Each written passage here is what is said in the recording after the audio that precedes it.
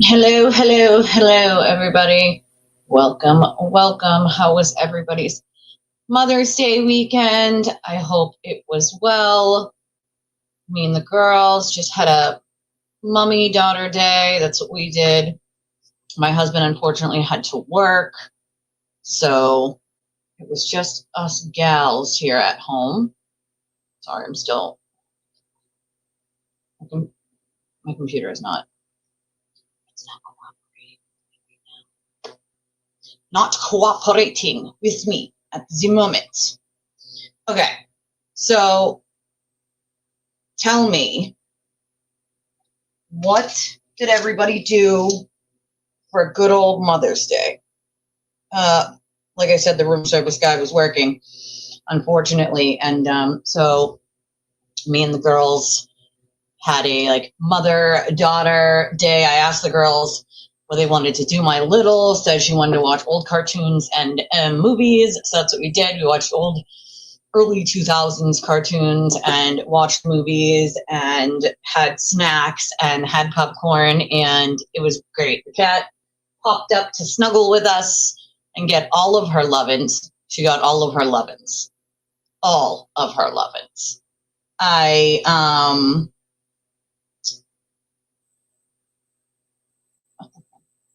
Oh, for the love of Jesus. I mean, I can't, for the last, I'd say 12 hours, the information just keeps coming. It's fucking bad. Like, there's lots of nonsensical shenanigans, let's put it that way. There's lots of shenanigans happening. Lots of shenanigans. Shenanigans afoot. But the morning the room service guy left to go to work on Sunday morning, he put the Mother's Day gifts in the girls' room and put a note on it, give to Mummy. So when the girls woke me up, the note was still taped to it for the girls to give to Mummy. Now they gave me the flowers the night before because I wanted to get them in water, of course. So we put the flowers in a vase and put them in water. But I guess the room service guy, my daughter went to a birthday party on Saturday, and the birthday party was in the same town we live in, and they're friends of ours. And so my husband ended up bringing their car home because they were drinking and my husband wasn't, and he needed to obviously get home. We don't have a car, so they were like, oh, just take it home and then bring it back after work, right? So my husband apparently now he knew I had my heart set on that pink mini fridge. Like, I wanted that thing, and it was showing. It was too late to order on Amazon, obviously. It wouldn't have been there in time, but it was showing that it was in store at Home Depot, right? So the room service guy takes the kids over to Home Depot, spends an hour at Home Depot trying to find the pink mini fridge. Nope, can't find it. They talk to the lady, and the lady's like, no, you have to order it online, even though it shows that it's like in store. So he's like, whatever, let's try Target. He asked the kids, you want to try Target or you want to try Kohl's? And the kids are like, Target, Dad. Like, we're going to try Target, right? So they go to Target. They're looking. They cannot find it. They do not have one in store. You have to order it, right? Because it's pink. So you apparently cannot get a pink one in the store. You have to order it. So room service guy is like, God damn, what are we going to get your mother? Because she really wanted the pink mini fridge, right? And I did. To be fair, my soul died a little. My soul died a little by not getting my pink mini fridge. I had my heart set on that thing. Nonetheless, the room service guy had a backup plan. Good old backup plan. He said, Mother's Keurig is done. That's what we're doing. We're getting her a new Keurig. And so room service guy and children find the Keurig that I already had for years, but the same version, the Keurig K-Elite, and they get that. They get this beautiful sort of gift box that spells out mom, M-O-M, and you can put like candies, flowers, whatever you want in it. So they get that, they get the Keurig, they get the flowers. And, me and the girls, are just having a day. and the room service guy from work texts me at lunchtime. He stopped at a bathroom to use the bathroom, and he texts me and says, all right, I sent you guys money so you guys can get whatever you want for lunch, like order lunch. So you don't have to make lunch, like order lunch. So that's what me and the girls did. I got a small pizza. The girls wanted chicken, so I got chicken and mashed potatoes. So that's what we did. We had a fabulous day. Good morning, darlings. Oh, I got a couple of those today. But I had a great Mother's Day, just chilling with my girls. I was definitely sad that my husband was working. That sucked, but I had a good day with my kids, and I now have a working Keurig. So go me, although I do have to take the other one off my wish list that I have not had a chance to actually take that off my wish list yet, because obviously I don't need it if my husband bought it for Mother's Day. But I'm like, damn, what's the next holiday? So the room service guy can the fridge. I was so had my heart set on that fridge. I told you guys, the room service guy's not a good it's not a good picker of gifts, right? So you got to tell it what you want. You got to give him a few things, right? So what I did was I just sent him my wish list, and I was like, pick something there. Pick something there, sir. Okay? Pick something that I want and or need, please. don't go about trying to do it yourself and picking something I don't want or I already have or I don't need or whatever. Like, don't do it. Don't do it. I know some of you are probably like, yeah, that's my husband. He's not a very good gift giver. Listen, my husband's good at building things, being a dad, being a husband. Gift giving is not his forte. Okay? It's just not. It's just not. Especially for girls or women. Like, we did the birthday party and he's like, what do we get this kid? I'm like, okay, I'll pick the gift for the kid for the birthday party. Like, you can't. Sorry, sir. You are not picking that.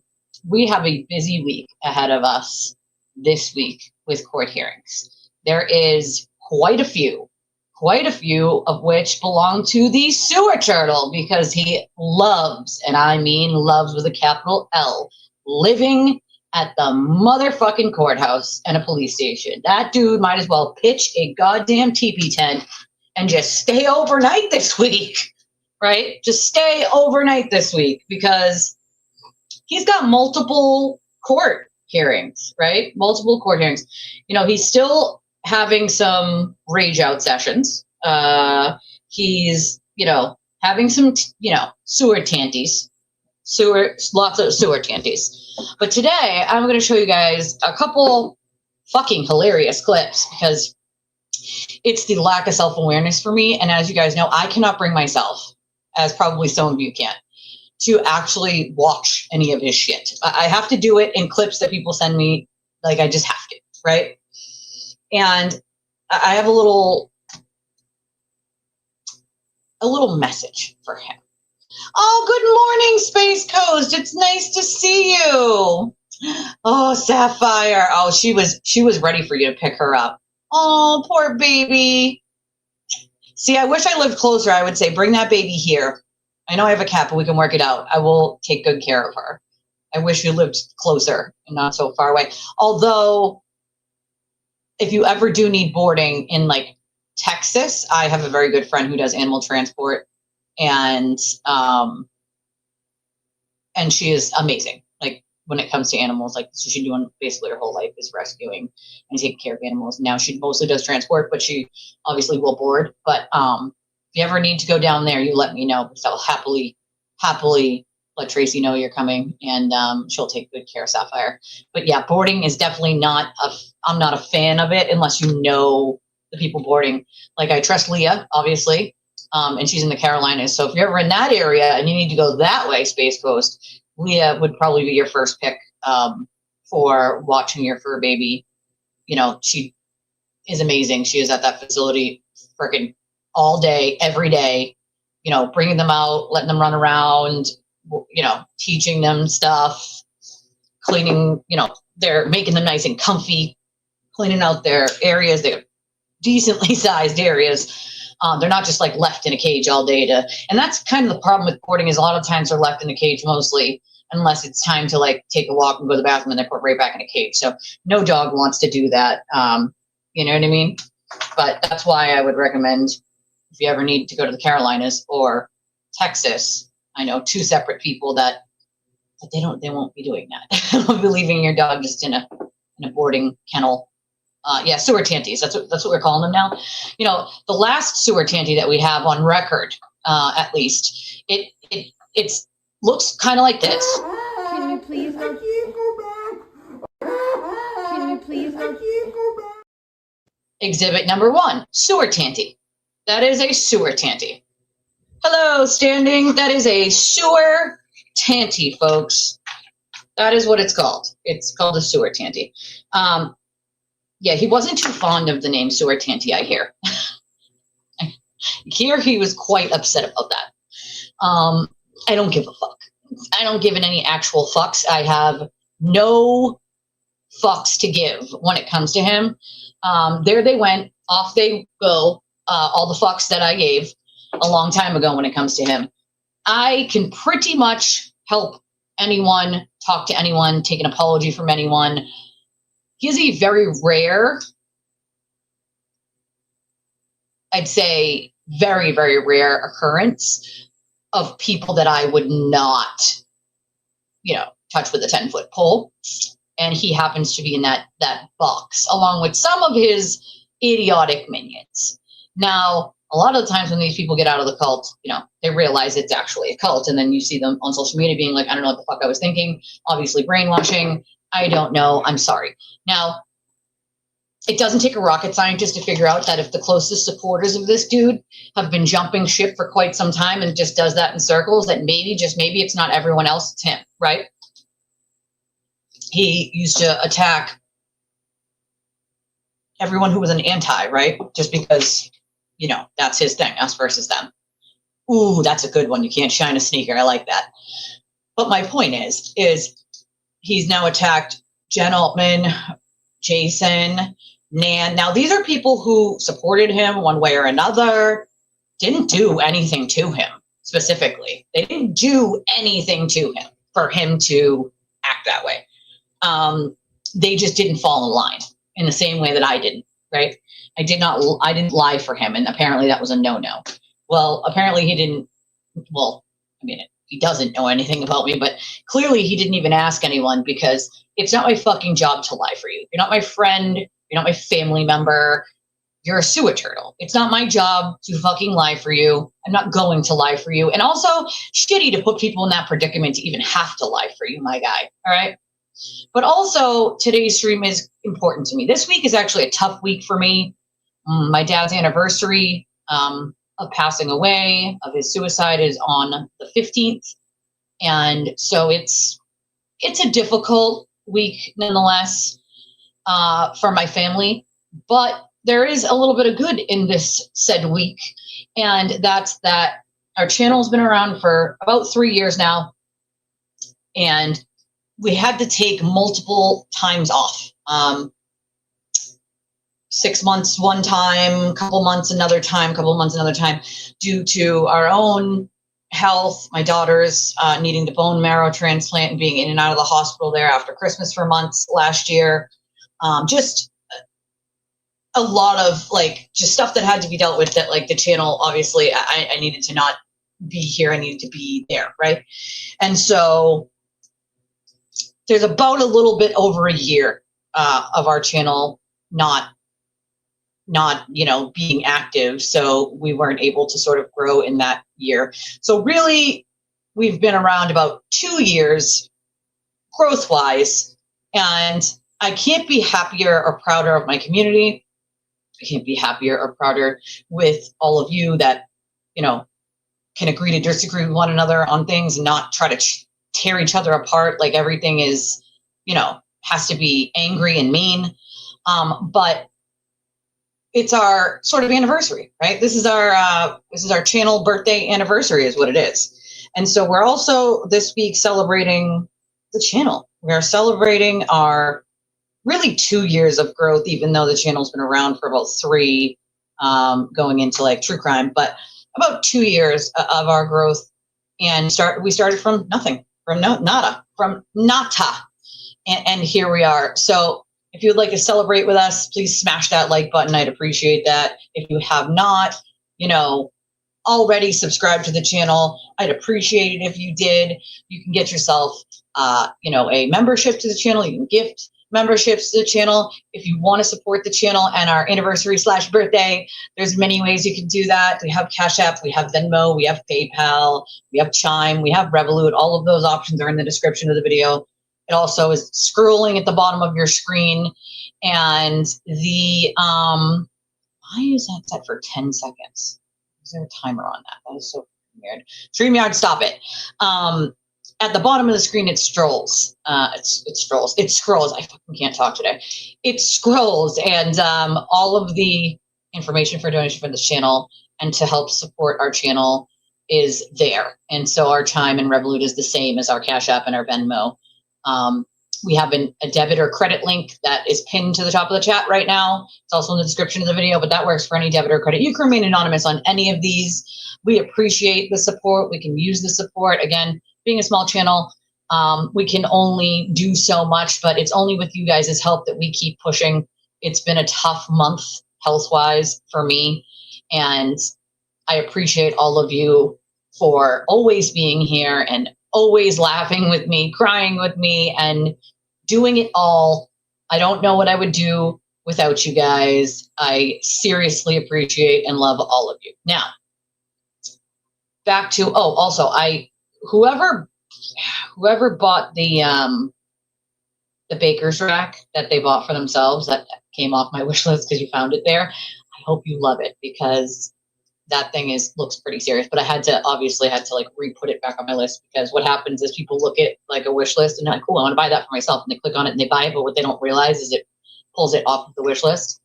So I was like, you wait to see like if it shows up. If it doesn't, you realize that that's what happened. So I popped it back on there. But I hope whoever bought it loves it, because that thing looks serious, right? It has little S hooks you can hang your cups from and stuff. Like, I absolutely adore that thing. So whoever bought that thing, freaking, I would love pictures. I want to see how wide it is, how big it is. And also a big shout out to Marsha, who I got, it's Twitter Tales time. It is. We have to make a bumper. I have to make a bumper for Twitter Tales. I do. I also have to make a bumper for sewer tanties.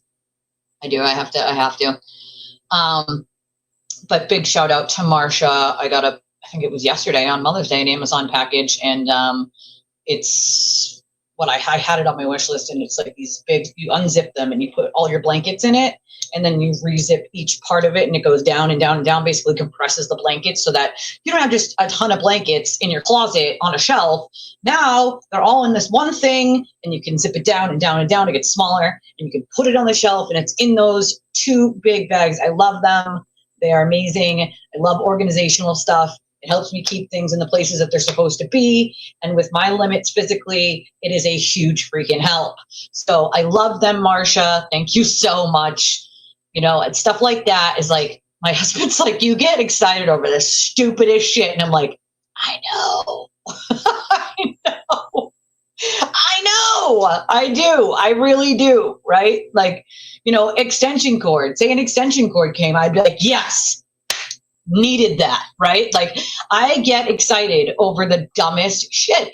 But listen, I will never be mad at something that helps me freaking organize shit. All right? When you have a household of children and 36-year-old adult male toddler, as we'll call him, who's a mess, it absolutely freaking helps to have stuff to organize shit in your freaking household, man.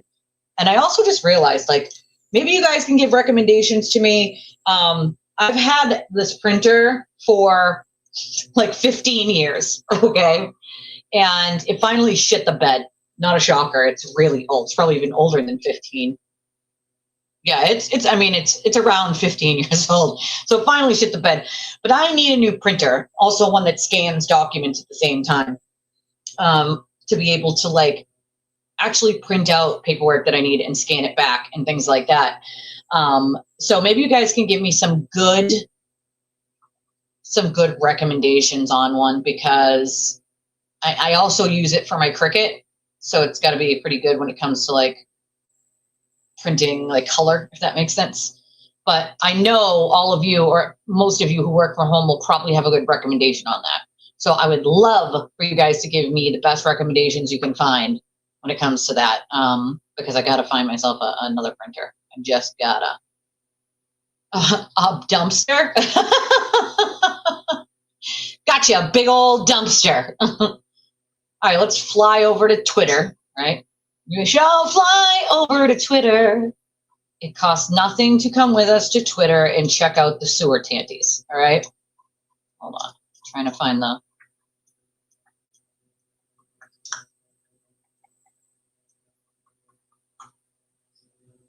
All right, what in the actual... Fuckity fuck. All right, I think I'll...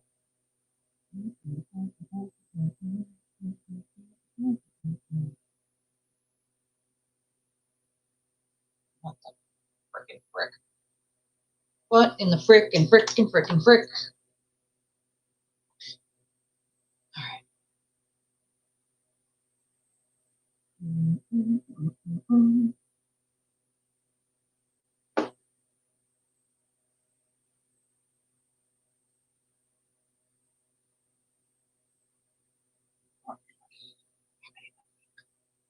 All right. So I got a couple really funny ones. It's just like, ugh, I can't. I can't.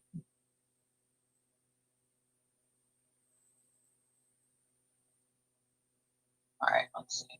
So a lot of the time when I see some of these clips, I'm like, the lack of self-awareness for me is the part that gets me. I just don't understand how you can talk out both sides of your mouth, right? Hey, Patty, how you doing, girl? Like, I cannot stress enough that you can't talk out both sides of your mouth, dude. You can't say this is bad if this person does it, but it's totally acceptable if this person does it, right? Like, it's just not, that's not all right. Now, of course, we're talking, this man is about to deal with multiple defamation suits, right? He's got 2 right now for 5 separate people, right? He has Kylie Sue from Napa County, California. And then he has the defamation suit that the Alberts, McCabe's, and Higgins filed, right? And so he's got 2 defamation suits right now already. He's already been served with. Then he has more coming down that train track. I told you guys there's more coming. I can't exactly share all of the things that is, but his legal troubles don't stop with what's already being dealt with at the moment. Why? Well, because he can't help himself. Because any self-respecting attorney of his at this point would have told him to shut the actual fuck up. Cool. You like your First Amendment? That's great. Do you like your freedom? Do you like money? Then shut the actual fuck up. I feel like this dude loves bringing money and then just lighting it on fire, because essentially that's what he's doing. People are, sending him money and he is essentially just lighting it up on fucking fire, because every time he opens his damn mouth, well, it sounds something like this. Okay. This is his manipulation tactic for people to send him more money, right? Let me tell you, I mean, the money, it's like crazy. At least this year, I just thought about the one bright side I'm going to have this year is I'm not going to owe anything in taxes, like nothing. My income this year is going to be like. First of all, that's bullshit. Even I owed taxes, right? Like, hello. Hello. Certain things are write-offs, but you still have to pay taxes, right? You still have to pay towards things like in Massachusetts, we have like paid family leave to pay into that. And then there's a Social Security, Medicare, things of that nature, right? And if it's not being taken automatically out of your check, as is, we don't work for a regular company, so we have to keep track of that. You do owe taxes, and you will owe taxes. I mean, the amount of money that he brings in is, he's in a whole different tax bracket, right? But he absolutely will owe taxes. This is his best, I guess, oh God, his best manipulation at getting people to believe he's actually broke and has no money. Negative. Like, I'm going to like lose money this year. Like, it's crazy, dude. You have no idea how much fuck. It's all legal fees. That's it. It's all gone. Like almost every dollar I've made is gone. Gee, I wonder whose fault that is if it's all legal fees. Oh, let me think. Oh, whose fault could that possibly be? Dora, you like to do exploring. Come here. Come on, baby. Come on, the babies. Come on. She's in here. She was jumping up on the desk earlier, and she was like looking around, and I was like, oh, you jump on the desk when I'm not live. Come on. Come tell the peoples. She found a bead. She found a bead from my daughter playing with our legal fees tax. No, they're not friggin' tax deductible. He's being not, especially criminal. Like, no, you committed a crime, dude. Like, you can't write those off. Like, fucking gone. Like, everything's fucking gone. Gone. Right? I was doing a good job. Sell your house. Didn't you just, oh yeah, that's right. $200,000 cash down on a house, but you're so broke you can't afford anything until legal fees. Then why the fuck did you just put, and make no mistake, the money he put down cash on that house, okay, he would not have put down if there was nothing left after. I can promise you that. The man is notoriously fucking cheap. Saving money. I did buy a house, so I still, like, I'm not going to, like, go broke or anything because I can just make more money, you know what I mean? I'm not going to go broke or anything while he's trying to sell that he's going broke. I mean, but, like, every fucking dollar, like, this new lawsuits cost. I'm not going to go broke, but every dollar I make goes back out. I mean, the brainwashing and the manipulation is fucking wild. A shit ton of fucking money. You don't even want to know how much money this shit costs. And so it's like, no, we don't. That's why this fundraiser on Saturday is Sunday is so important. It's so important. This fundraiser where you all give me money that I then do whatever I want with and commit more crimes and get myself wrapped up in more legal stuff and then tell you guys that you guys need to help us pay for it because we are going to fight this and we are fighting against corruption. So we need to support that. That's his whole thing. Like, bro, stop it. Fucking stop it. We got to hit our mark. I said 50,000. Let's go big. Let's go bigger now. Let's see what happens. 50,000. He's trying to raise $50,000 on Saturday. I almost feel like we should have our own live stream on Saturday while he's doing his stupid ass fundraiser and see how much money we can pull in just cause like we're not being sued. So that money would actually go to, like, groceries, and maybe I can buy a car one day, right? Something that actually helps your family, I don't know. That's a good question, Panda, but I feel like maybe we should do our own special Saturday night live stream, right? Like, maybe we should do that, right? Like, maybe we should do that. Let me tell you. $50,000. He wants $50,000 from these people. 50,000. Hey guys, give him 50,000. This one has to be my favorite of the ones that I saw with his turtle tanties that he had here, his sewer turtle tanties.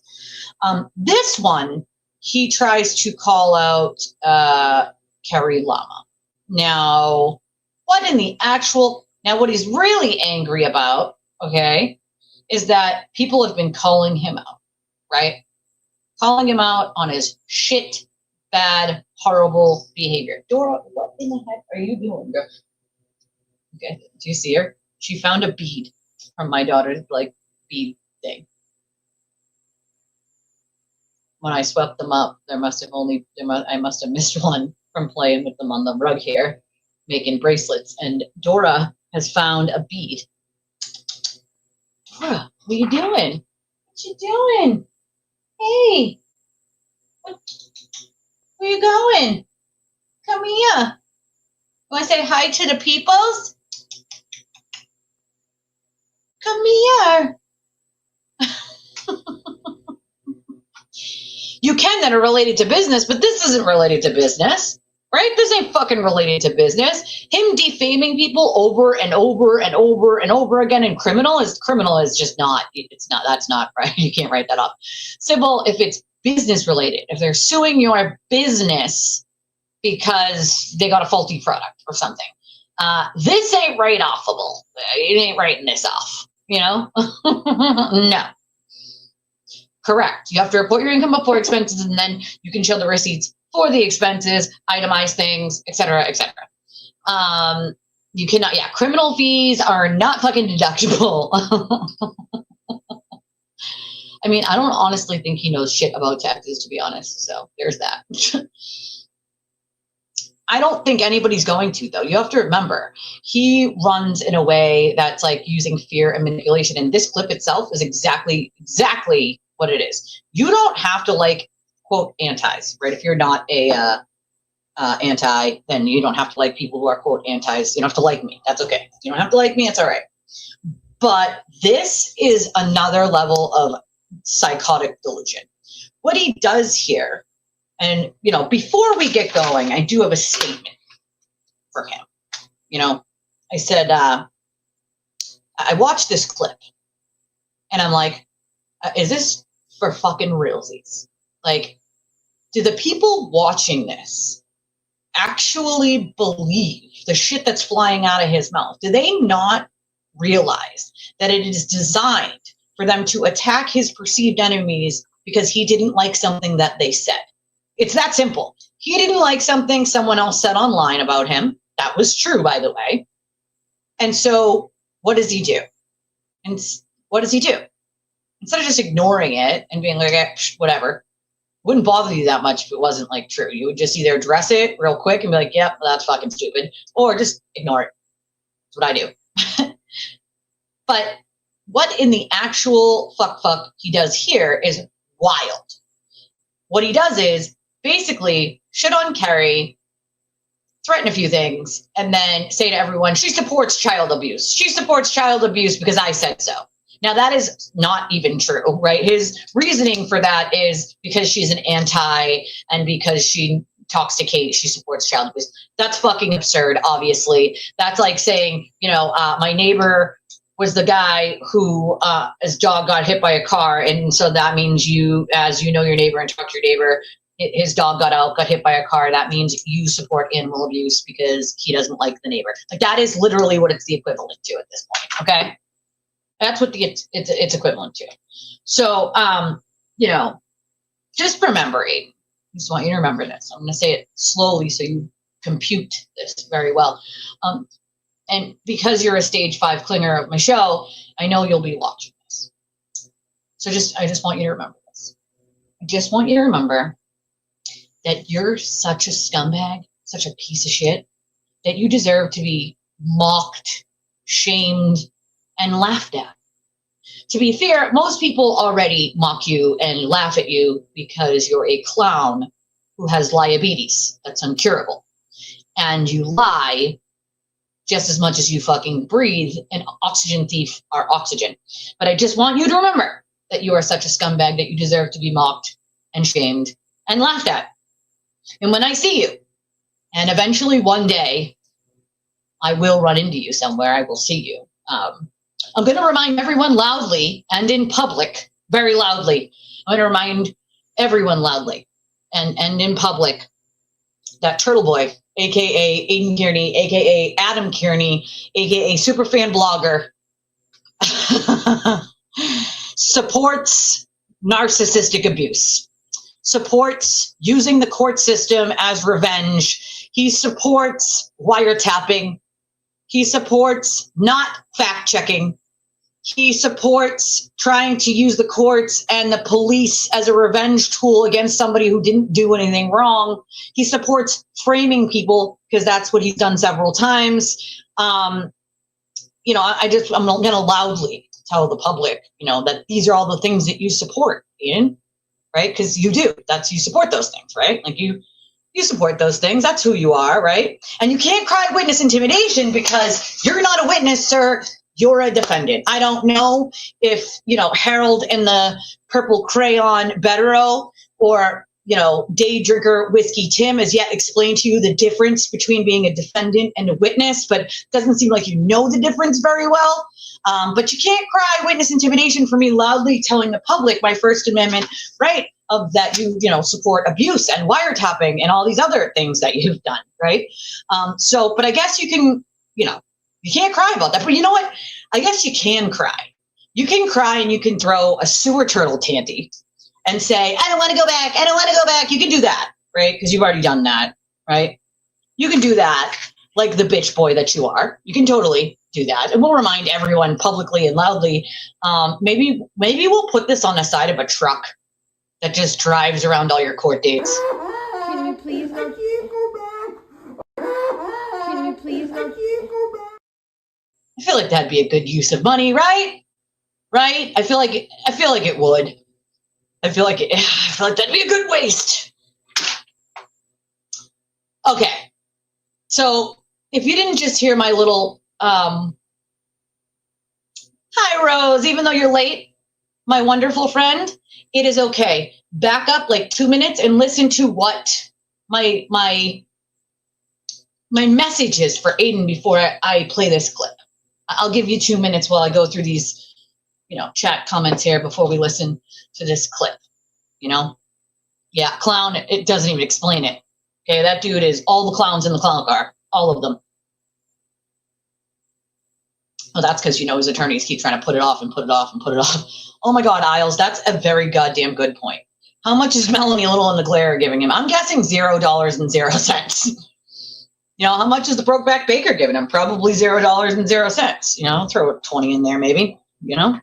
Like, let's be honest here. The people that sit there and simp for him, who are quote law tubers and shit, they're not going to publicly donate. If they do, they're going to do it behind an anonymous name. They're not going to do it with their own names, because later on they know what's going to happen with his cases, and later on people can go back to that and say, look at what they supported. You know what I mean? I agree with this. I agree. The Commonwealth is lazy. They could have locked him up many moons ago for many other charges. And if it was any other county that it happened in, any other county that was looking into it, I promise you he would have been. If it was Bristol County, Plymouth County, Suffolk County, all of those counties, he would have been charged and his bail revoked long ago. It's Norfolk County that has refused to do it. I'm sure they do. I'm sure they freaking do, Yeah, if one states a fact or objective opinion, it's hate, That's the way these people operate. Hey, Holly, I missed you. I feel better, definitely. Still like a lack of energy, but I definitely feel better for sure. Thank you. How am I different? Is that that's a joke, right? Okay, bye-bye now, sewer turtle cult. I fucking can't. Anybody who tries to compare how I'm different from him, you don't belong on my channel. Sorry. Like, bye, see you the fuck later. I don't harass people. I don't go after people. I don't dox people. I don't release personal messages. I don't go to people's homes. We can go on and on. I don't get charged with crimes for, witness intimidation or wiretapping or, breaking restraining orders or any of those things, because I don't commit crimes and I help his victims. I don't hurt them. I did, Marsha. It was just me and the kids. It was sad that he had to work, but me and the girls, we just kind of stayed in and watched movies and old cartoons, and we had popcorn and we had snacks, and it was a nice little day. I got the new Keurig that my husband and the girls got me, and some flowers and these MOM dishes. And I was saying earlier, you weren't here, but I got your zip up storage compartments, and I freaking love them. They were for my blankets, and now my blankets are not just like stacked on top of each other, like taking up half the closet. Now they can be zipped up, and like, again, anything in organization I'm in for. Although I was sad that I did not get my pink mini fridge. I had my heart set on that thing. I really did have my heart set on that pink mini fridge. But I did you? I hope that you did as well. And I appreciate your Mother's Day gift. It was very kind of you to think of me on Mother's Day. I appreciate that more than you probably know. When you don't have a ton of family left around, like something like that means a lot. Somebody thinking about you on Mother's Day like that, it meant a lot to me. I mean, yeah, I know. They're not talented, so I highly doubt that they signed any talent, agreement. But they're making money. That's what they're getting out of it. They're making more money. That's essentially what they're. Paula did move along. She got bopped out. I did. Yeah, I was saying that earlier to everyone. I love them. I love them so much. See, we didn't do a ton. I mean, we had snacks and we had popcorn and stuff and snacks, but we didn't do like a ton of like snacking and eating. We had, you know, basic breakfast, lunch, and dinner. But oh my God, I'll have to show you what one looks like because I absolutely love them. Love them.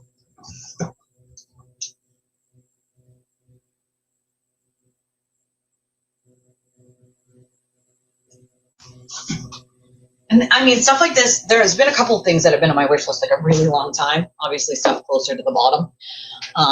And so what happens is it's essentially, it's like a bag, right? Like inside, right? But if you see here on the side, it has zippers. When you unzipper it, it gets bigger, right? When you unzipper the part, it gets bigger and bigger. So when you put the blankets in it, right? Watch. This part then extends, right? Gets bigger. And then the next one, it gets bigger, has handles. There's another zipper and it gets bigger. So by the time you get all of the blankets in here, you zip each one down and it compresses them smaller and smaller and smaller, right? Until you've zipped all the zippers. And then obviously you put the cover on. And then you take the handles and you pop it poof, right on the top shelf. I freaking absolutely love it. One, I'm already currently using with the blankets. One, I want to make sure all the rest of the blankets get washed this week so I can put the sheets in this one and the throw blankets in this one. So I love them. I love them. See, I love stuff like that. Anything with an organization method, I'm in for. I'm in. Also, if anybody, listen, I don't have a bread box, okay? But some people keep their bread in the fridge. I'm not a fan of the cold bread thing, all right? I always thought that, like, my grandparents had, like, a bread box, but I always thought if you put bread in a bread box, right, that it would go bad faster because it was in the dark, right? Like, so I don't know. I thought about putting something like that on the wish list, and I was like, I don't know if that's really going to help, like, keep your bread fresher longer. I don't know. I mean, the fridge, I guess. I don't like the cold bread thing. I don't like it. Yeah, of course they are. That's why I said I think we should have our own live stream. We should have our own live stream and raise our own money for, I don't know, just cause. maybe we'll raise money and then do a giveaway with some of it. That's what we should do. You did? Yeah, I grew up with one, but I haven't ever had one in my adult life. You know, I have a really cool pink one that matches my like pepper shake, my pink like farmer salt and pepper shakers, and my pink stackable. It looks like a old school farm can, and they're glass, but they're measuring cups, and I have spoons too that match that. So there's a bread box that sort of matches that, but I never knew if that would actually, you know, work or be, you know, good or not. But all right, now that I've made my statement, well, that's the other thing. Nobody will ever know if the final amount is actually just made up or not, you know, because he can just make up a number and say, I made $50,000 tonight. Like, I am heavily thinking about doing like a Spaces / live stream, like both at the same time, that on that Saturday. Yep. Just because he sucks at life, you know? See, I was always worried about, like, if you put it on top of the fridge, will the heat from the fridge be bad for that? All right, let's play this clip, okay? Now that you heard my statement that I have made to this fucking buffoon, you'll understand why I made that statement right now. Like, that's it. Like, and these other people just like, and remind people like Carrie Lama who want to associate them. Carrie Lama is a pediatric nurse. Just remember. So again, he goes after saying what she does for a living, and then, she supports child abuse. Also, I'd like to throw out that that's not true in any way, shape, or form. Carrie Llama does not support child abuse, okay? He says that to get his minions to go after her. And essentially saying like, oh, she knows Kate Peter or talks to Kate Peter, therefore she, you know, she condones child abuse. Who the fuck believes a shit that comes out of his mouth, really? She works with children and she supports child abuse. Carrie Llama Like what? is okay with child abuse. Never What? forget that, Carrie. When I see you, and I'm gonna see you, and you're not a witness, so you don't get to fucking cry about witness intimidation, do you? Right? And I'm gonna remind you loudly in public, especially in public, that that woman right there supports child abuse. That's what you are. So Don't worry, Aiden. We are totally going to remind you in public, very, very public, that you support abuse, that you support wiretapping, that you support framing people, that you support lying to the police and courts and fabricating evidence. We're definitely going to remind everyone when we see you, and we will see you. We're going to remind everyone loudly and proudly that you support all of those things. And we can actually point to evidence that says you support those things because those are things that you've done with evidence that you've done them. Unlike you who just says shit and hopes his minions go after someone because he doesn't like what she said on Twitter. never, ever, ever forget that, bitch. So yeah, that's that. Never, ever, ever forget that, Aiden. You should never, ever forget this one, Aiden. Can you please go back? Can you please go back? You are a pussy ass bitch boy that attacks women, cries about your First Amendment right, and tells your audience that they're helping you fight corruption and First Amendment when you're trying to shut down everybody else's First Amendment and you are the corruption. Never, ever, ever forget, little bitch boy, that you had a whole sewer tanty like a child, that you are a pathetic little man, and you're just angry that the consequence trainers are rolling the fuck into the station. Can you please go back? Can you please go back? So anyway, so part of my French with this one, I've just had enough of their bullshit. And sometimes you just have to call them a slut. So she goes, you know what they say, what's done in the dark, always comes to light. That's what he's so upset about. That's what he's so mad about. He's mad because of the clip that came out of him admitting in the beginning of Karen's case, when he saw the case at first, that he thought she was guilty and she definitely hit him. Right? He's mad that clip resurfaced, and then he's mad that people make comments about it. I feel like I want to. I really want to. I feel like it would piss him off, and I am definitely in the mood to do a Saturday piss him off, you know? That's an interesting idea, Corn Dead. I mean, let me ask Kylie and see if maybe she'll be free Saturday. That's actually an interesting idea. Have some of his victims, if they want to, of course, because there's many that are not public, talk. I mean, we all know my story. I don't need to retell mine, but I can, be the host, of course, I mean, Loving the algorithm today. Hashtag justice for the O'Keefe family. Now I could have corrected her or explained why she's wrong. But I would never do something rational, right? I'm just going to say, fuck off, you slut, as if that is an answer to anything, because that's what he essentially says, right? That's what he says. Like, okay, a woman who is married, who's been married for a long time, he just uses the word slut as if it's like, buddy, I think you just like to try to disparage women because you're a little man. You're a little man. I mean, this is the guy, okay? See the face? See the squish nose? See the boobs? The man boobs? This man is dealing with very serious defamation civil cases, more than one that are incoming, and a lot of criminal. And the first thing he thinks of is, let me go and tell other people that they're sluts and I'm going to find them in public. You are a fucking genius, sir. You're an absolute genius. You are a fucking genius, okay? A genius, dude. A genius. That's a good... I would like to know that as well, Rose. We know he didn't. We know he didn't. Ugh, a Boston 25 clip. I was there to cover the trial back then.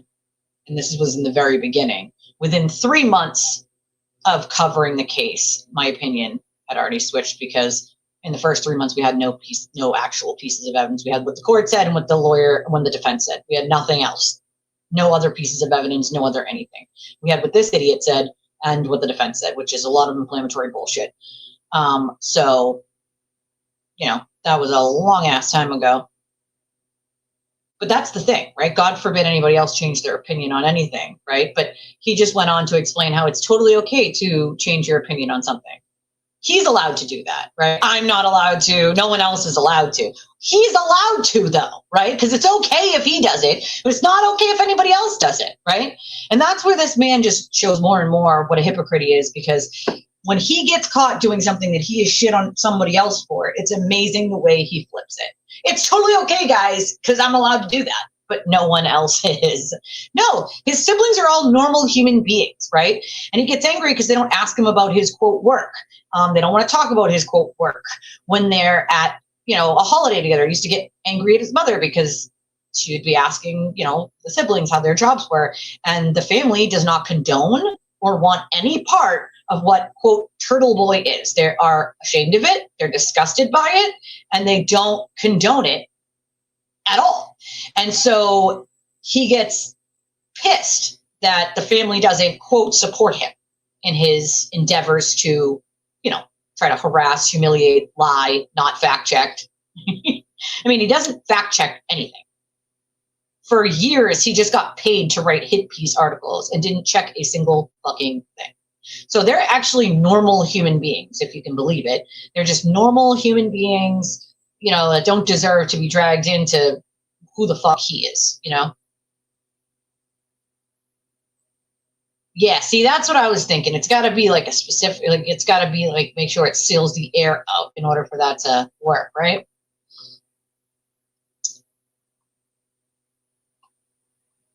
Yep, the white supremacist fundraiser, yep. I don't think he comprehends, or he chooses not to comprehend, that people online can critique him like he does to others. He refuses to comprehend the fact that he can't see. That's the thing, is because he has such low self-esteem and he's so insecure, if you say something about him, he gets so angry, right? But he has no problem making shit up, just simply making shit up about other people. It's like, bro, the lack of self-awareness, and it's not that he doesn't understand. Many people, of course, have had that conversation with him, right? He chooses to ignore it because he wants to be the only person. And because for so long he used his minions to silence and make people go away, and that's not exactly working in the same way that it was before, it's working a lot less now, that makes him even angrier. You know, that people are actually telling him to go fuck himself. They're pushing back. They're saying you're fucking lying, and they're doing it in public. That wouldn't have happened 3 years ago. 3 years ago, he would have harassed them into silence or until they just disappeared completely, right? And so he does not like the idea that that is not how it works anymore, that he doesn't have power over anybody who doesn't allow it, right? For the longest time, he just had power over whoever with using his idiotic mob. Well, he doesn't have power if you don't let him, folks, right? I allow him zero power over me. He has none at all. And he does not like that. Not even a little bit, you know? He doesn't know how to not take them down. Now, do you know that that's a part of cult behavior, is trying to essentially say someone is a not loyal, or someone is a traitor if they no longer support you? Like, that is a manipulation tactic used by cults to get you to not leave the cult. or to shun you after you've left the cult and make it look like you're just the problem and the cult isn't the problem. He totally is, Holly. I fucking fully agree with you. It is how it goes. Now listen to the rest of this. I mean, it's another 31 seconds and it's just deplorably disgusting. She's not really worthy of that. The correct response to Carrie Lama is shut the fuck up, slut. So that's what he believes the correct response is, because he doesn't like. Does he realize how stupid that makes him look?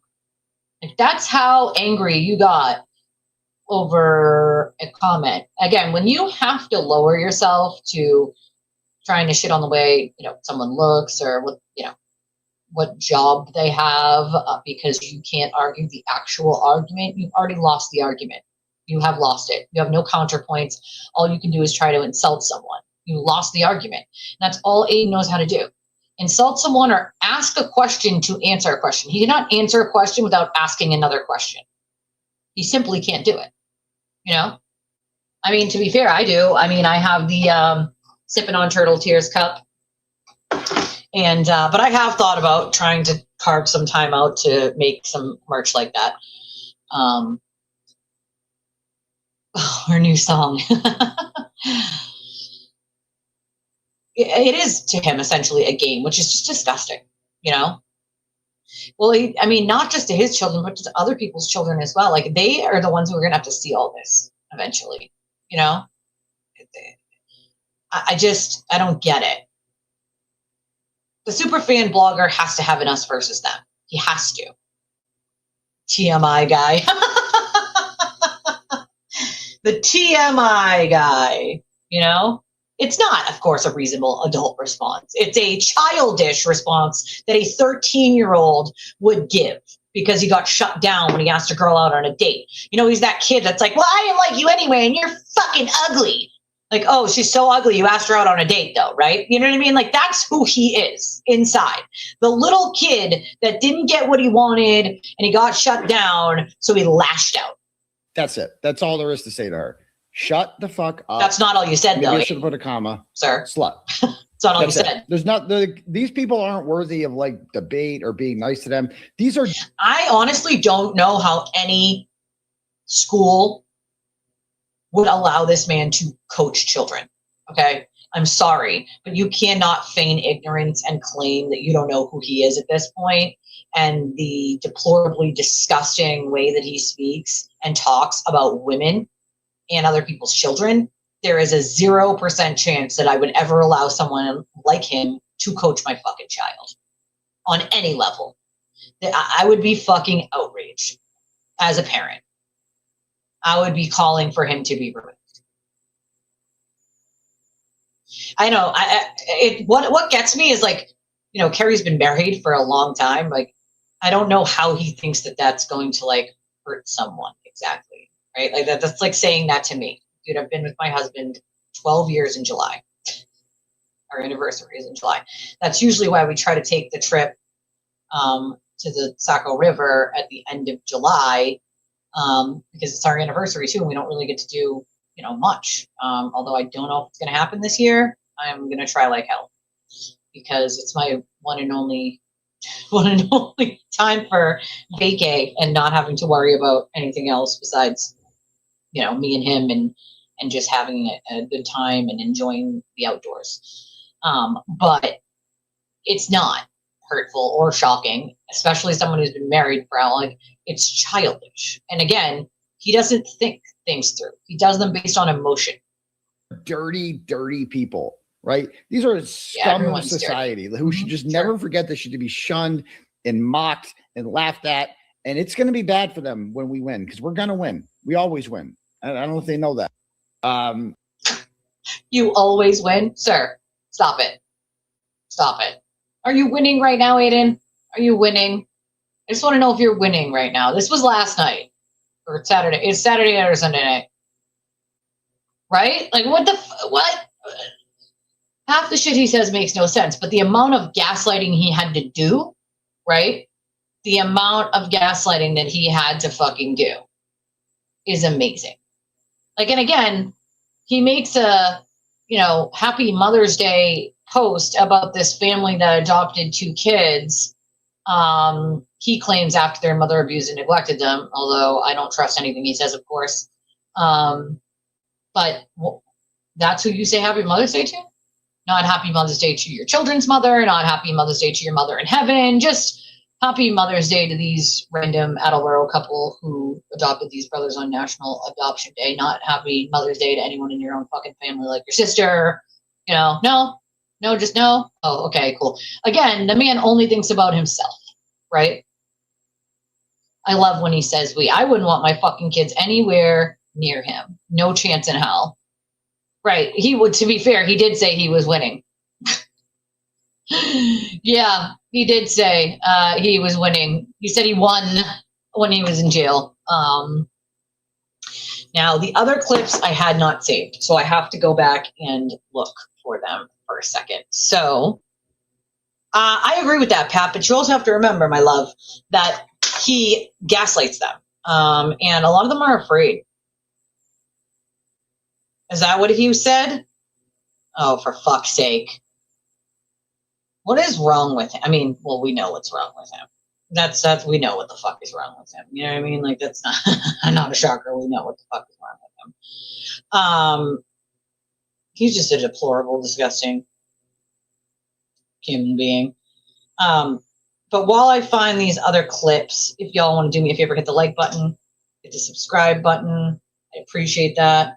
If you want to support the channel, we would appreciate that as well. We are celebrating our really 2 years of the channel.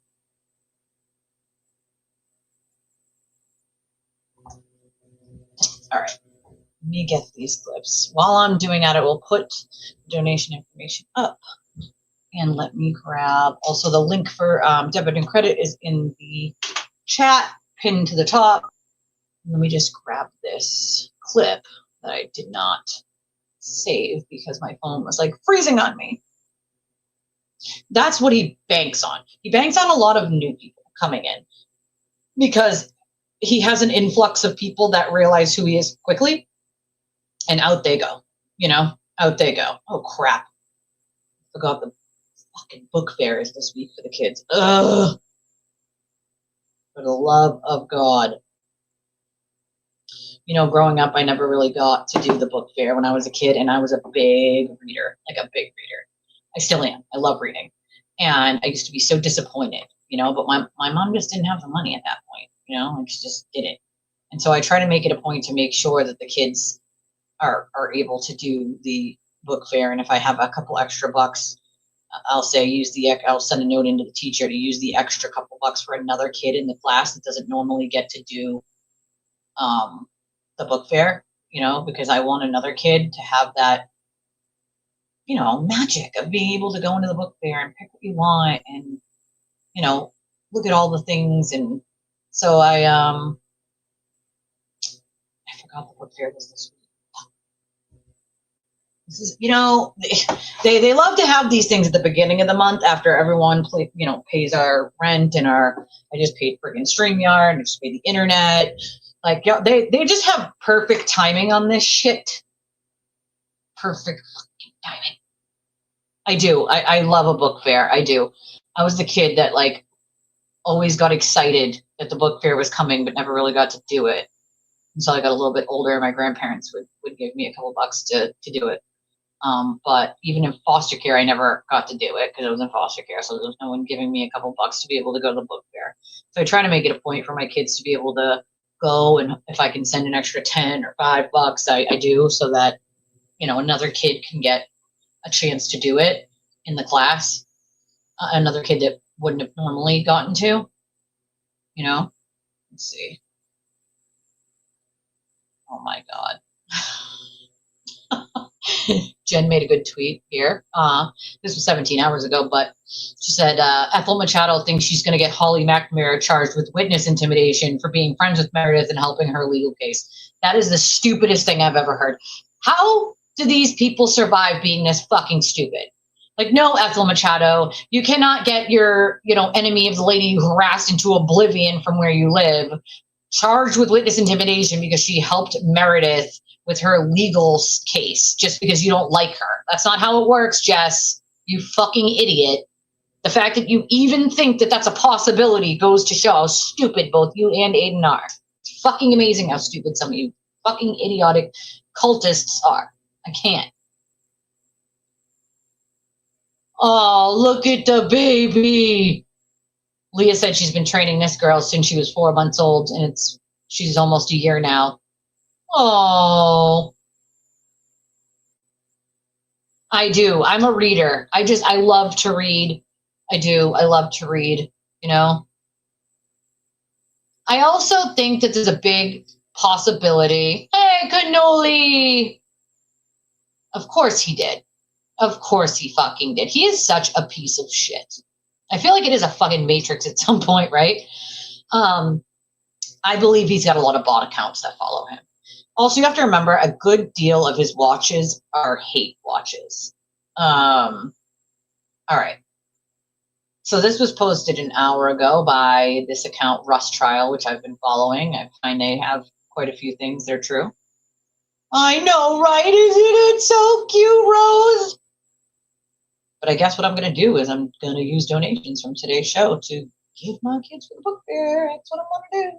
I know a Roddy. My friend Julie has a Roddy, and he is such a handsome boy and a good boy and so stinking cute. Yeah, I mean, it is. It's pricey. It's not cheap, for sure. I agree with that. It's usually like 10 to 15, and they don't add the tax in. So nowadays, you can give them cash or you can make an e-wallet. I usually make the e-wallet just because if there's leftover, then you can use it on the website and, you know, buy a book or whatever's left over on the you know, on the website and have it sent to your house, you know?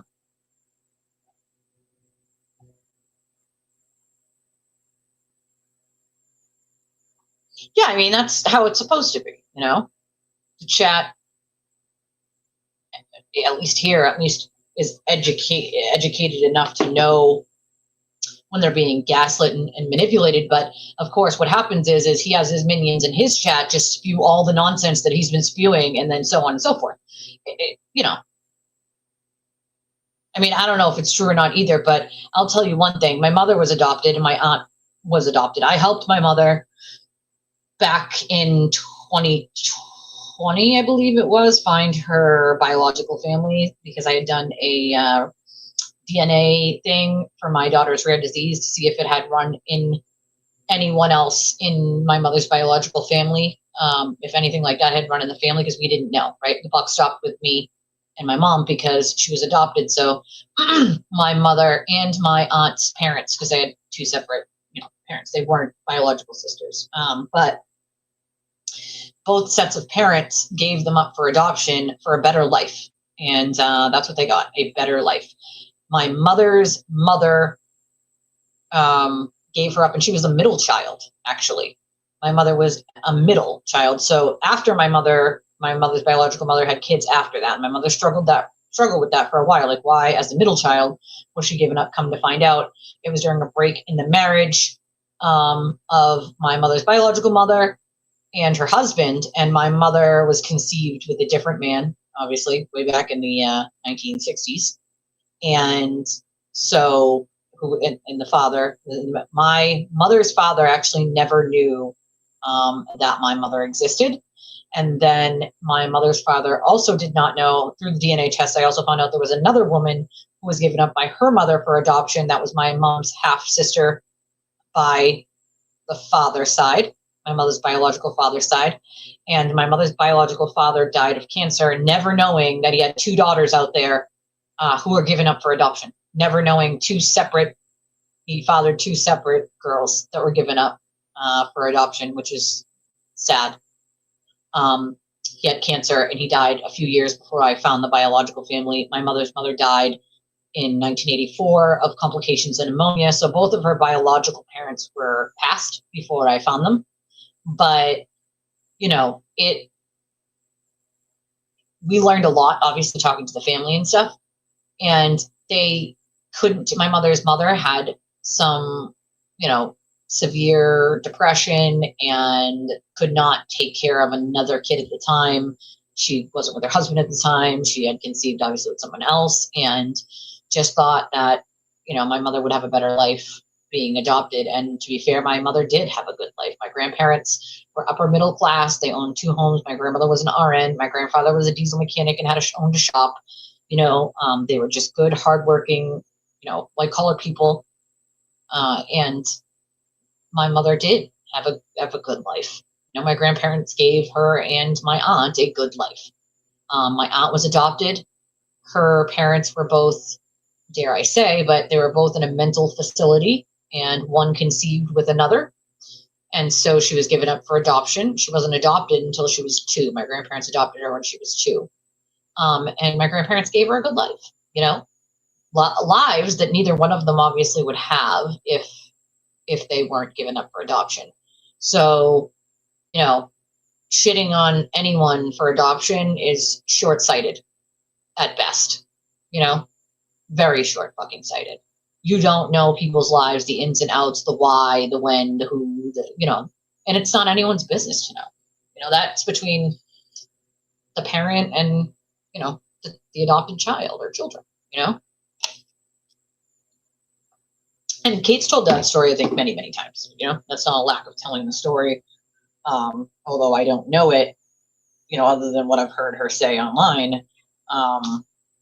It's not my business, and who the hell gets to judge anyone else, especially when your entire life is a fucking dumpster fire at the age of 44 like his. You know what I'm saying? Like, what the fuck? Like, why bring other people's children into it? Children at all, you know? It's just gross. It's fucking gross. I mean, he's gross, you know? Right? So they only believe in witness intimidation when it's them. When it's them, you say something they don't like and it's magically witness intimidation. But other than that, there's no such thing, right?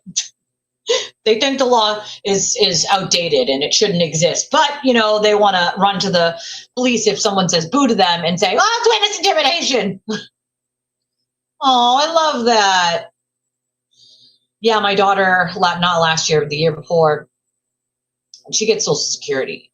You know, that's all she gets. And, you know, she's 21, but not last year, the year before, she took most of her Social Security check and went and got gifts for children, families who are lower income like ours. And I think it ended up being like 10 kids that her and other people ended up helping, like 10 kids. And I can't remember how many quote families it was, but I know it was like 10 kids and a few things for the adults. And I couldn't be prouder because, again, here's my kid, blind, disabled, mobility issues, you know, got a rare disease that less than 200 people on planet Earth have. She needs a bone marrow transplant. She needs a neck surgery that they don't know if they can do. She can't be intubated because her neck is fused to her spine and her head is in the downward position. So they cannot intubate her, and her lungs right now are not strong enough to have a bone marrow transplant, which is the only thing that would help her condition because of her disease causes all these other things. She has inflammation in every joint in her entire body. She's in, you know, pain 24/7. She's lost all of her hair from the chemo drugs and other drugs. She gets infusions, right? The nurse now comes to the house and she gets them at home now. But my kid could easily just say, I'm the one in need, right? I'm the one that needs. And because she knows how I am, I easily taught her that, like, even if you're in need, there's always something you can do to help someone else. There's always something. Always. Always, always, always, always, always something you can do to help someone else. Even if you can't spend money or help them with money, there's literally always something that you can do.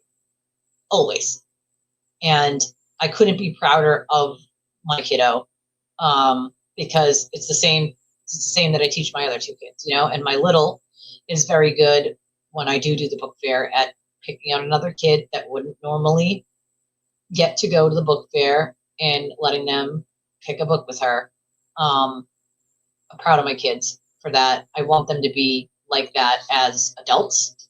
You know, I don't want them to walk past people or not check in on their neighbor, you know, like you can live in a complex or a 4-family or a 3-family or a 2-family and think, oh yeah, my neighbor goes to work every day. My neighbor comes home today. They're fine. You say hi, blah, blah, blah, whatever. But what you don't know is they're eating ramen every night. They can barely afford to put any food on the table because all of the money has gone to bills and there's nothing left over for groceries. Like, you can do something to help, then do something to help.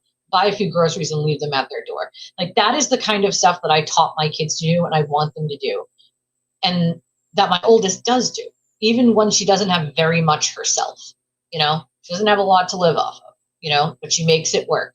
And then she tries other ways of being able to make a passive income, even with her limitations. That I am extremely proud of my kid. Extremely. I couldn't be prouder of her. She's smart. She's funny, a little sarcastic like me, but she's got a heart of gold. And like me, she likes to help people. And I hope one day, if she adopts, that she will teach her kids the same thing. You know, best feeling ever. You know. Oh, I love that. Oh, that is so awesome, Ski. I love that. It is wild that they merged them. It's not mergeable, right? It's not mergeable, the cases. And it's not his business to tell. You're 100% right, Lisa. It's not his business to know. You know what I mean? A lot of people have said that, you know, like, bro, you're going to piss off the wrong person one day. It's like, I don't know how you can be so poppy off with the mouth and just make shit up about people. Like, what happens when you make something up with the wrong fucking asshole, right? Someone who's actually a lunatic, you know?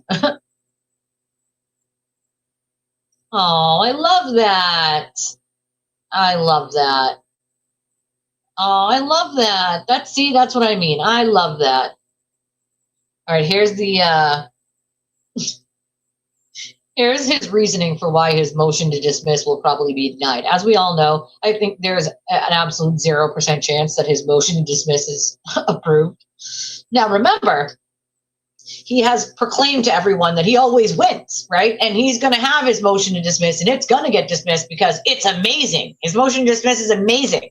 Yeah, sure. Harold and the Purple Betero crayon guy said 72 things over and over and over in 88 pages. He put a fake medical condition in there. He's so proud of this, quote, mega motion that reads like a fucking toddler wrote it.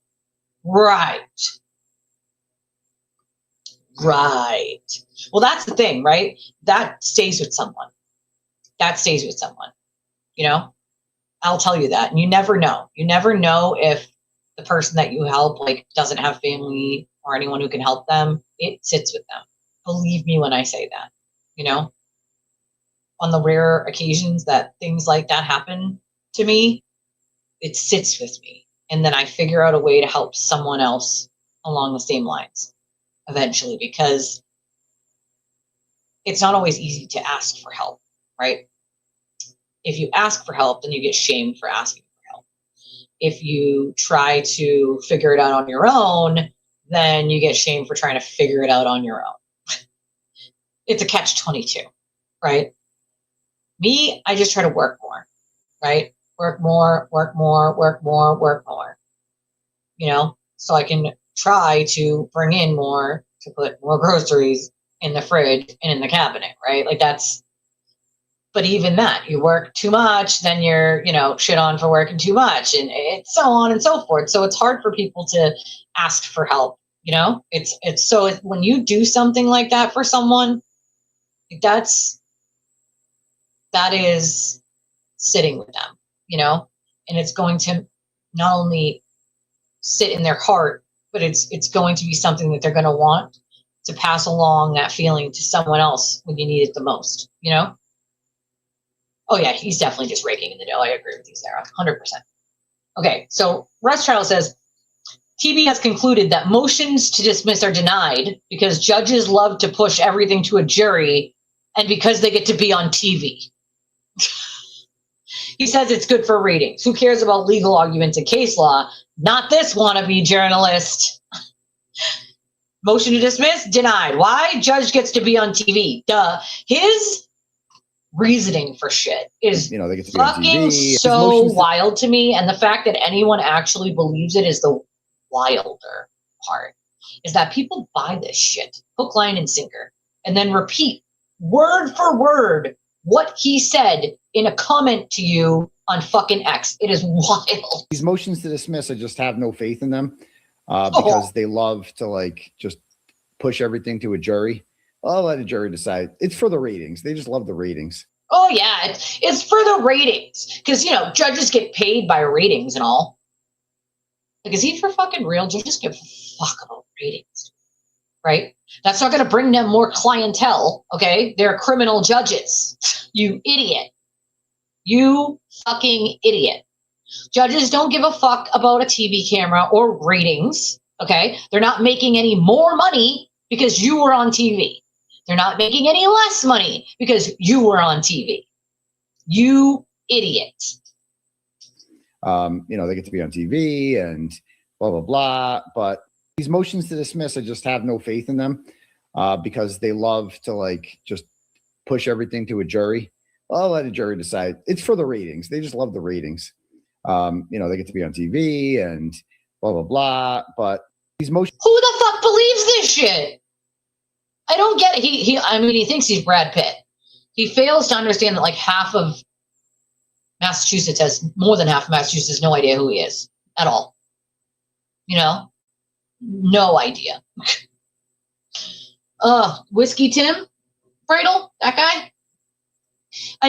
Who the fuck says shit like this is what I want to know. It just doesn't. I can't.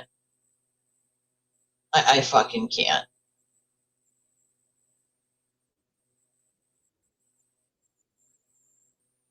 All right.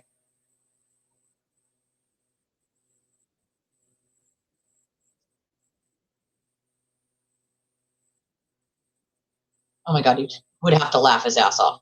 That judge. He doesn't. No, it's not.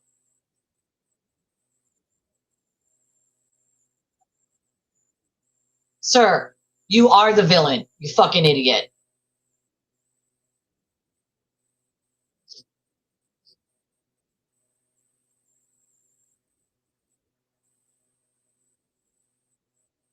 Why put someone's initials out there if you're not going to tell anybody who it is? Again, this is like a rope-a-dope. Hey guys, come back. I'm going to tell this story. It's going to be amazing. You're going to love it. There's no new villain except him. He's not new, right?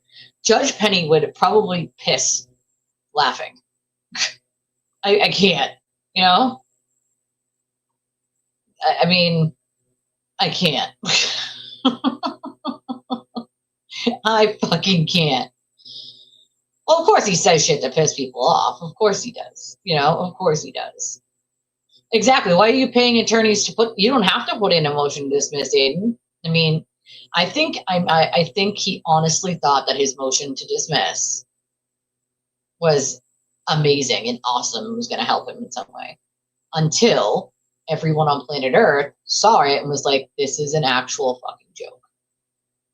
Who the fuck wrote this? It reads like a toddler wrote it. It just repeats itself. All of it is pure speculation, has no evidence that any of it is true, and 99% of it is fake, false, not true, right? Federer repeats himself over and over with just Turtleboy innuendo, speculation, and nonsensical conspiracy theories. That's what the mega motion is, right? Then he throws in a good old Turtleboy derangement syndrome. So he throws a fake medical condition into a fucking court filing. I expect to hear the judge say something about that. You cannot add fake medical conditions to a fucking court filing and then just la-di-da off into the sunset without a judge being like, that's improper. Completely improper and unprofessional. Not that his lawyers are professional in any capacity, right? In any fucking capacity, because of course they're not. But you're 100% right, Panda. Why pay for them then? Why file a motion to dismiss? You don't have to. You can skip that part knowing it's not going to be granted, This man projects more than any person I've ever seen. His famous thing to do is blame other people for things that he's actively doing or has done a million times over, and then say they're bad for doing things that he literally blames them for that they didn't do, right? So he's like, you're bad for wiretapping people. You're bad. You're horrible. You wiretapped me. That's the only reason you would know that, forgetting he sent something to 62 people, and that's how they know that, right? You're bad, you wiretapped me, you're a horrible person. And then when it comes out that he wiretapped, there's nothing to see here. Wiretapping is just a joke anyway. The law is a joke, and who cares? Who fucking cares, right? The amount of I hope one day that they study what the fuck is wrong with his brain. Because there is something seriously fucking wrong with his brain. Okay? It needs to be studied. I've obviously seen people project before, narcissists specifically, but not on the level that he does. Every time that he accuses someone of something, it is something he himself does or has been doing. So, sounds more like guilty conscience to me. Paranoia of thinking that everyone else is doing the same things that you're doing to other people, framing them, making up false quote receipts, false emails, false text messages. The list goes on and on. You know, that's what he cares about. He cares about the cameras. He cares about the exposure. A judge doesn't give a fuck. They're not making more money because you're on camera. They're not making less money because you're on camera. That's about media and the media's right to a public trial. That is what that's about, okay? We can't be shutting the media out of all the trials because then that wouldn't be the right to a public trial, and then we would have court cases, so on and so forth. So most judges err on the side of caution and allow there to be cameras. Now, a judge just ruled the other day that the Charlie Kirk thing actually is going to be allowed to have cameras. The court is going to have cameras for the whole thing, for the guy that shot Charlie Kirk. So, you know, usually when you see like federal cases and stuff, we don't get to see any of that. You know, usually the judges just say no, and they don't want it, you know, on camera. But when it's of public interest, it's harder for a judge to say no because that could be appealed. You know, someone could challenge that, and the right to a public trial of, you know, that has something of public interest to it is a big deal. You know, you can't be the judge that shuts down media, you know, rights. Yeah, I'm sure there are judges who want to be on TV. Judge Judy, you know, they have their own shows. They make money from it. But other judges, they're not making any more money. He makes it sound like they want the exposure because what? They're not going to get more clientele because of it. It's a criminal judge. You think people are going to commit more crimes to go see that judge? You know what I mean? Like, that doesn't make any fucking sense, obviously. Yeah, why bother going? You know, you're not going to pitch your teepee tent outside a court the next couple of days, sir. You know? I mean, his time's running out, as we all know. That time is running the fuck out quickly. You know? Well, that's the other thing, is he's not original. You know what I mean? He does a lot of things on purpose, but he's not original, right? He stole that from Trump derangement syndrome. So it's like, he can't even be original with some of the shit he does, right? Like, I guarantee you, he'll play off of other things that people come up with, right? Like, we called his little tantrums turtle tanties. Like, you know, he will just use a play on words of something someone already came up with, you know? Ugh. Of course he did. I mean, who says that, though? That's an opinion, right? Like, as an attorney, you don't make opinions. Then tried to get her on the show. Yeah, of course he did, because he wanted it to benefit him, right? And he was a teacher, a disgraced teacher. He loves to tell people that he, you know, quit his teaching job. Newsflash, people, anybody who buys that is an idiot. You do not get walked out by the deadly police when you quit your teaching job. You do get walked out by the deadly police when you're a, you know, disgraced teacher that used public school facilities to write your disgusting blogs. That's when you get walked out by the deadly PD. Because you are fired. I know, scary to actually, you know, take that accountability, Aiden, but, you know, I don't know why you're still lying about it at this point. I don't know why you're still lying about it. I love when he does that. Says that if you don't support him, you're anti-Karen. There is nobody more anti-Karen than Aiden. I'm pretty sure none of us aunties have tried to have her thrown in jail. None of us aunties have that power. Now, we can have an opinion on what we think should happen, right? We can give the court system like anything we think that's, you know, doesn't line up and of their own words. But we have no control over throwing someone in jail and locking them away. Aiden, on the other hand, can't help himself but to screenshot signal messages and wiretap people and share things all over the place so that when he gets arrested, because it was going to be a when anyway, he can't help himself, that guess what? The cops then get his phone. They get to extract it and they get to see all the lies he told.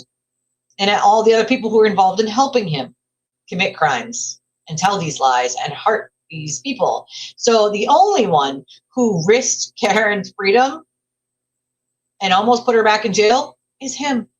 So I love when he's like, if you don't support me, you don't support Karen. Like, first of all, Karen doesn't like you. I don't even know why you're invoking her name at this point. She does not fucking like you. She does not want you using her name, I'm sure, right? I'm sure. Would you? I wouldn't, right? If you can't stand someone the way she can't stand him, please stop saying my fucking name and using my name to try to make money for yourself. I mean, that's scummy as all hell, right? It's gross. He is the most anti-Karen person there is out there. There is no one more anti-Karen Reed than Aiden is at this point, okay? He has done more damage to her than anyone else could have done. The fact that he just completely acts like everything's totally gravy and fine, and if you don't support me, then you don't support Karen. Like that, again, cult behavior. That is literally the way cults work. It's always projection. I agree, Rose. Well, I mean, that's the thing, though. Like, why tell your viewers that they, don't, why shun people for, being respectful or kind? Because you just don't like what they said. It's like, cool, you don't have to like what they said, but you also don't have to tell them to die in a hole. You don't have to tell them, you have to pretend to put dirt on them. You don't then have to pull up their address and tell people where they live and what they do as a job because they stopped following you or they stopped donating to your channel. Like, what the actual fuck are you doing? I have sixth-hand embarrassment for them, Freeze, because at this point, it's skirting their responsibility, trying to cover their own ass because they don't want to deal with him. They don't want to have, him make some wild accusation and it lead to someone in the DA's office or another cop losing their job. So they would rather just not charge him. Instead, allowing him to just keep victimizing innocent people and destroying innocent people's lives because the Norfolk County DA's office, they're too much of a giant fucking vagina to do their goddamn job. Yep, I said it and I'll say it again. See? I mean, hey, even the judges, he cannot. Yeah, he cannot. He will not let anybody live their life. If he can't have what he wants, then, yeah, he thought him and Karen were gonna run off together in the sunset. That's what he thought. Well, what happened was they signed an NDA. So there was a non-disclosure agreement signed that the school signed with Aiden, and that's why they can't come out and just be like, no, he was fired. They both signed a non-disclosure agreement because realistically, the school was covering its own ass and did not want the outrage and the backlash from parents and maybe people suing them and all sorts of ruckus. So they made him sign an NDA and they signed an NDA and they gave him some sort of compensation to basically sign the NDA or make it more attractive to sign the NDA. And they signed, so there's an NDA. Bottom line, though, is he was fired. He's a disgraced teacher. I mean, I fucking can't with him. I literally can't.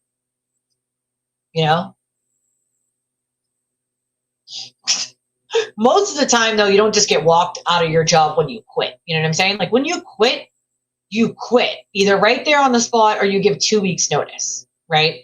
Normally, they don't come to your job when you quit. Normally, they get called ahead of time when you're being fired.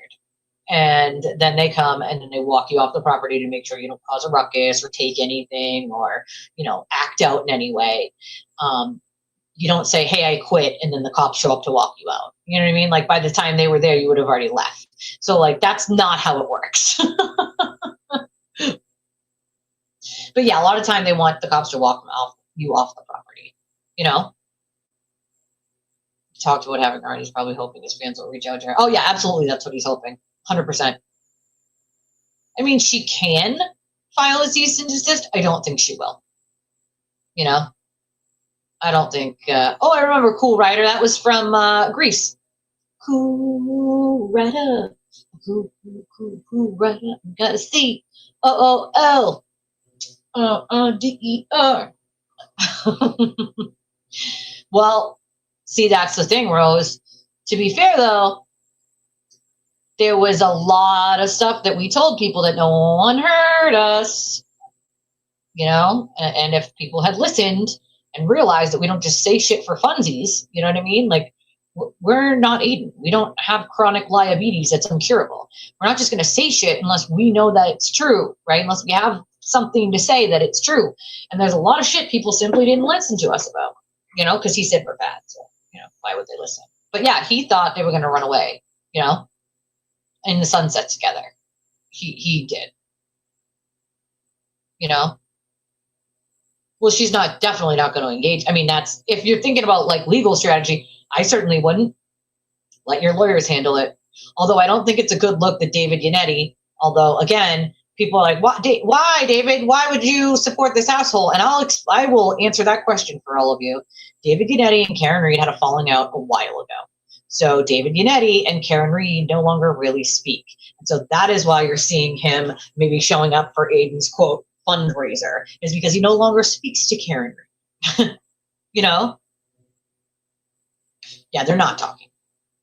You know, he thought he was going to run off into the sunset with Karen, and they were going to make there was one stream way long time ago where he finally said publicly what he had been saying privately for some time, which was he ultimately thought him and Karen were going to end up together, and they were going to make a ton of money together. They were going to have movies, and book deals, and media tours, and you know, this is what he believed this whole time that he was doing the case, that it was going to end up getting all of that, you know, all of it.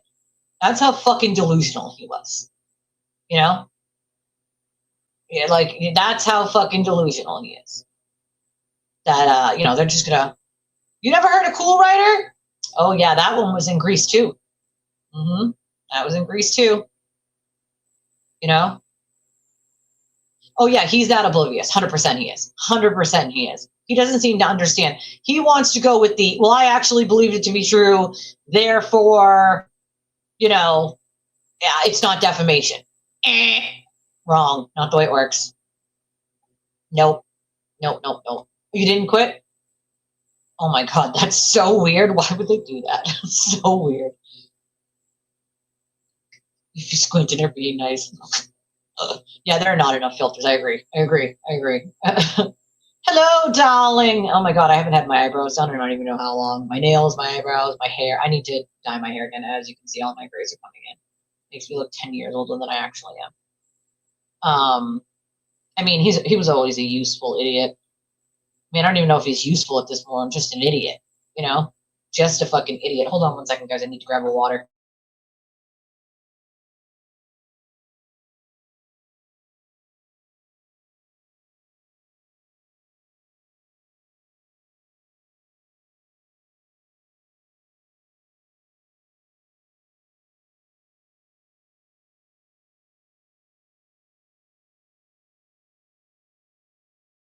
Okay, I guess I have no regular water left, so we're gonna go with this instead.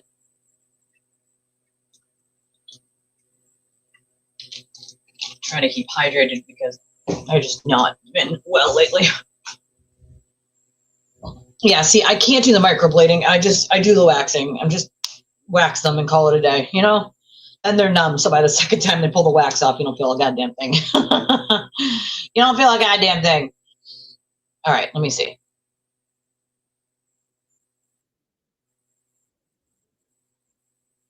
Hold on. We got with the baby. It's glad to hear. And let me tell you something about that. I'm gonna have a story for you guys. Ooh, that's a smart idea. I don't know when I'm gonna tell this story.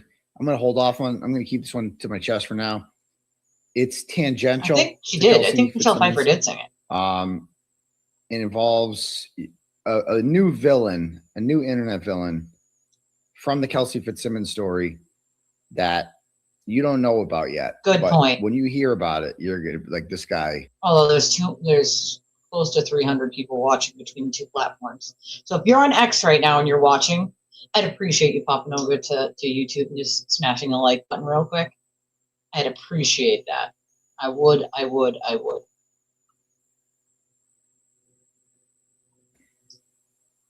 His initials are SB. Okay. And I want him to know I know what you did. Okay? And know what you did, pal. Right? And I know, and I'm gonna expose you. It's not a matter of if, but when. Oh, but please. when am I gonna expose what you did? If it's not an if, it's a when. Buddy, are you talking about yourself at this point? Like, again, get your TP10 and pitch it outside of the fucking courthouse, sir. You're going to be there all week. Because I know what you did. Okay. I know what you did. I know what you did. I'm probably making it up. And someone told me some gossip because let's be real. How he normally starts this whole I'm going to expose someone thing is someone tells him gossip. That's what happens. A second or third fucking version of the story is like the person's like, you know, this happened and this person did this. And he's like, well, how do you know? And because that person wants to seem like they know, they say, oh, well, I heard it, or oh, I saw it, or oh, my best friend was there, right? When in reality, they heard it from someone who heard it, who's someone who heard it from someone who heard it. He doesn't fact check, doesn't make sure the shit that he's going to spew is true. He just hears some juicy gossip and, like the Inquirer, just goes with it. It's like, at this point, how does anybody not realize that? Right. And everyone's going to know what you did. Everyone's going to know what a piece of shit you are. I feel he's got to be talking to himself because everyone has to know. I mean, look at his face, bro. What a piece of shit you are, sir. I mean, they do know at this point. And for the ones that haven't listened to us, you know, I feel sad for them. Honestly, I really, really do. He did. He talked about you again last night. Like, bro, get a fucking life. He only wishes that he could be and I've said this to him several times in my streams, like, because he's a stage 5 clinger and all, that he only wishes that he could be as good of a human being as you are. He can only fucking pray. You know, he can only fucking pray. He's not a good human by any fucking stretch of the imagination and never will be. Fucking filthy, disgusting pile of shit you are, pal. You are, Aiden. You're right. We're going to get to that. We're going to get to that. So there he goes, threatening someone completely different that has nothing to do with anything, and pretending like he actually gives a fuck about anything that has to do with Kelsey Fitzsimmons. Let's be clear here. He doesn't. He covered the last day of the trial because he had nothing else to cover. He didn't know what to talk about, and he wanted to seem like he was important. He begged Bradel to get the interview with Kelsey. I don't know why he agreed, why she agreed. If I was Kelsey, I would have thought twice about that. Tying yourself to someone like him is a bad fucking idea if you are trying to, you know, get your custody of your kid back. It's just a bad fucking idea. He has a history of harassing people for the people he covers, and it is not going to help you if that's what he starts doing to people involved in your case, Kelsey. So maybe talk to your attorney, Kels, and tell him to have, you know, tell Bradel to maybe do his job for once and tell his client to shut the actual fuck up. Before that, bites you in the ass, because it will. It will. If he starts going after people that you don't like, you can bet your ass that's going to be brought to court for exactly what it is. I think the judge was very clear in Kelsey's case when she said that none of that should be online. There should be no disparaging remarks back and forth between the parties online, right? LTG sends $20 and says, for Little's book fair. Oh, thank you, darling. She will be happy to have $20 for the book fair. I saw the sign this morning and I was like, shit, her day to go is Wednesday. Her class goes on Wednesday. So I have today and tomorrow of shows to do the book fair. Right? You want to tell us before or after your bail's revoked, sir? Yeah, the judge was very clear to not do that in her case. If I was her, I would be asking Bradel to tell him to shut the fuck up. You know what I mean? To shut the fuck up. It's threats. It's absolutely threats, you know? And that's the thing is, if Norfolk County District Attorney's Office did their job, he wouldn't be allowed to threaten anyone else. He'd be in jail. He wouldn't be threatening anyone else. He wouldn't be making new victims. He wouldn't be he wouldn't be spewing gossip like a little girl. Okay? He'd be behind bars. That's what he would be doing. That's what the fuck he would be doing. And so I feel like the Norfolk District Attorney's Office has a little, they have some blood on their hands, in my opinion, you know, because all of the victims who have been victimized by him since they chose to do nothing could have been avoided. At what point did they have a little bit of liability to do their goddamn job and not just say, oh, well, we're not going to charge him unless it's a violent crime? Like, okay, so he just keeps getting away with destroying people's lives and spewing gossip and lies about people he doesn't like because he didn't punch someone in the face? Make that make sense. So, cool. Are we now going to allow, you know, fraudsters to make fake crypto schemes and drain people's bank accounts, and just, if they don't punch someone in the face and it's not a violent crime, we're just going to let it fly if they harass everyone else, you know, in the DA's office? Like, come on. It just makes no sense. You know what I mean? It just makes no fucking, yeah. Gossip News Daily with the TMI guy. Girl, I am blind. Without my glasses or contacts, and I really need to go get my contacts, but again, I live about 40 minutes from my eye doctor's office, and I have to go there to get them.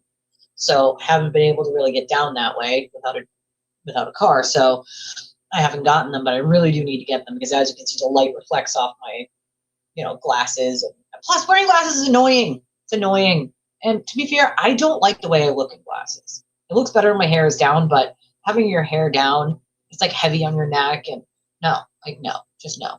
Just no. All right, give me 1 second. Let me pull. I gotta pull the next clip. Hold on.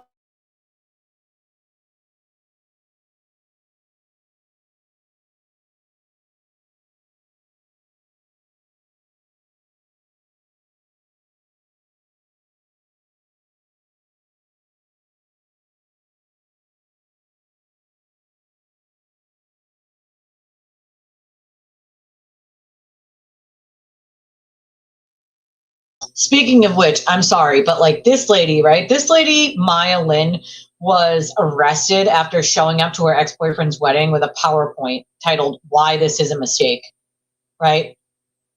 And then I don't know if it was the same lady or a different lady, but there was a lady arrested for hiring a marching band to follow around her ex to fucking annoy him. I do not make this up. I kid you not. Arrested for, you know, hiring a marching band to follow around your ex. Okay, that's real life. All right, a marching fucking band. Like, what in the actual fuck? And then this woman for showing up to the ex-boyfriend's wedding with a PowerPoint titled "Why This Is a Mistake." I mean, I don't know what the charge would be in that scenario. You know what I mean? Like, what's the charge? Isn't that freedom of speech? You know? Sanchez said she was arrested before being given the opportunity to present her slides. Like,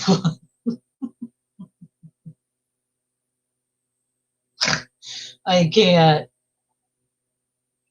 Oh, one of Aiden's fake sock accounts here, this one, it now says cease and desist. It doesn't like anyone who calls him Adam. You will be reported for harassment and annoyance. Cool. Sounds like Aiden. Oh, good. Please do, ma'am. Please do. I could use some like interesting tidbits for sure. I could definitely use some interesting tidbits. The crime is using PowerPoint. I'm just trying to think up like what would the charge be?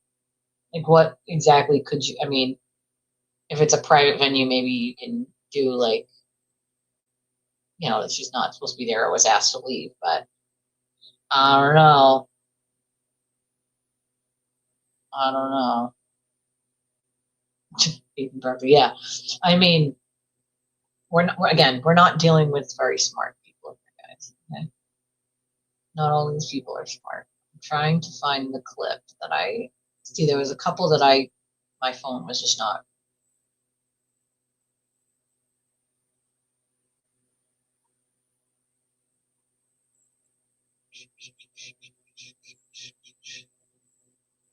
Let's see.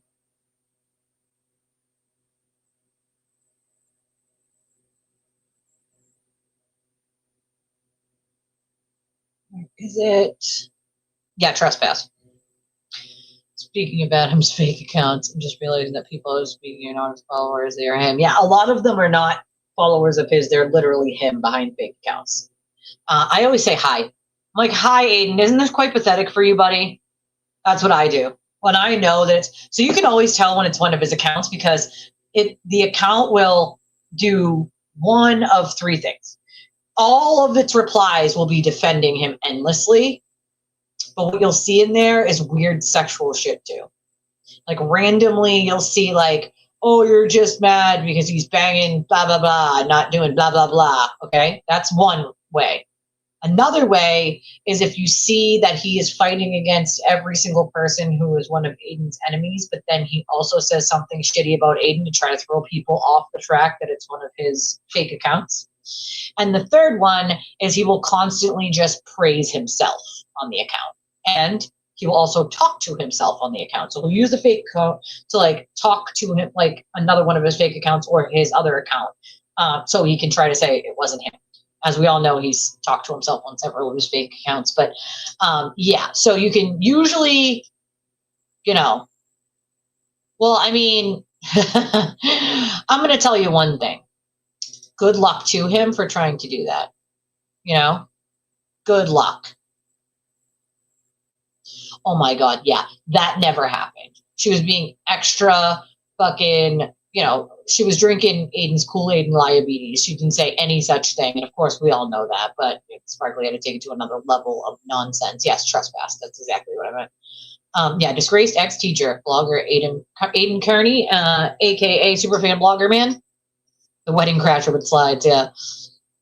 But he did actually tell them, hold on, let me find it. His expenses are more than his income, and he expects $50K to be raised next weekend to pay lawyers' fees. Living the dream. Hold on, let me see. Let's see.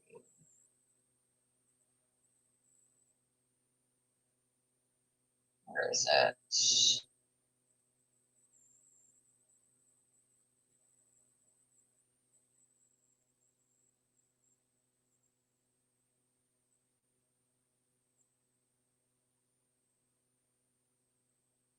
Where the fuck is it? There's a clip of him, of course, saying it. What's this one?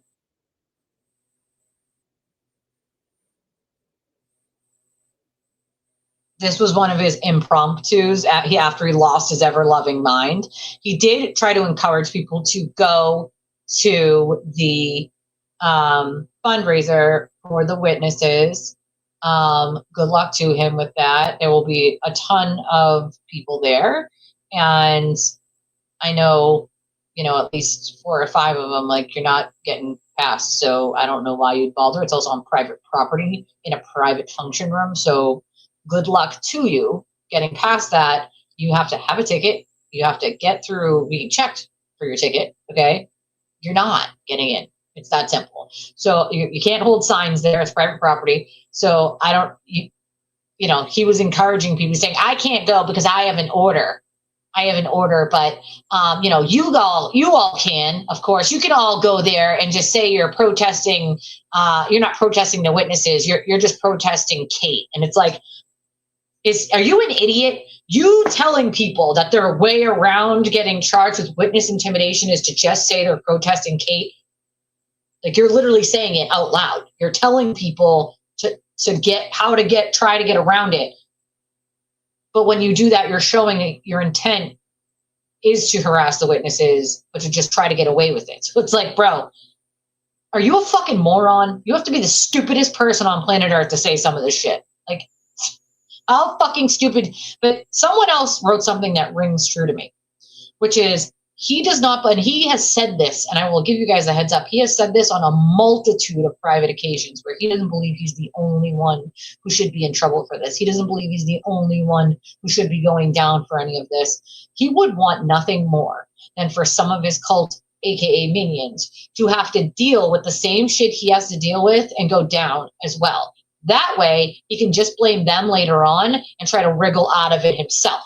Now, make no mistake, if one of his minions or multiple of his minions showed up there and were charged with witness intimidation, He's not going to help you fundraise for your lawyers because that takes money out of his pocket. He doesn't give a fuck what happens to you. He cares about himself. So just make note of that, cultists, because if you do choose to do something stupid, A, you're going to be way the fuck off the property. B, no one's going to care because we can't hear or see you. And C, you're risking your own freedom for a man who wouldn't piss on you if you were on fire. Like, I would say that, like, you know, as social justice freedom fighters out here, anti-racist freedom fighters, I think we should, you know, I think it'll be more than fair to protest this white supremacist rally, because that's what it is. They're having a white supremacist rally in... It's magically a white supremacist rally now, because he said so. Like, there's no truth to that whatsoever, of course, but, like, he said so, so, like, it's now a thing because he said so. On Juneteenth, a bunch of racist white people are getting together, and they are raising money for other... Newsflash, not everybody going is white, you fucking idiot. You fucking idiot. Like, what are you talking about? Not everyone going is white, you fucking buffoon. Oh my God. I'm telling you, if you say that, like, is that you, sewer turtle buddy? You have another sewer tanty? He will fucking rage out. He hates, and I mean hates, when you call him sewer turtle because he knows it comes from here, from my channel. So he rages the fuck out when someone calls him that. He hates it. And I laugh because he's a fucking joke, you know? Yeah, I know. Because out of the kindness of your heart, you're a good person. That's why. And so that's what pissed me off about her trying to bring that nonsensical narrative, you know? Like, get the fuck out of here. Oh, well, he does, because he has, again, no morals or ethics or anything like that, you know? None. Yeah, he tells them to go because he doesn't want to be the only one, right, in trouble. I'm 100%, like, it's something he has expressed privately in messages to people, like, I shouldn't be the only one having to deal with this. I shouldn't be, you know? Like, no. She did Nina dirty, too. You know? And he does want the chaos. That's what he likes, chaos, you know? Yeah, Kate, I'm sure, sent it to Cosgrove. I'm sure other people did, too. You know? I'm sure other people sent it to Cosgrove. You know? Yeah, her daughter has nothing to do with that.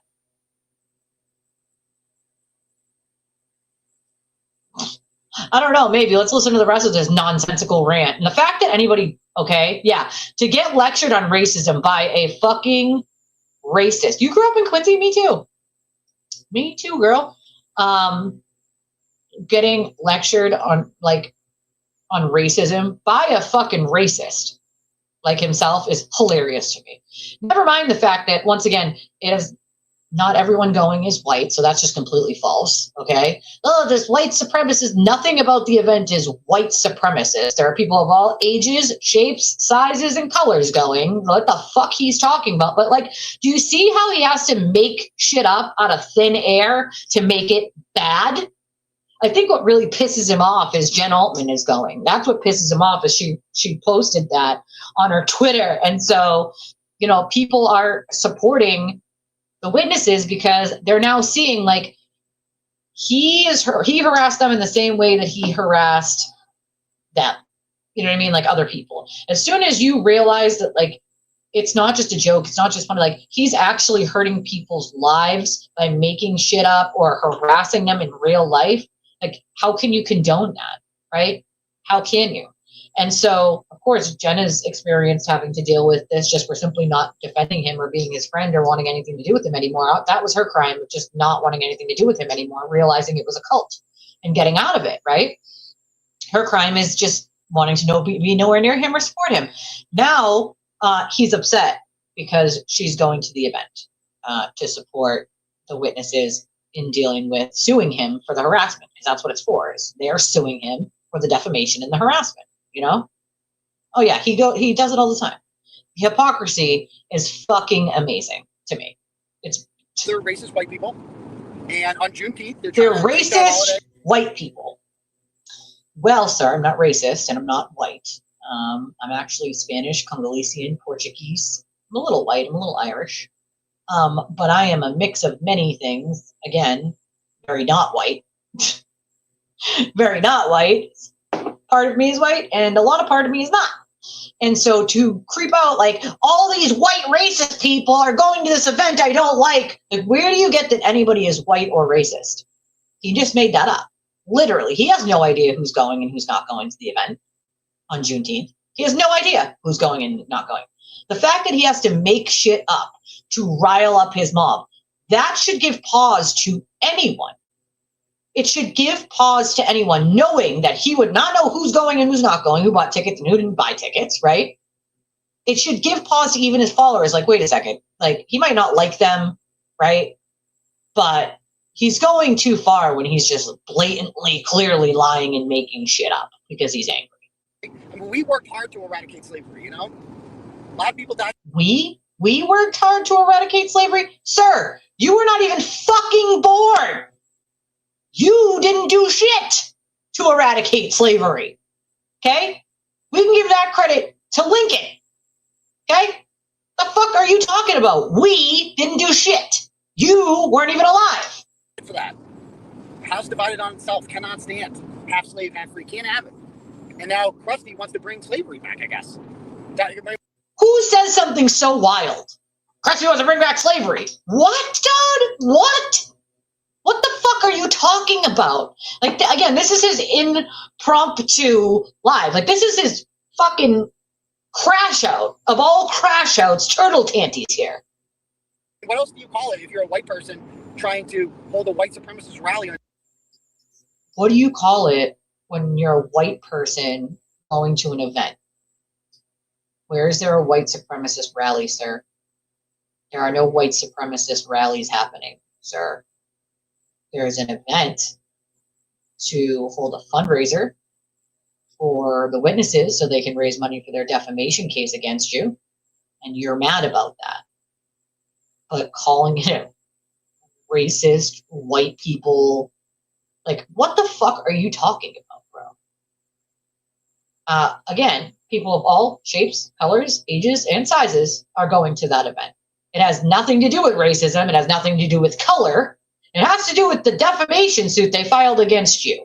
And because you're upset about it, you're now going to call it a racist white people rally? It's not a rally, sir. It's a literal, like, dinner meet and greet. Like, what the fuck are you talking about, bro?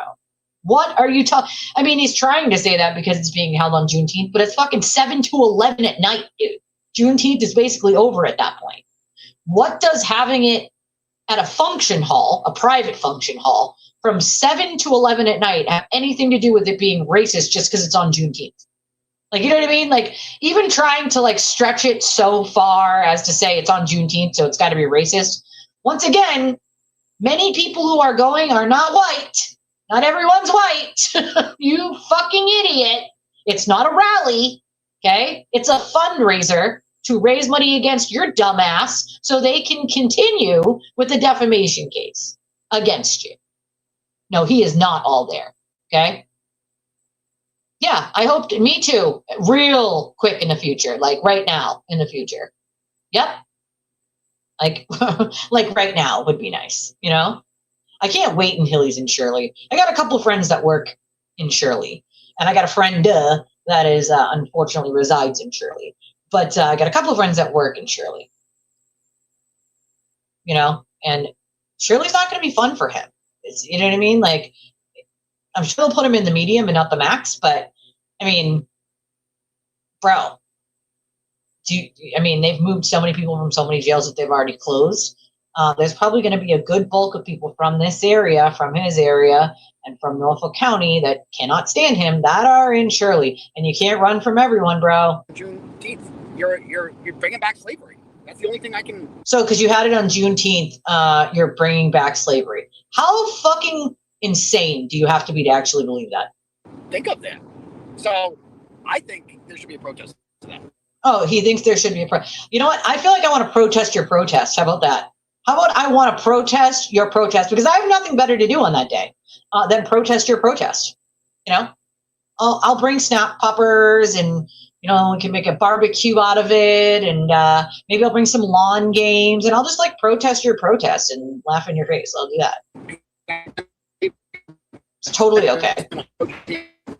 You know, I probably won't be able to attend because there's people there with orders on me. But maybe somebody else takes the lead. Maybe somebody else takes the lead. Wouldn't that be interesting? If like hundreds of people, let's see the boots on the ground down there. That's what I want to see. He says hundreds of people as if hundreds of people support him anymore. Like, no, it's your bots can't show up in person, Aiden. They're bots. Let's see. Okay, Boston Brandy and I, we've had our differences. That's how she could redeem herself. There it is. That's how Boston Brandy can redeem herself, is do what I tell her to do. First of all, Boston Brandy is not going to do any such thing. Secondly, she doesn't need to redeem herself. Nobody needs to, quote, redeem themselves. What do you think the people owe you, sir? Nobody owes you a fucking thing. And that's half your problem, is you assume that people owe you anything. I don't owe you shit. Nobody owes you a fucking thing. Brandy, Mike, Brian, no one owes you anything, dude. No one. No one. No fucking buddy. No fucking buddy owes you a goddamn thing. Nobody needs to. He often will use that term. This is how they can redeem themselves, is donate to my fundraiser, show up to my fundraiser, do something that I want you to do that I can't do. Get the fuck out of here. Again, tell me how it's not a cult. Tell me how it's not a cult. Hold on, let me show you something.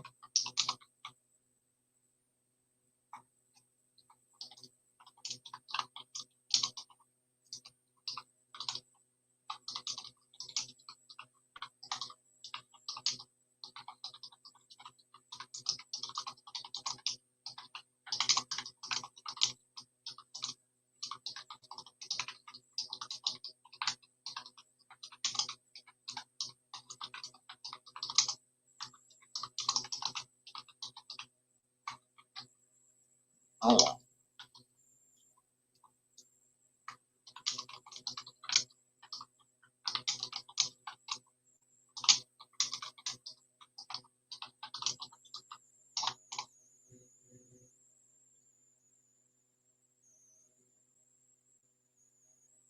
Oh yeah, they're not gonna be there, of course. Hold on. Let's see. Here we go.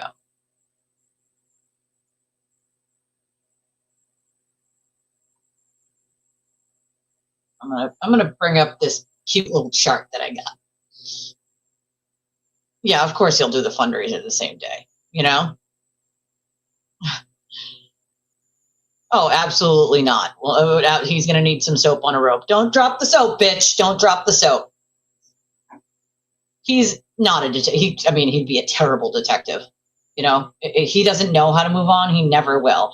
And Leah's right. He's trying to sweep under the rug the elephant in the room, right? Which is, he knew she was guilty and it was all a money grab and attention getter for him.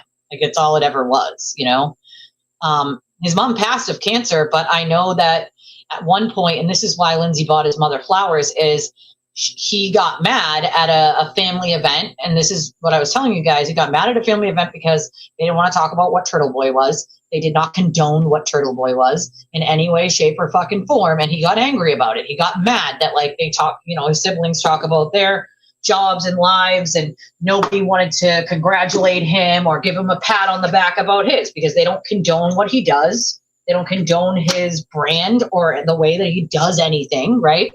And so he got mad. And his mother called him out and for being a bitch boy and called him a narcissist. Okay?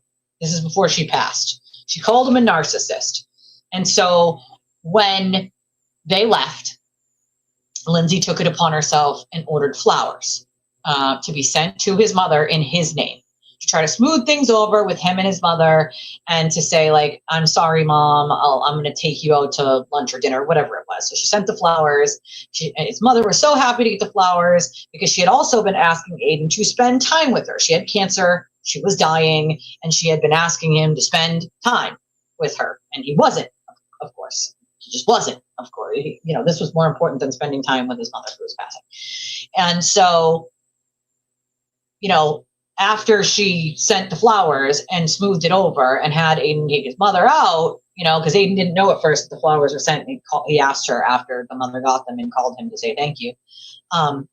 He thought it was the nicest thing, right, that Lindsay sent those flowers for his mother. If you fast forward later on into when she was, you know, telling people about who the fuck he was and what he was doing, he says, oh, that was so weird. It was so weird she did that. It's like stalker status. Like, no, your mother called you a narcissist, my dude. All right, now what does that fucking say? Okay? Like, yeah, exactly. I'll say good words about you to my large following, and my large following will give you lots of money if you do what I want. That was the translation of what he just said about Brandy. So this is how she can redeem herself. Translation, I will praise you, and my minions will then pay you because I praised you. She is, yes. But no, his mother was not proud, you know, and she had been very critical of him when it came to what Turtleboy was, the way he conducted himself, the things that he said, the things that he did, how it affected everyone else, including them, right? Including the parents, the siblings, and everyone else for that matter. You know, I do love this for him. He should just keep talking, because at this point, he just blows up everything that he could ever use as any sort of excuse. You know, like, come on. Yeah, do it and I'll stop talking bad about you. Exactly. Come back to our quote side is the place to be. It's exactly how he does it, you know? Oh my God, that'd be a good song. Should tell her that. Vampire by Olivia Rodrigo. Yeah, dude's like 44, 45, you know? Yeah, I'm not a singer. I can't sing. Can't sing. I'm not a singer, you know? Of course he doesn't remember commenting stuff at 2 a.m. To be fair, dude, the guy's like a robot because he's online like 20 hours a day. I kid you not when I say dude sleeps like 4 hours a night, if that. Like he is constantly, whether it's on a sock account or his own, on Twitter, on Facebook, online. He literally does not know how to live without it, you know? To be fair, it's not just her skits that are hysterical. In real life, she is also very funny and very witty. He's 44, yeah. Blackout drunk. What the fuck? Yeah, usually I'm in bed by like 9 or 10 and I'm passed out. You know, I'm out.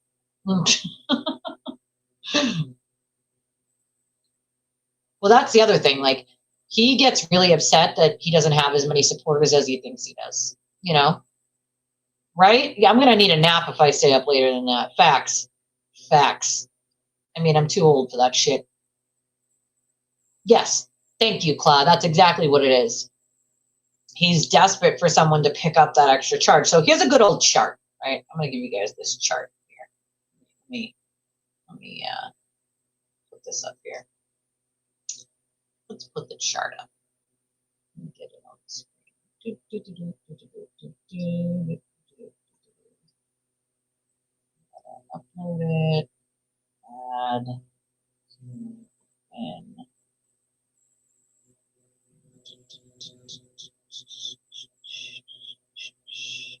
come on. No, it didn't give me the right one.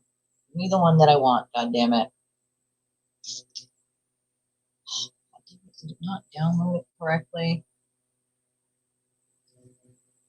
Ugh.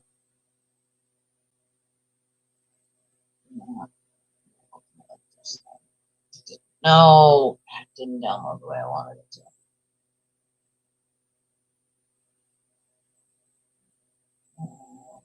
Let's try it this way.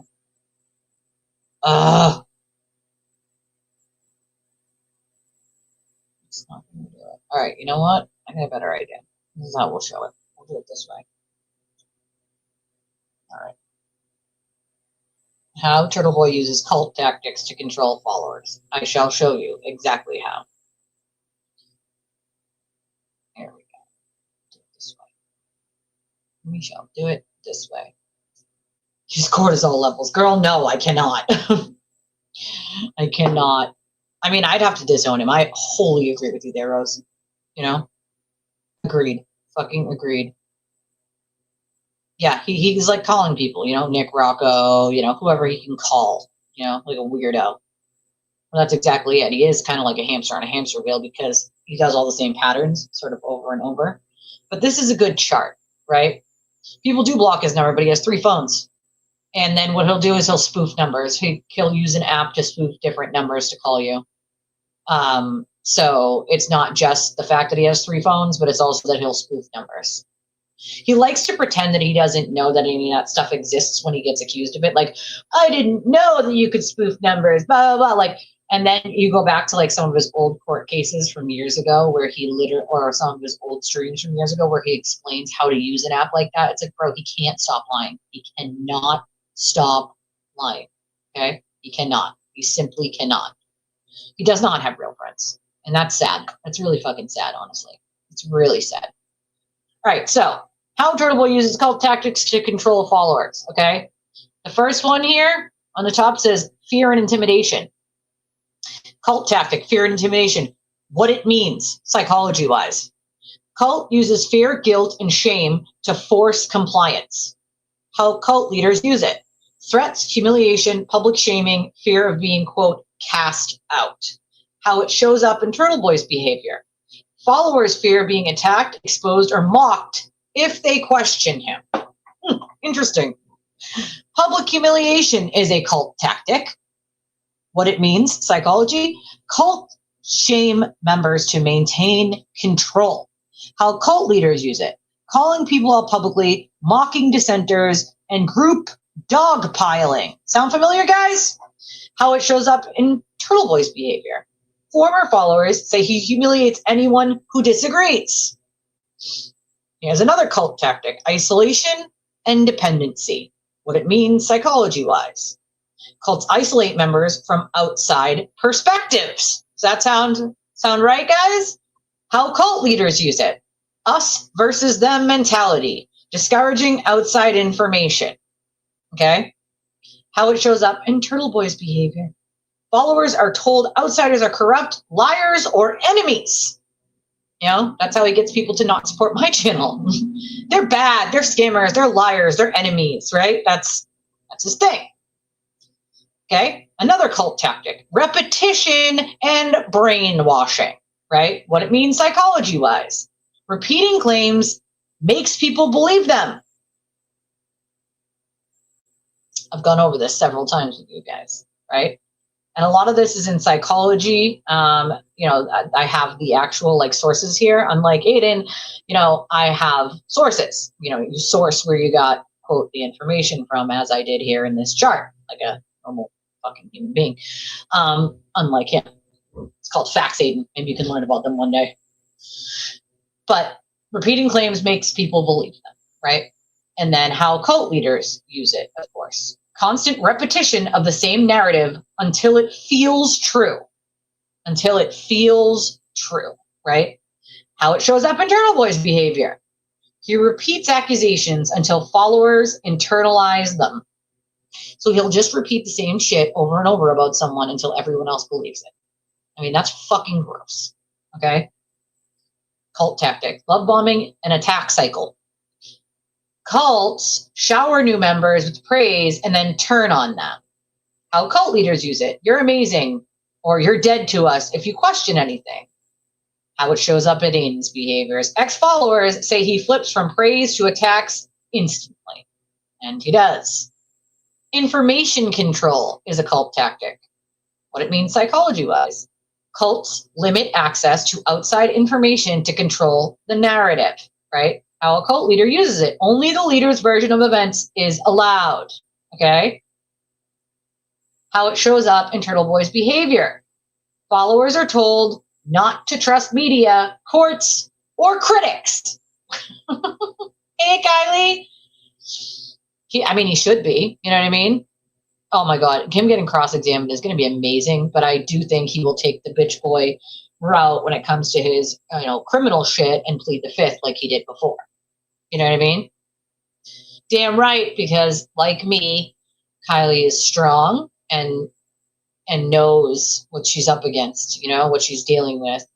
Hello, darling. Happy Mother's Day to you. Yeah, I agree with you, Sassy. I agree. And that's the problem, is he does have a cult-like virtual following. It's not hard to detect unless you're in it. If you're in the cult, though, they cannot compute. They cannot detect. You know what I mean? They can't get it. They can't get it. you know? Oh yeah, it was a big crash out. Oh, I actually said in a comment the other day, I said, I would do a popcorn machine. So anybody who wants to come watch this shit show here while I do the live stream is more than welcome. I have lots of popcorn to share. I like to share. I'll share. And yeah, I mean, it's stupid. It's so fucking dumb. When you're in the cult, yeah, intimidating you. That's what she meant. Like, it didn't work on you, like the intimidation, she's bad, you know? I do think that they are in self-preservation mode. I also think that it shatters all of their beliefs to actually give in to what they know to be true and what they've been ignoring and making excuses for all this time.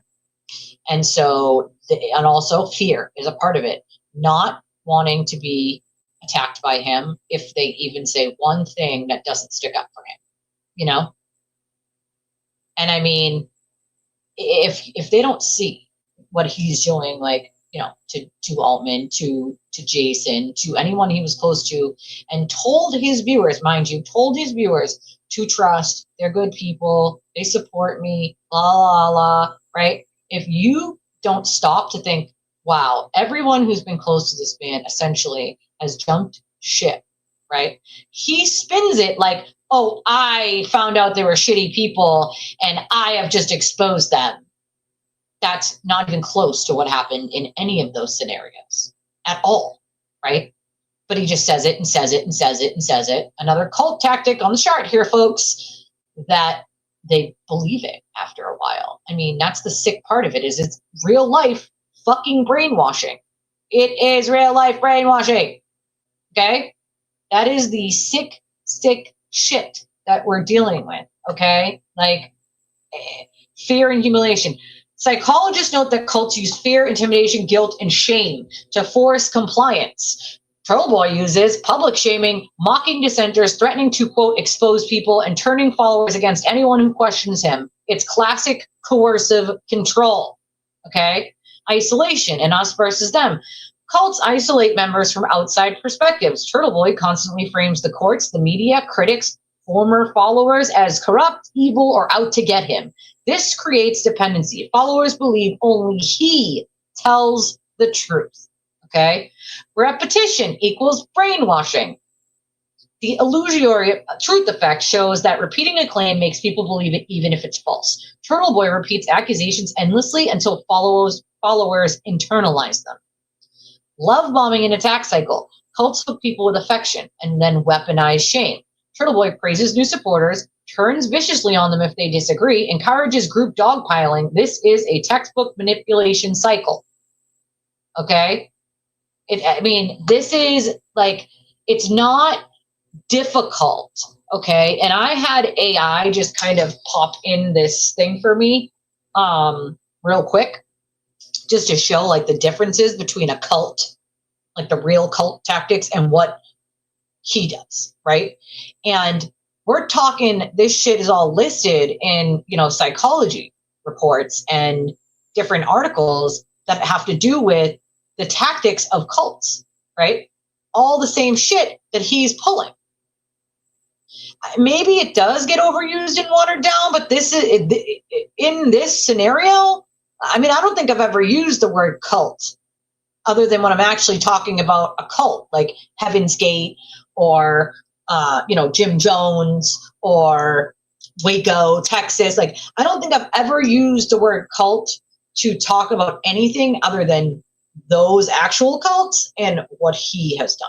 Because regardless of what we think, a cult used to be, it used to be only like religious, right? We've well moved on from cults only being religious into being, like there's a dancing cult, right? Like where they get people to do like TikToks and shit.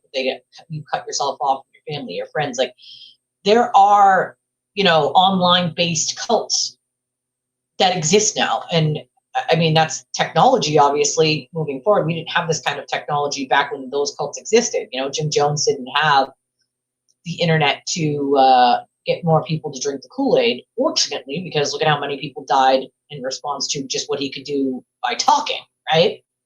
And so You have to see the parallels. Maybe it gets overused by other people, but I 100% show evidence that this is exactly what cults do. He operates just in the same way that a cult leader would operate and does the same kind of damage to people using the same tactics of a cult leader. I don't know how the fuck anybody at this point, especially when so many people are coming out of it and saying, hey, I can now admit, like, it was a cult. I'm not gonna mince words, right? It is a cult. You know, it's an absolute fucking cult. That's what it is. You know? I wish that people would do that, Sassy. But unfortunately, all the people he's done wrong, I think some people still choose to just ignore it, or others just don't want to deal with it. And I can understand both sides of that, but that's how he got away with it for so long. You know? Oh, absolutely. He fucking loses it that his extraction was put out there. Now, why do we know? Because there's some really awful shit in that extraction, right?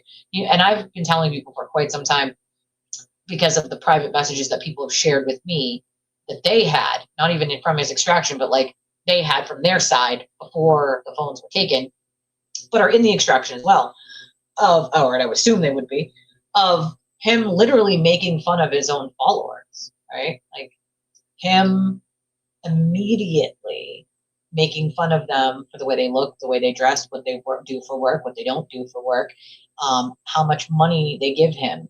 And he literally will laugh and say, oh, this person loves me. They donate money to me all the time, but they're fucking crazy. They're insane. I can't stand that person.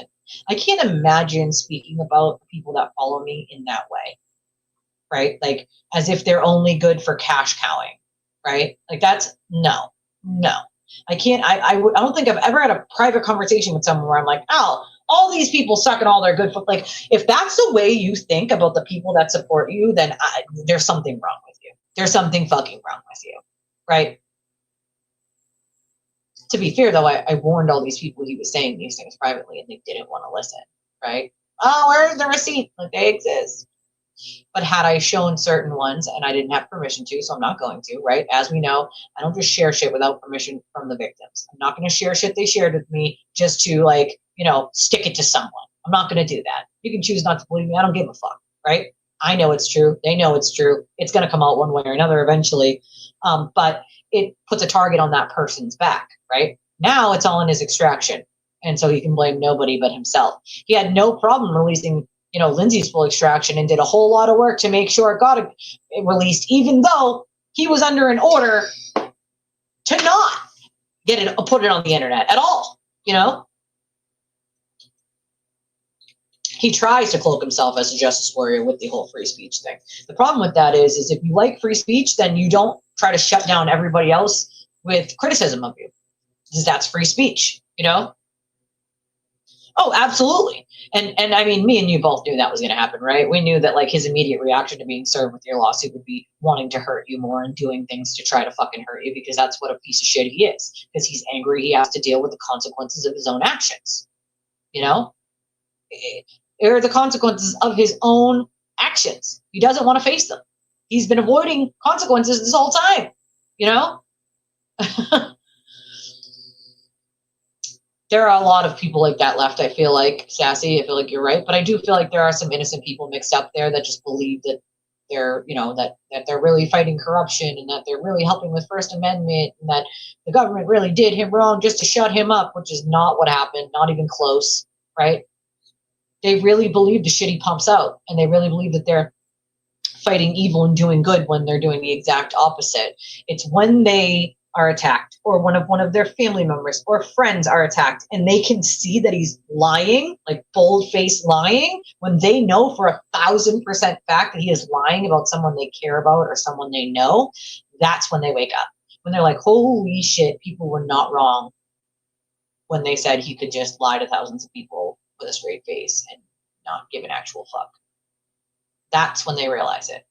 It's only then that they realize that he's just a liar. You know what I mean? He's just a fraud. It's mostly women that he attacks to begin with. Oh my God, that's such a good idea. I'm writing this down so I can make it. Can we put a picture of him on it? Can we write shut up slut and a picture of him? Can we do that? We need to make those. That's such a good idea.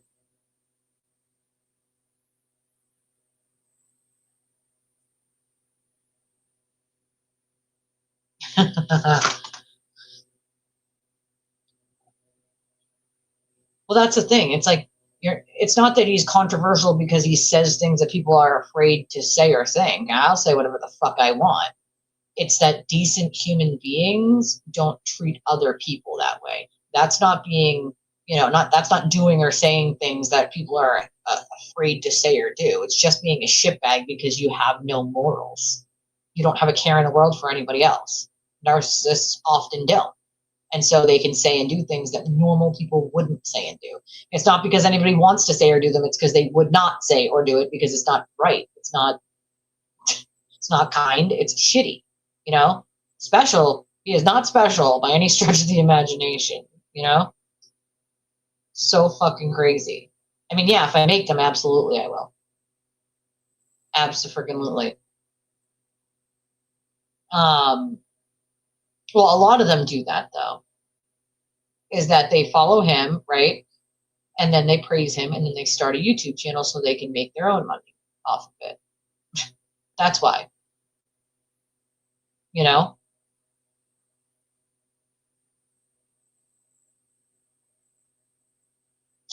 Well, some of them don't. Some of them don't leave that side and then go and start a channel or a Twitter or do what he does.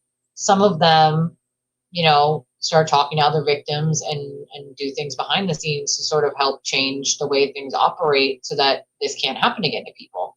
Other people, like Sparkly, take it upon themselves to try to pretend that they're kind to everyone else. And really what they're doing is just taking advantage of other people's kindness to try to get a leg up. And then when they realize that the money isn't in telling the truth, it's in, backing the loser, then they instantly go back to backing the loser and doing the shit that he does because it makes more money. You know what I mean? He does. And that's part of being a narcissist. It just is, It's just sad. It's honestly sad. I had a merch line. I had one, but it didn't really sell much. I mean, I didn't have a ton of things either, but it costs money to run a store. So it's like, it's not free. So if you're going to run a, merch store, then you have to pay to run that merch store. And so I would love to go back to doing that. I'm just not making really enough money to be able to do that. I can definitely look at trying to make a couple different versions of t-shirts and see what I can find about. Sometimes they offer like a free trial for a month or 2 months or something, but it's not free. And you have to be able to be selling merch, enough to make it make sense, Have a central figure, which is a document central. Yeah, I mean, then that's the thing. He doesn't allow anybody to leave, ever. Hello, darling. Hello. I hope you have a wonderful Mother's Day. Hope you did. All right, let me grab this other clip here that I need to grab real quick. While I'm doing that, if all y'all want to hit the like button, I'd appreciate that. Hit that like button, smash that like button, subscribe if you're not already subscribed to the channel. If you can support the channel, we are celebrating. We are celebrating the channel as well. We've been here 3 years, but really it's been 2 years because we had to take several breaks of the channel for medical health. My kiddo being in hospital, so we took like a 6-month break. The first one we took, and then a few months the next time. So really it's been about 2 years the channel has been around. And so this week we're also celebrating the channel. And so if you'd like to celebrate with us, glad you joined us. I'm glad you're here. This week is going to be wild a little bit with the hearings that are going to be happening. I think the sewer turtles should just pitch a tent, to be honest, outside the courthouse and just fucking stay there for the week because it's got quite a few hearings happening. So if you'd like to support and donate to the channel and celebrate with us, there's a bunch of different ways to do it. There's Cash App, Venmo, PayPal. We have Revolut. we have an Amazon list, and we have a debit and credit link that works for any debit or credit card. You can enter any amount you would like. You can remain anonymous if you would like. We really appreciate you. Let me grab this. Click. I'll leave this stuff up while I go get this. Hello, darlings. Hello.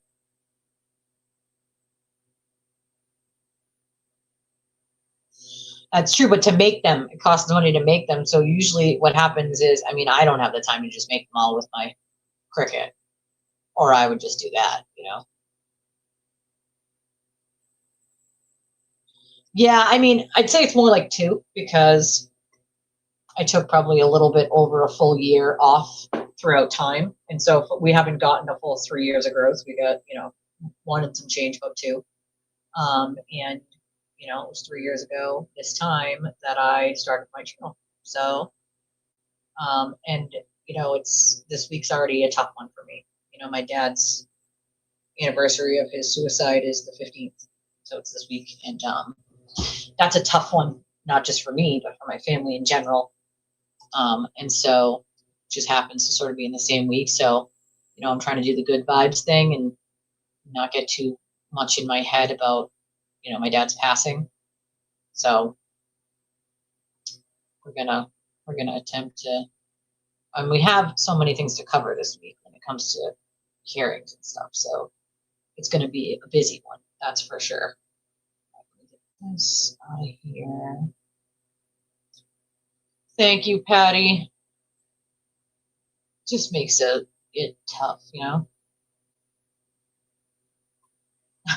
I mean, I love that people are posting these clips and then being like, yeah, he's lost it.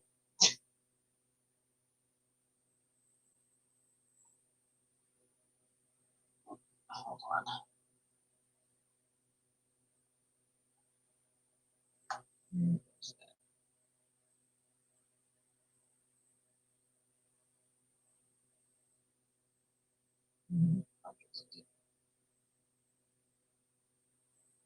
Sorry, give me 1 second, guys.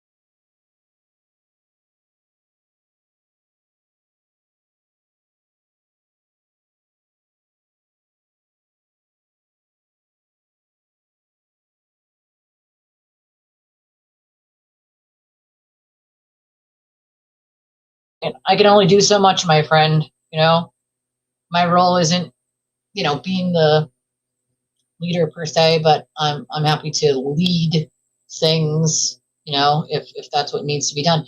Like, I've made myself pretty clear that, if people want to get together and make a difference, like I've already been doing things like that behind closed doors, and they're more than welcome to join me, absolutely.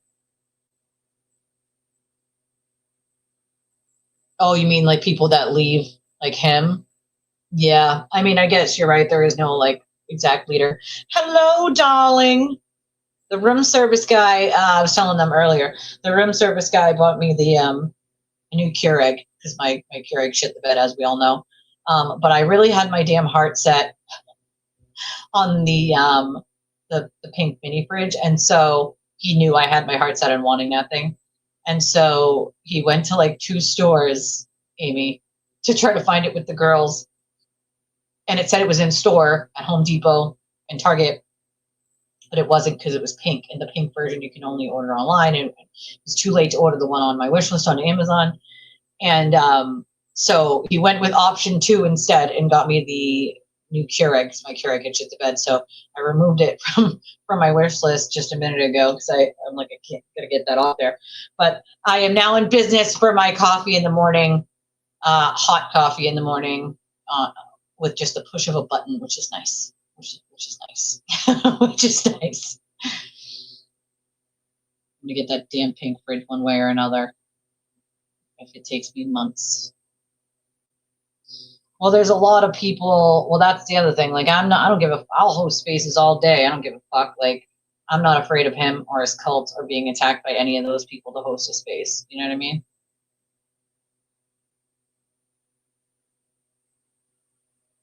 And that's the thing, is you shouldn't be attacked by trying to leave. You know, it's weird. Like, you should be able to leave anytime you want. If you don't want to follow him anymore, you don't have to follow him anymore. I don't know why that's a thing. You know, I don't get it.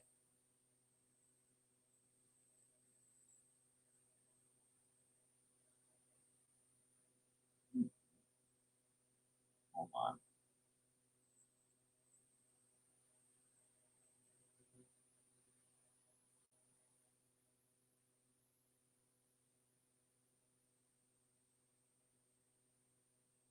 I know, right? Can I get an amen for the coffee? I was so happy. I set the thing up like right away.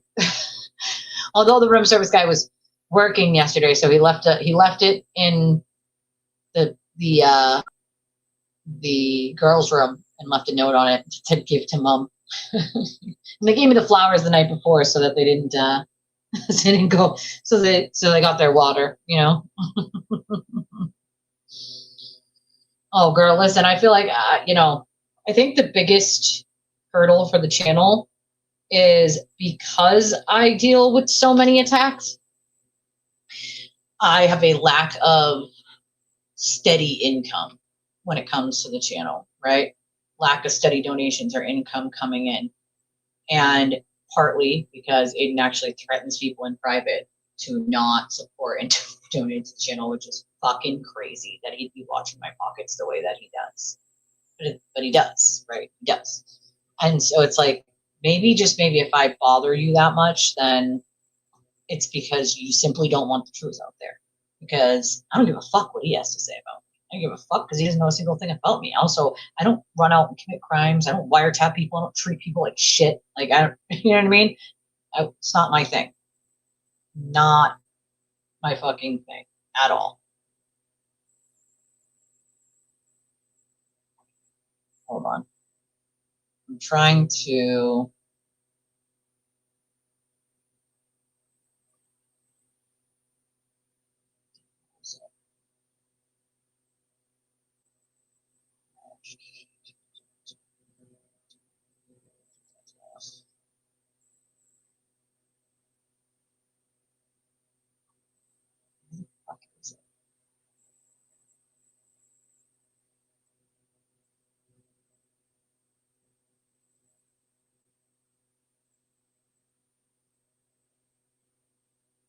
$14th, $15th, and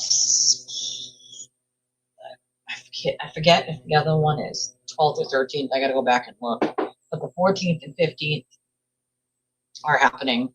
And then there's another, I can't remember if it's tomorrow or the 13th, but I'm gonna have to look after, go through my notes after this because I wrote it all down, of course. I know, right?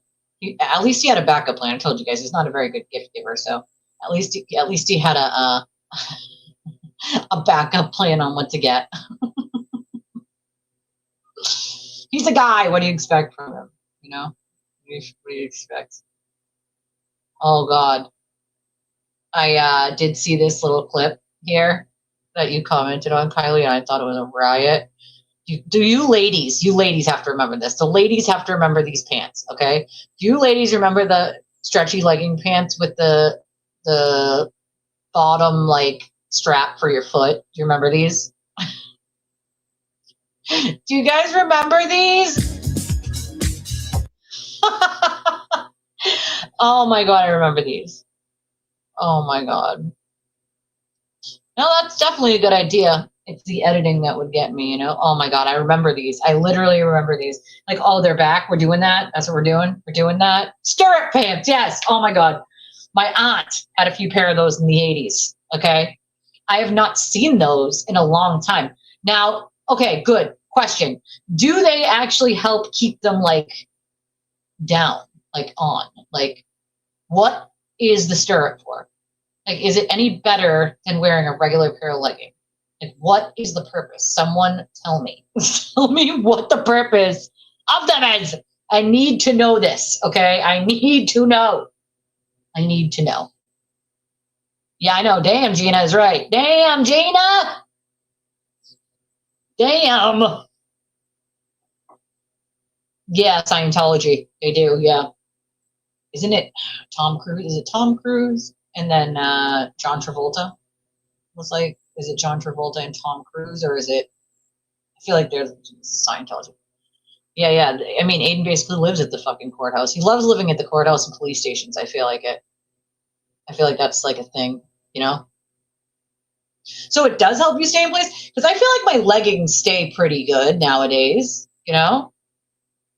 I love wearing, I'm not going to lie, listen, I love a good pair of, you know, kick your door in shit kicker boots. Like, I absolutely love myself some either like taller boots that go up towards your knee that are flat on the bottom, not the high heel ones, but like the flatter ones, or some good old fashioned, like, you ever see what the state troopers wear, where they're like, they go up past your ankle, but they're boots, you know, they're black, but they're boots. I have a pair of those that I got at a Burlington Coat Factory that have like a buckle that is like blinged out. I've had them for many years. I bought them, I think I got them on sale for like $8 at Burlington Coat Factory for a Halloween costume one year when I was a police officer.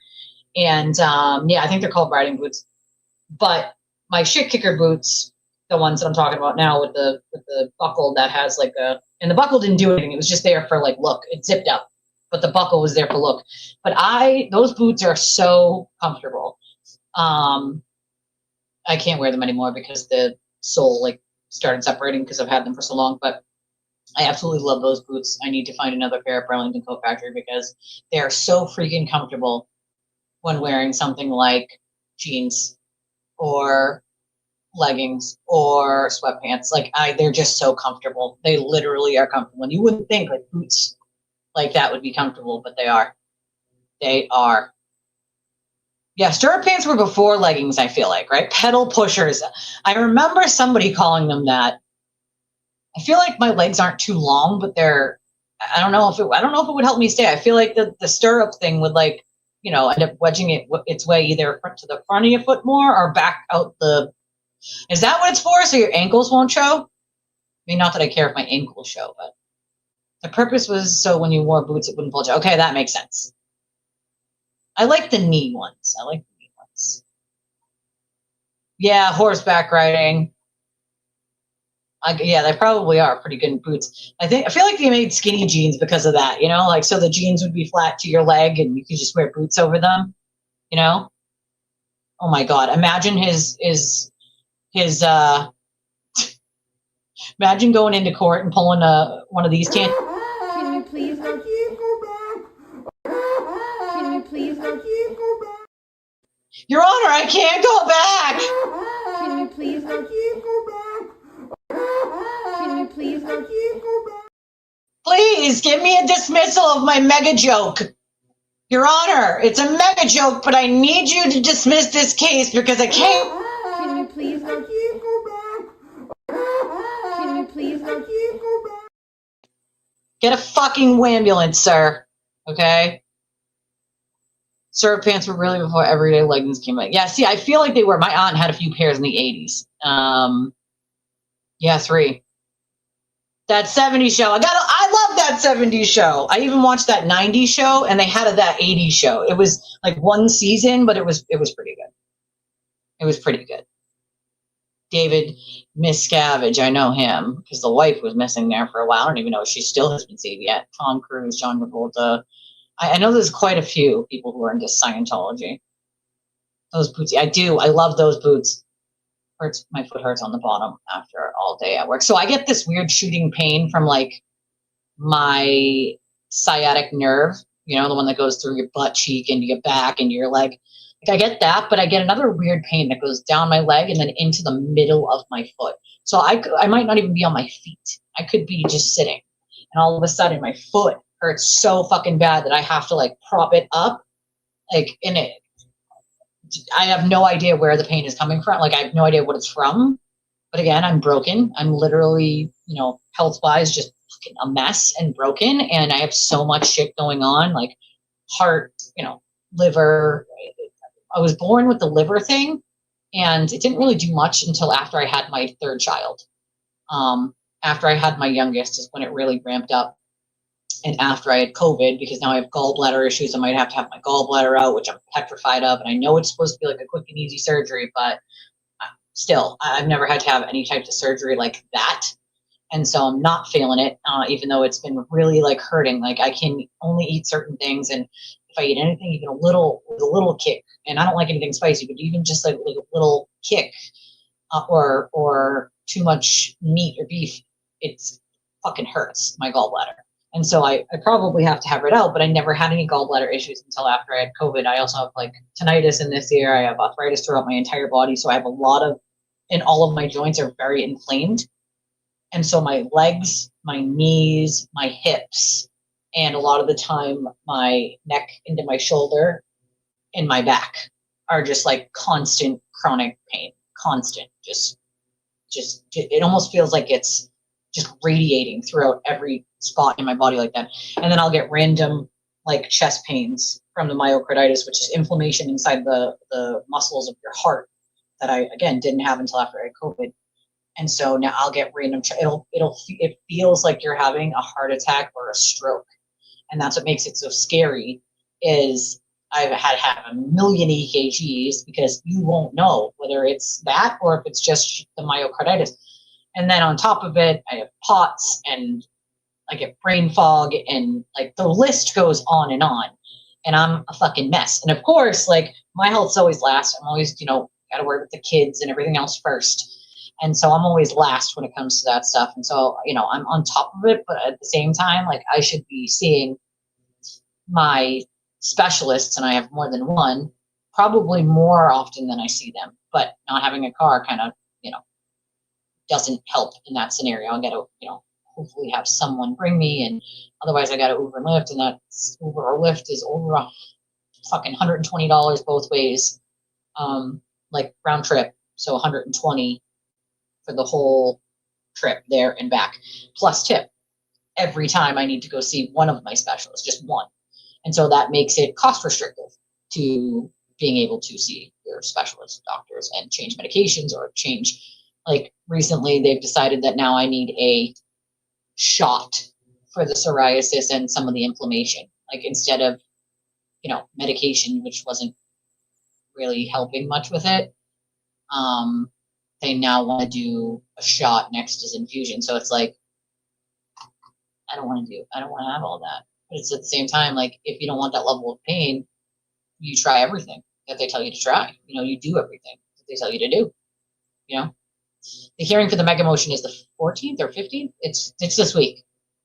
The mega motion's this week. Oh my God, the cat suits. Yes, girl. Yes. I still see people wear cat suits. I mean, I could wear those back in the day, not anymore. I know a lot of people who wear pants like that for riding, but they're like made for like riding. So they like, you can buy them at like stores that you can buy like riding pants, But that's this week. It's either the 14th or the 15th, but I have to look at my notes to find out which one is for what day. But that's when his mega joke, aka mega motion, is supposed to be,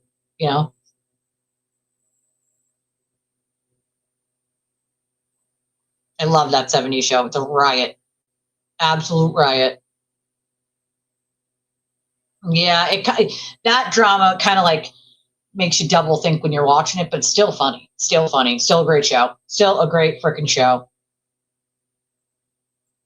Yeah, so I was taking a medication. I've actually tried like 3 medications, but because the inflammation is like wreaking havoc not just in my joints, but like in organs and like all over my body, and causing like psoriasis to pop up in other places on my legs and then now on my arm and like in other places, they want to try this shot to try to gain some of the control over the inflammation. Oh, girl, listen, I think I have that on top of that. At 39, I get the hot and cold flashes. So I'm like, am I fucking perimenopause on top of all of that? That'd be fun, right? Like, that's just That's fucking fun. That's fucking fun. God damn it. Okay, hold on. Oh my god, there was a black bear locked in a bathroom, folks.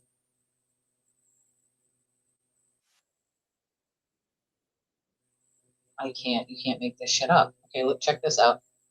It says a hotel owner in Gatlinburg, Tennessee called 911 to report someone locked in the bathroom. It was a black bear.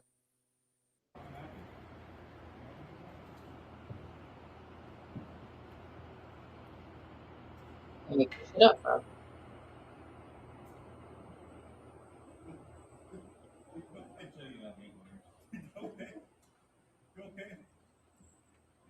Dude's got like a board. Like, what's that gonna do when the black bear comes out, my dude? Oh, here it comes. Oh, that's a biggin.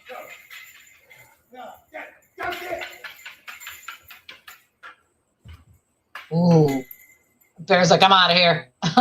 I'm out of here.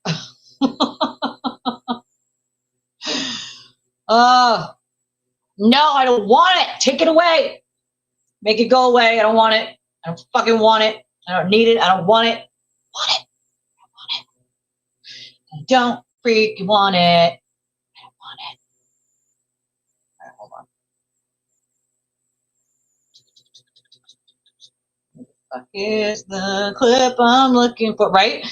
Bear's like, God damn it, you loud ass people, shut the fuck up. What?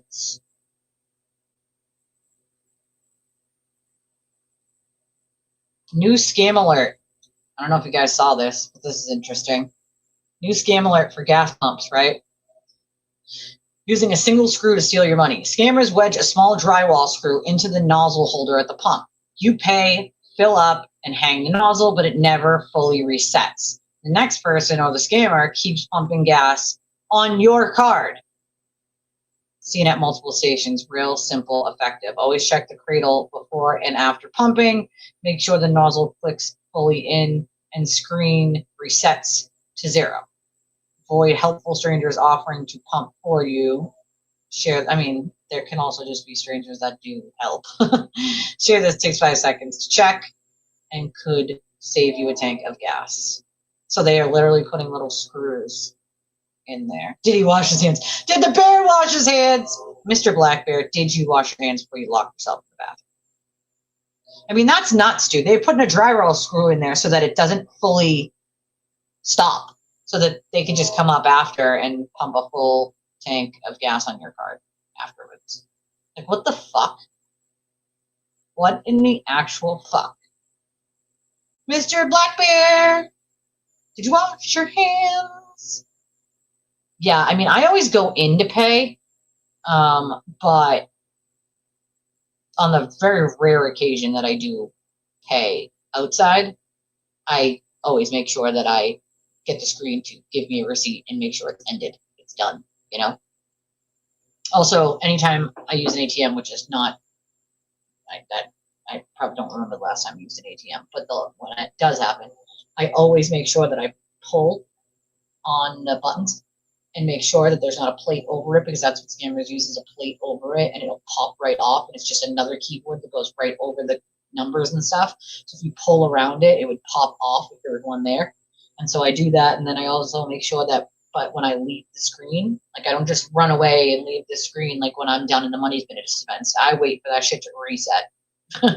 Reset for the next person, you know?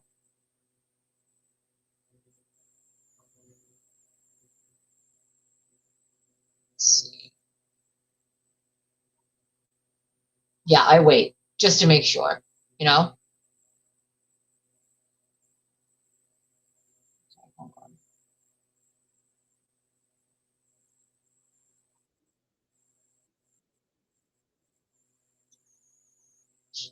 Touche, my friend. I haven't had a car in close to 2 years now, but yeah, my husband always is the gas pumper in that scenario, you know? Nope. Nope, nope, nope, nope, nope, nope. Let's see. Where the fuck is it?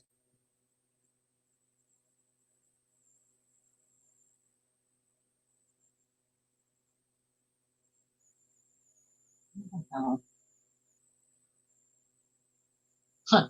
To be honest for a second, would you quit your job tomorrow if you won $6 million in the lottery today? No, because that $6 million is not going to last forever. Oh God, here we go. Here's Harold in the purple crayon talking shit. Good old Bettero speaking out of line about Hank Brennan. So yes, I should definitely be suing Karen's attorneys. Let's go. So, you know, Bettero, I don't know how this little man is not embarrassed at this point, you know? Yes, ma'am. Well, for the studio and for like convenience, you know, so I don't have to go back and forth and get move away from the live stream to get a water, you know? I can pop it right down there and just, and when I'm working, you know what I mean? Because I work it, like I'm working in here, like sending emails for documents or doing research on something like on a case or on missing persons or on, you know, future things that I've set up. Like I have to keep getting up to get water, and I drink a lot of water to stay hydrated. It also helps with like my dry skin and the psoriasis. I mean, that's what you do. You make the money work for you, right? You invest a little and you make the money work for you. I probably wouldn't either. You know, I wouldn't quit. I would keep working because it's not going to last forever. You take some of it and you invest it. That's number one. And if you're smart, you probably buy an investment property too, 2 or 3 family house, passive income, you know, and money to maintain the house, right? But if you do things like that and make your money work for you, then I'd say eventually you could probably retire. But you'd have to make that money start working for you before you just, because again, even if you won $6 million, if you live in my state, guess how much of that you're actually getting? Less than 3, which is outrageous. Out-fucking-rageous. You get less than 3.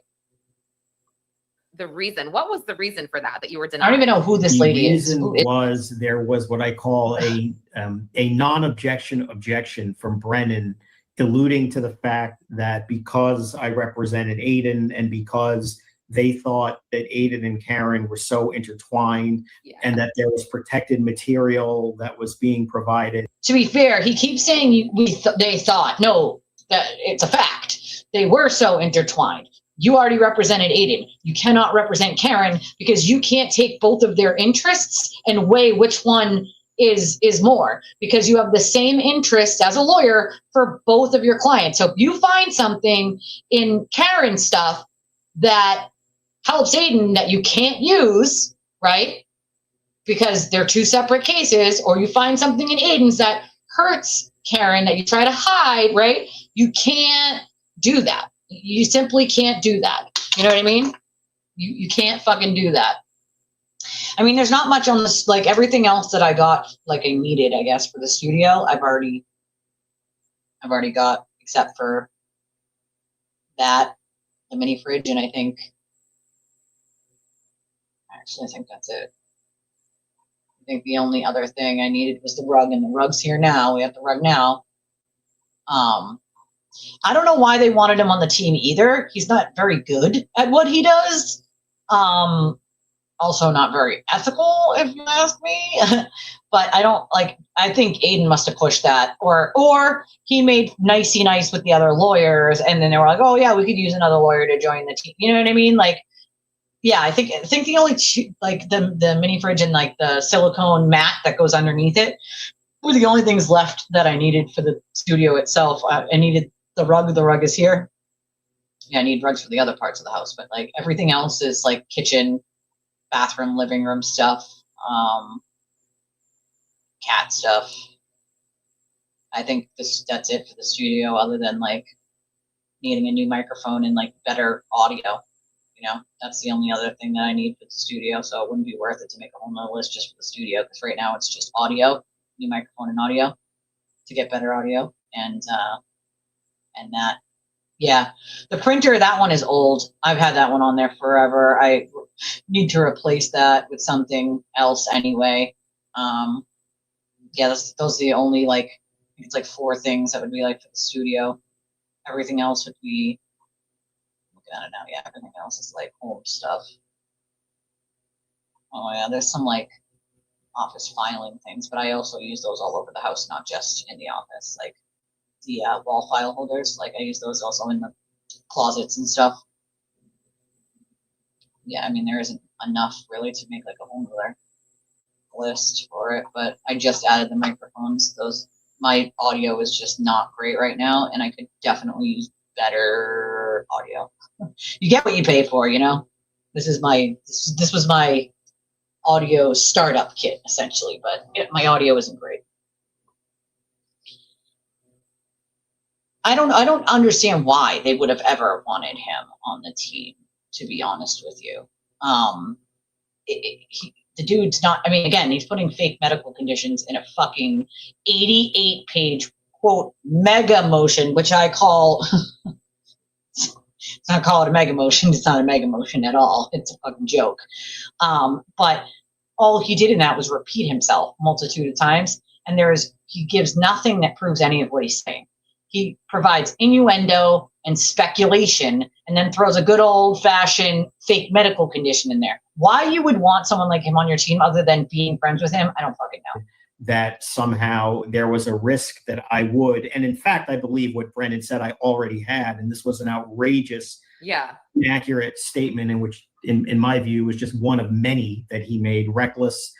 In my view, it was one of many that he made. It was outrageous, really, because the court agreed that you could not represent Karen. Better out. Why? Because you can't take one client's rights and and decide which one's more important when you have two clients that have to do with one another that could get charged with each other in a case. You can't represent both of them without a serious conflict of, if there's something that's damning, okay? If there's something that's damning that you get from Karen stuff that hurts Aiden, you can't use it, right? Like, and vice versa.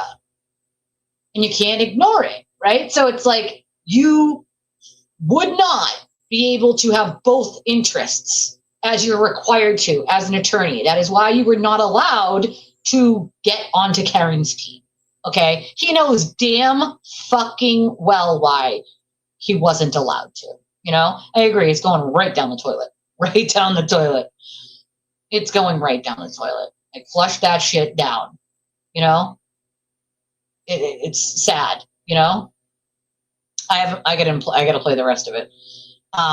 Wasn't Bettero helping Karen at BTS? And if so, isn't that a conflict representing Adam? Yeah, that's why the court said no, is he tried to get on as representing Karen, and the court, rightly so, and you can go back to all of my videos from when I called it. And so what really pissed me off is you had lawyers like Melanie Little, and I think the lawyer, at one point, which kind of, it saddened me that Peter went that route.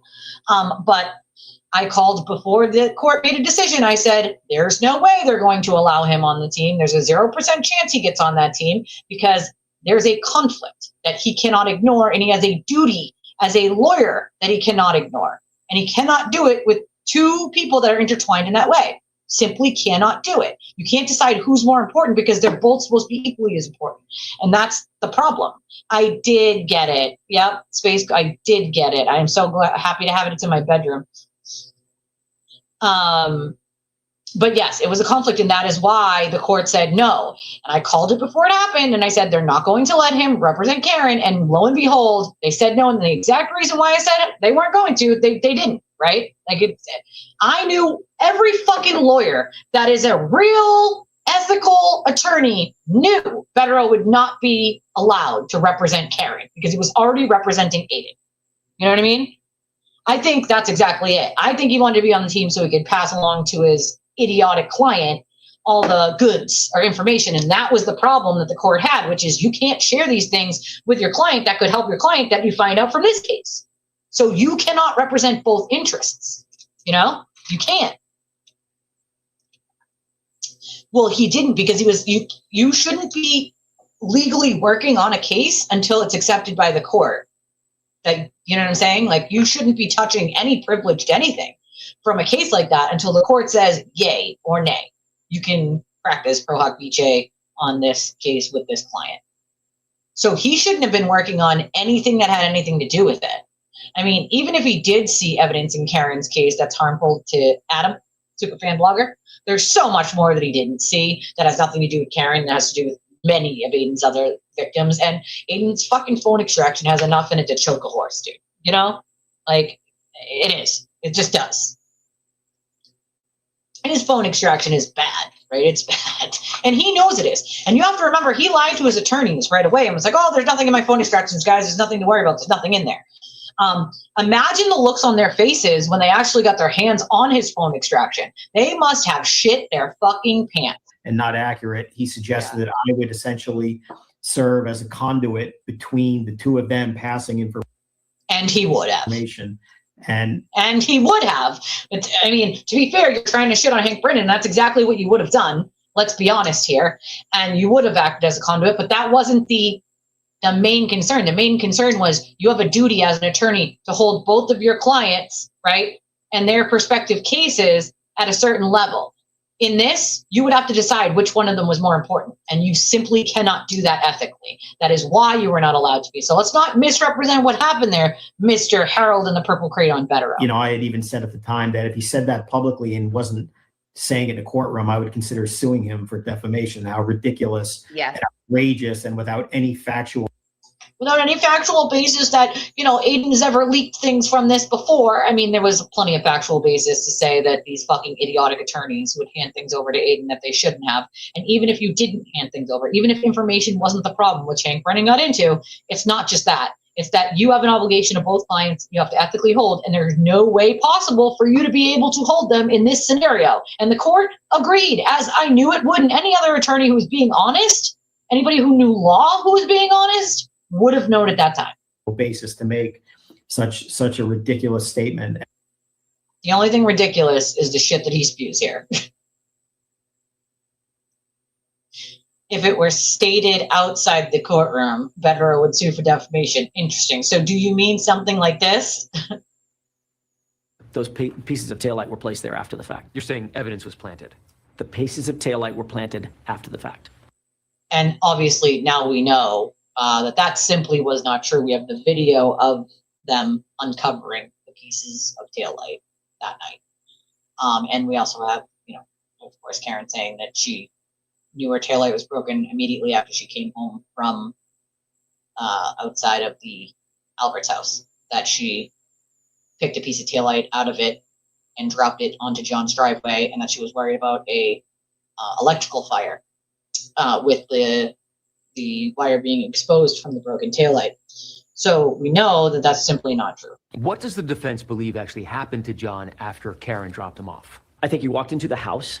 I think he was confronted, was likely brought down to the basement. I think that Now remember, the basement then changed to the garage when they realized that the GPS coordinates could not reach the basement. That the GPS coordinates showed he couldn't even reach getting in the house. So then it changed from basement to garage. confrontation got physical, and he was beaten. He was beaten to a point of unconsciousness. Looks like he's been in a fist fight and he's been beaten. This was a... You mean again? If you're in a fist fight, it's not on one side of your body. Let's just be clear here. And also, if you don't, and let's be honest, Alan Jackson knows damn well what raccoon eyes are. And if you've ever had a head injury, you would know what raccoon eyes are. If you're a nurse, you know what raccoon eyes are.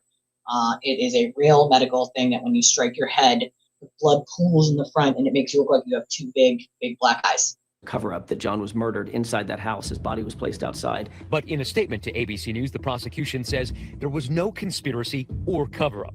Such claims have been systematically refuted by evidence submitted to Norfolk Superior Court.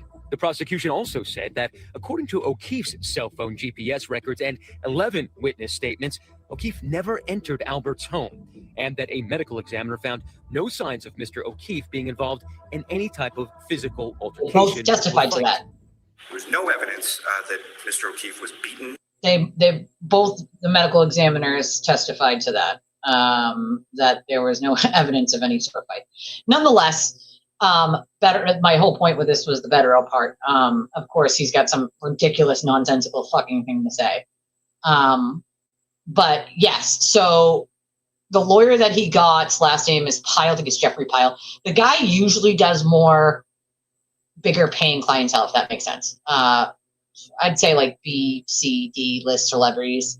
And he does a lot of like PR and First Amendment stuff, right? I have no doubt in my mind that Aiden will not be able to continue to afford the guy. He's decent, but you want to put him up against Maddie? Good fucking luck. Good luck. There's no chance in hell. Adam Kearney, aka the super fan blogger, has no chance in hell of winning that defamation suit, and he knows damn fucking well he doesn't. So yeah, there was one attorney, Amy, that said they wanted a $3 million retainer to take his case on. Retainer. $3 million just for the retainer alone, and then billable hours after that. That's what one of the attorneys he called said. Well, I don't know why it would be that high, because there's no way he's going to fucking win, right? There's just no way in hell. You know? Oh my God. I cannot wait for that, Jojo. Fun fact, my husband built and maintained pools for a pool company for a decade. In ground, above ground, all pool pumps, doing the wiring, you're doing the plumbing, like the whole shebang. If you get a fucking hole in your liner, that shit's going to cost you, 15 to 30 grand just to replace the liner. I cannot wait until he realizes what it takes to actually take care of a pool, maintain a pool, check the fucking pool water, put the chemicals in, buy the chemicals, scrub the pool, clean the pool. Like, it is a lot of fucking money to maintain a pool. Never mind if something goes wrong, like your pump dies, or the plumbing springs a leak, or your fucking liner gets a puncture. Like, you're ultimately fucking screwed at that point. Or your vermiculite gets some cracks. Like, you're screwed. You're screwed. It's better to just fill it in at that point. It's less money to fill it in than it would be to replace the fucking liner. Okay? No, he'd have to hire a pool company, as my husband's pool company had like separate people to go out and just do like pool cleanings, right? And it would be a crew of guys that would go in and scrub the pool, change out the chemicals, do the vacuuming of it. You got to vacuum the pool, you scrub it and vacuum it. Then you got to make sure that you put the right chemicals in. You got to either use the pucks. They have like, some people use like chlorine pucks. Some people use the liquid chlorine. Some people have salt cells. You need a salt pool. You're going to sand and salt cells. Like, I mean, yeah, no, it's going to cost you like 15 to 30 grand here in Mass or more. That 15 to 30 grand, that would have been 7 or so years ago. So it's probably a little more now, to replace that liner job. If you spring a fucking hole in that liner, you know what I mean? He's, my husband is too. He does other people's pools in the summertime. They're pools that he built and worked on when he worked for that company. And when he left the company, there was like a certain amount of people that just wanted just him to come back and do it instead of the company. So he does, I think, 3 or 4 a season to open the pools, close the pool. That's the other thing. It needs to be opened. It needs to be closed, putting the cover and all that shit on. Cover is not a one-person job, bub. It's more than one person job, and it's got to be done correctly, or you fuck the whole thing up. You know what I mean? Like, that thing's going to be fucking sewer green in the first month, And yeah, it's not cheap money to hire someone to maintain it either. It's not going to happen. Yeah, that's my thought as well, Panda. He's not maintaining shit. I agree with you, Lorelai. I think it'll be sewer green in a month. You have to do an opening, right, for the season, like actual opening, which is like testing the water, chemicals, cleaning, like the whole shebang to just get it ready to be opened. And you have to do the chemicals like every day and check the balances like every day for the first like week to get it ready. Like, he's not doing that, dude. He took the puppy back after 3 days or 2 days. He is not fucking doing that, bro. He's not doing that. Yeah, the electricity. He doesn't seem to realize that yet. If the pool has a heater, right, that's going to cost, like, telling you, dude, he has no fucking idea. Oh, guaranteed, right?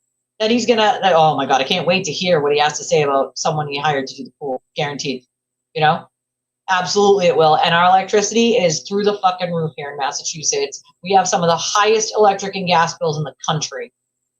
Yep. I mean, he screws himself every which way, right? I mean, like, that's just what he does. Yep. You have to refill it during the beginning of the season. And if it loses too much water, you have to put more water in it, from people's, cannonball splashing around, you add water to it. He doesn't know what the fuck he's doing. Yep, you got to run the filter. You got to run the filter, and then you got to backwash it as well. Like, he doesn't know what the fuck he's doing. I could do it with my eyes closed just because my husband did it for so long. Like, that's literally all I heard about every day, all day. is what they did, how they did it, blah, blah, blah. I could do it with my eyes closed, but no. Guy gave the fucking puppy back after like 2 days. There is no chance in hell he's going to take care of the pool correctly. You know? Oh my God, if the cover ends up in the pool, good fucking luck with that. It's a multi-person job to get I mean, my husband can do it with one other person, but you can't do it alone, dude. Because otherwise, when you're pulling the cover off, when you're taking the cover off, if you get all those leaves and shit that have piled onto the top of your cover into the pool, oh, it's a nightmare. It makes it 10 times worse to clean it after. You want to make sure that you get the liner off with that stuff still on the top, right? So that you can get it out of there and it's not in the pool. Oh yeah, he got a puppy and gave the puppy back. He said he wanted a puppy. Someone gifted him this fucking puppy, bro. And then after like a day, he realized that he wouldn't be able to go to court with a puppy, right? And that he can't lock it in a cage all day. And that it needs constant attention and constant walks and constant like feeding and love and playing with. And he realized very quickly that he was not going to be able to bring his puppy to the trial with him. He would have nobody to watch it. He'd have to pay someone to do it and dog walking. And he was not going to do that. So he brought that puppy back after like 2 fucking days and was like, can't do it. Like, bro, anyone on planet Earth could have told you it's like having a baby, right? To get a puppy is like having a baby. All right. He couldn't even hack having a fucking puppy. All right. Yeah, no, he doesn't have friends. Nope. He has minions, but not friends. You know? Yeah, he had a free fucking puppy to give it back in 2 days because he couldn't hack it. You know? Sad. Sad. No, as I hear, he gave it back to the lady who he got it from, but apparently there was some issue with the lady. Like, there was some argument that ensued with the person. And it's like, oh, shocker. You know? Listen, I would love to be, you know, to be honest, I rent, and obviously I don't have a pool, but I would freaking love to spend my summers just having a pool and like cooling down like that, you know, because I don't do a lot of just being outside because of the pots unless I'm in water, right? And unless I can immediately cool and not feel like I'm going to freaking pass out. So that would be a freaking dream, but it's extremely expensive, you know, extremely expensive, you know. I'm not a fan of salt water. So like the beach is not for me, right?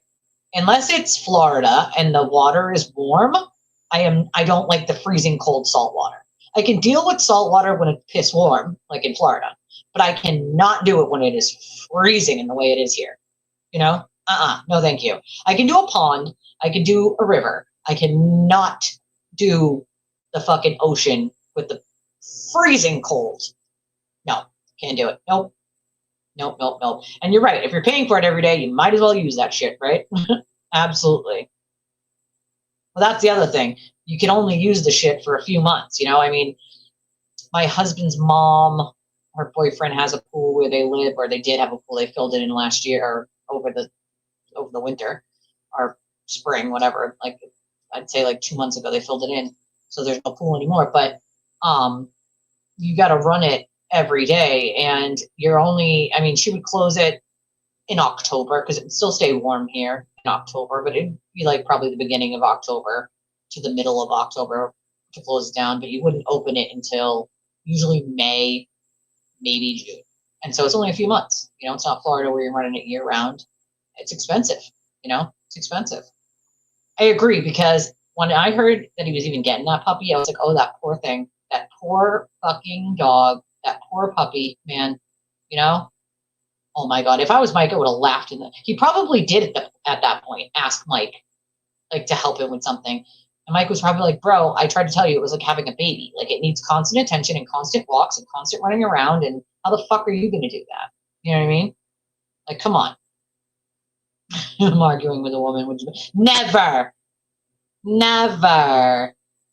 Well, that's the other thing, is you can't just have a pool and then not watch the kids when they're in it. Because if someone drowns in your pool, guess what? You're responsible because you weren't fucking paying attention. So Scott made a new, I gotta love his little clips and his little, he said something, I haven't seen this, but he said, I'm donating into this one after last night. Let's see. Where do you see the guy that keeps calling me? Can you see his future? Future.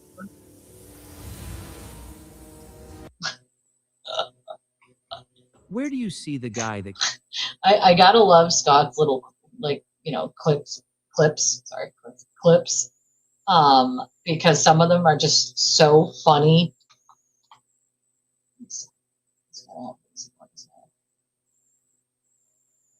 He's got a couple Sanchez ones, which are pretty good. Let me sum it for you and save you some time. Yep, I watched it. Said, just in case you missed it, let me sum it up for you and save you some time. Yep, I watched it. I couldn't help myself. His power is too strong. I don't know what this is about, but let's check it out. Thanks for tuning in tonight. We have a great show. I'm going to be calling different people, knowing they won't answer, Satan. but I will present that I'm a tough guy confronting them. Hey, DJ, it's me. I just want to ask you a few questions about you getting that psychic. And if you can ask her a few questions for me on a certain blogger and his future. Hey, Brian, it's me. First, I want to start with some really personal attacks. Then I'm just going to belittle you some more for content because I hate the fact any attention at all goes your way. Yep. Well, that's our show. Hope you liked it. Next week, we're going to call Julie at about midnight and ask her if her ex was always like this and if she ever feared for her safety. Peace out.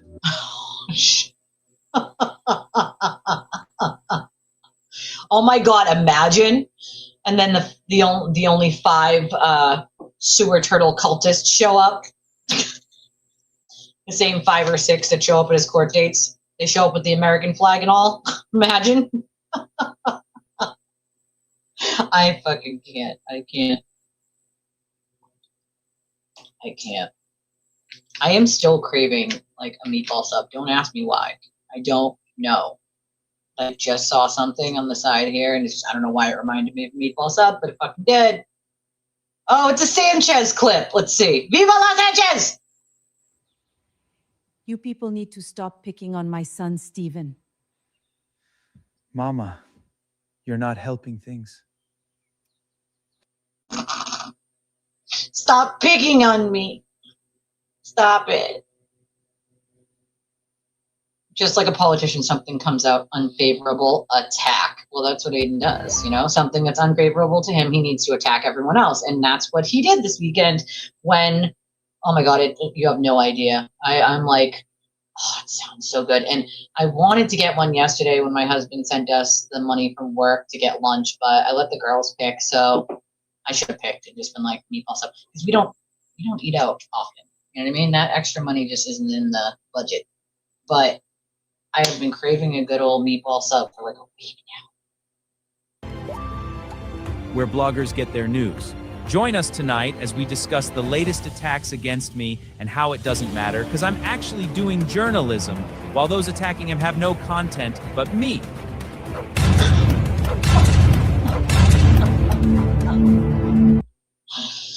Listen, Brian's a decent guy. You know what I mean? Like, have a conversation with him. You know what I mean? Like, there is no one he won't have a normal, unless you're being a troll. Like, you know what I mean? Like, him and Mike will have a conversation with anyone. And I feel like, unfortunately, because they were sort of in the cult for so long, they kind of got bundled in with the things Aiden said and did. But I'm sort of glad that they stepped outside and away from it because Mike probably gave Aiden the best advice an actual friend could ever give him. And what did he do in return for Mike giving him that good advice? Shit on Mike. Because he didn't like that it was true. It's that simple. Aiden did not like the advice Mike gave him, even though it was the best advice anybody could have honestly given him, which is stop this nonsense shit of attacking people, bro. Like, it's not, like, it's old. It's tired. It's not necessary, right? And he was the nicest, Mike said it in the nicest way possible. And Aiden, of course, acted like, listening to him, like he's going to listen to him and, but this, but that, but at least he didn't shit on Mike right there on the stream. He waited until after the stream was over, mulled on it a little and was like, how dare anybody tell me not to be fucking a psycho liar, and just fucking lost it on Mike, which is the same shit that Aiden did to Brian. At one point, I pointed this out a while ago. Hey, girl, that he had threatened Brian and wiretapped Brian a while back. Although I do wish that Brian would have said something publicly a while ago, because it would have alerted people to the fact that Aiden's just not a good person. This is the shit that he does. And like, I get it. You don't want to affect people's perception of it during a trial or this or that, but like, I do believe people are owed the truth when it comes to Aiden, and knowing this is the shit he's doing behind closed doors, because I don't think as many people would have stood there and allowed it if they realized a lot of the stuff he was doing a lot sooner. You know, I wish people would have listened, you know, I really do.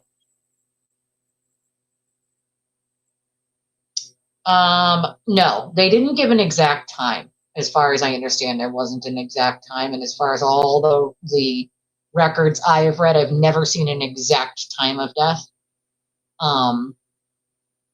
They argue, one side argues he died right away. One side argues it took him a little while to die. So, I mean, he was thrown into ice though. So if he did die soon, and there was a lot of blood, so it's a very real possibility that he died quickly. If he did die quickly, that is one of the reasons why you wouldn't see bruising, because dead people don't fucking bruise. And he was thrown into the frozen ground, right? Ice. So you're not going to find bruises on a dead person if he died very quickly. The bruises wouldn't have time to do anything, you know? So that's definitely one of the reasons why you're not going to see that. But again, if you know no medical, right? Or you pretend to know medical, or you pretend to ignore things, and like, cause I've seen a lot of people were like, I'm a nurse, that can't happen. And I'm like, so you're telling me that if he died, he would bruise? And they're like, well, that's not what I said. Well, that's what you're saying could happen. And of course, dead people don't bruise, so that's not possible, right?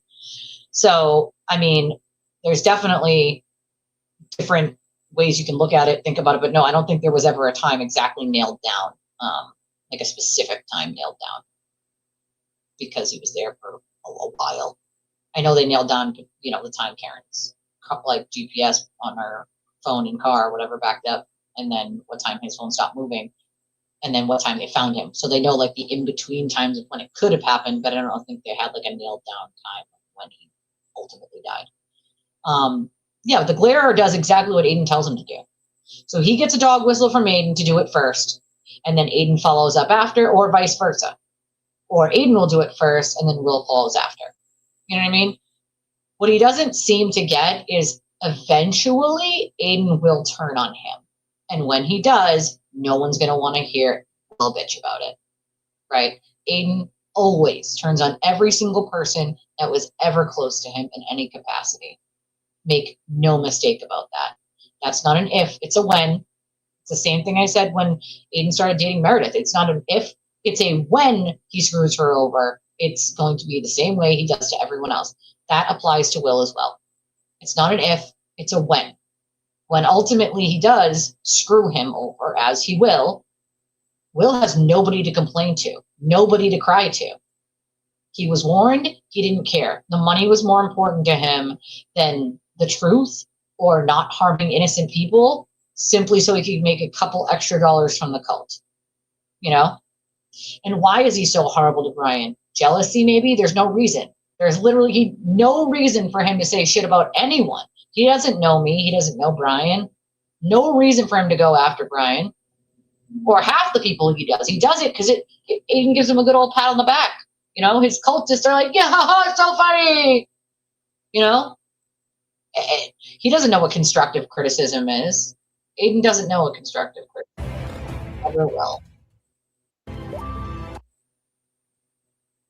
Didn't have to be this way, Sanchez. Did you, Sanchez?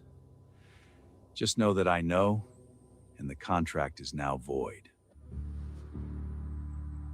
If you've got any brains, old man, you get out of here while you can.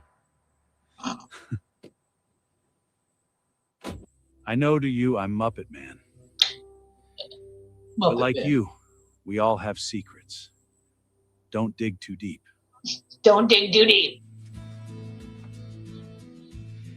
Maybe you need to take your own advice, old man. Don't dig too deep. It's cute. They made it home. Oh, it's the key fob, everyone. It's Aiden's key fob. They didn't know there was a key inside. I fucking couldn't believe that. Oh, we've broken out the popcorn machine twice already.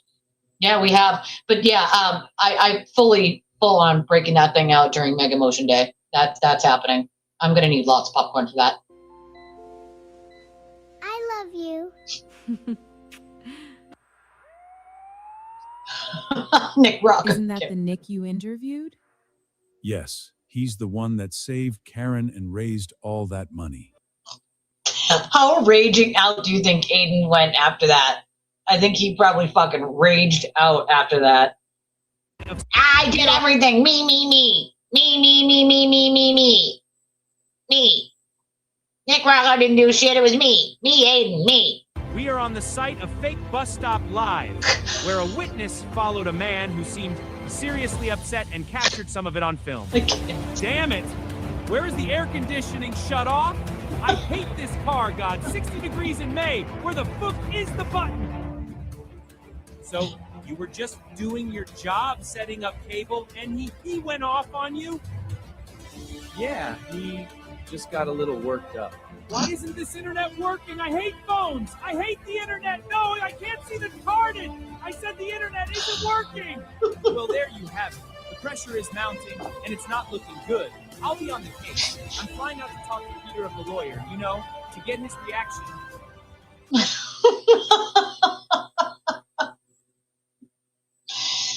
Oh yeah, because he doesn't have a girlfriend there who can do it for him. He's got to do it like an adult on his own, and he does not know how to adult, folks. Does not know how to adult. Peter reads to us now. I don't know what this is. Oh, the lawyer, it's because Aiden went after fucking Peter reading the court docs. Okay, everyone. It's Peter's gonna read to us time. Jack and Jill went up the hill to get a bucket of water. Every time that I read, the turtle gets hotter under the collar. Let's hear more from Peter. Jack be... Hold on a second, guys. My sister's calling, I think, my Minions home from school.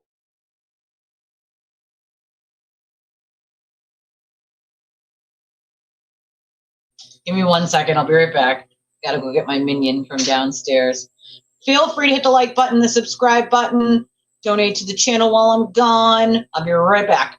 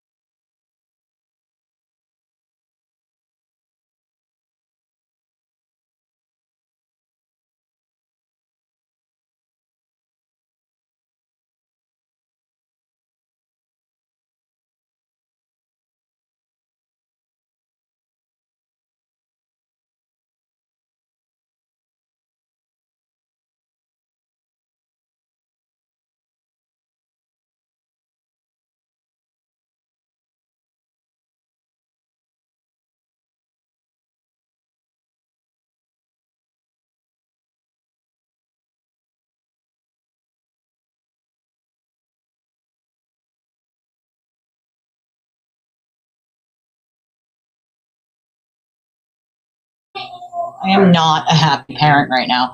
Someone stole my kid's whole lunchbox, so she didn't even get to eat snack today. And I am not a happy camper. That's her Stitch lunchbox that goes with her Stitch backpack. And yeah, she's had it all year. I'm not happy. Well, I didn't even get to get a snack and I'm starving. Go get a snack. So they don't have like lockers in elementary school. They have like cubbies. It's weird.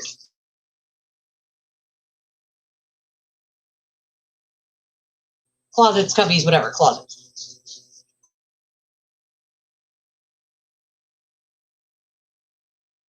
So I guess buying a new lunchbox is going to be on the list. Unless I can find your other one, your old one. I don't know where that one is though. Ugh. Be nimble, Jack be quick. Is it just me, or can this guy be quite a...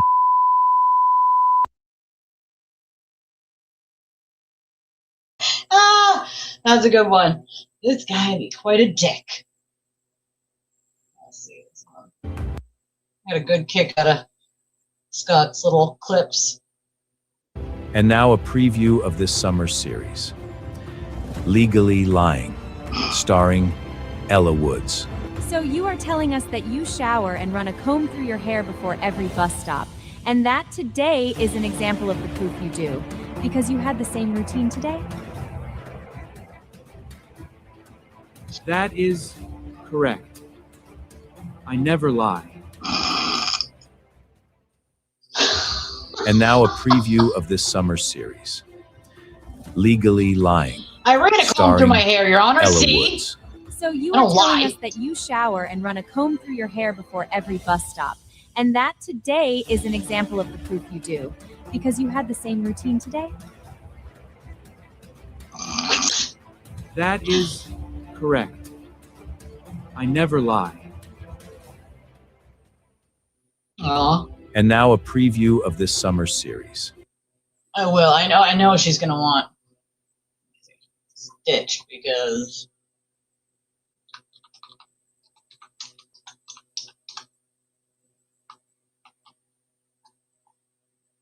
so his name's Scott. It's SK27 Music. That's his for Twitter. And he makes these all the time. The Muppet ones were pretty good from way back. It's a riot.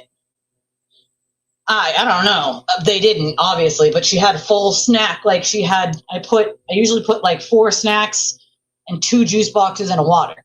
So she had a full, I usually do like a fruit snack, a bag of chips, and then like whatever else we have in the house, like whether that's like a snack cake or a fruit roll up or like something like that. So she had 4 snacks in her bag and 2 juice boxes like I always do and her thing of water. So she said when she came back from recess, her bag was unzipped and her whole thing was gone. Like, what the fuck, dude? Her name's written on the inside of it too, but I'm assuming if another kid took it and brought it home, they must like her snacks. I don't know.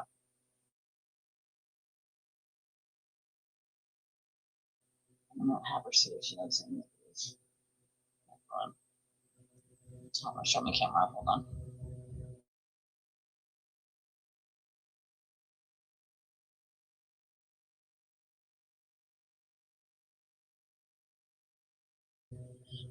Because they have closets, they don't have whatchamacallit. Like they don't have their own lockers. It's just a closet that all their backpacks go in, which is obnoxious. That's for like,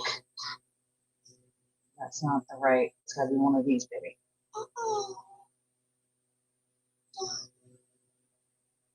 Oh, this, that's cute. Oh no. Ooh, this one matches your backpack perfectly. You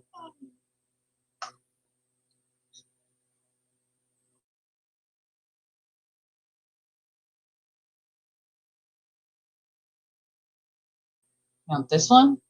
Oh wait, no, that's Yeah, but that's the same kind of thing. The snacks aren't going to fit in that, baby.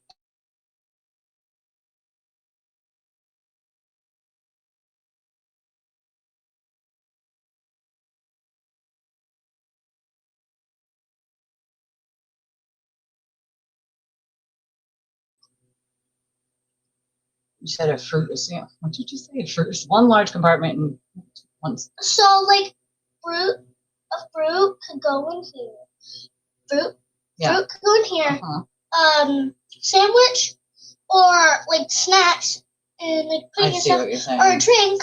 Yeah. And then a sandwich. I just want to make sure And then whatever it is, your water. juice boxes fit in it, honey. Well, let's do that.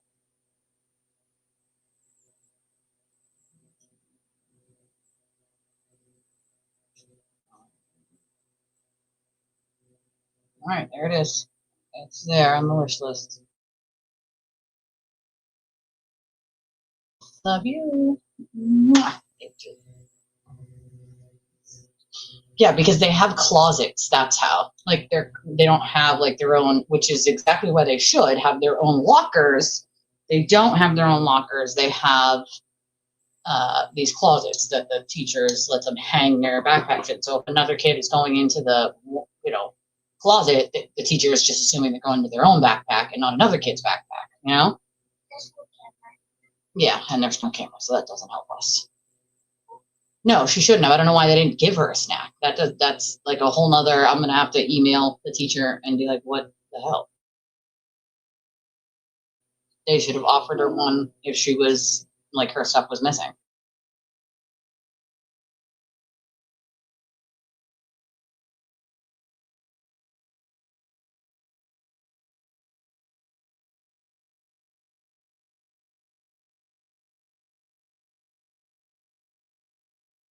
He's like, oh, tell us that I have a lunchbox, and then it's in my backpack, and there's like this little hanger, and I had it at lunch, and I'm assuming someone grabbed it when I was at the bathroom, because when I came back, it wasn't at the bathroom.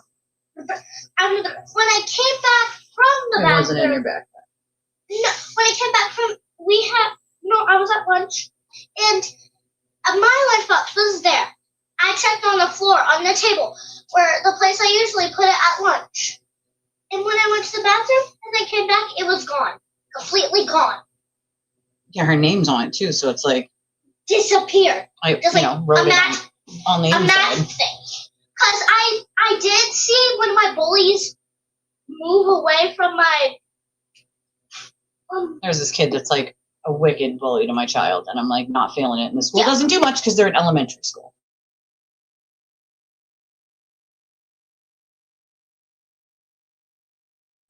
Thank you, Vanessa. That was nice of you. She picked it out.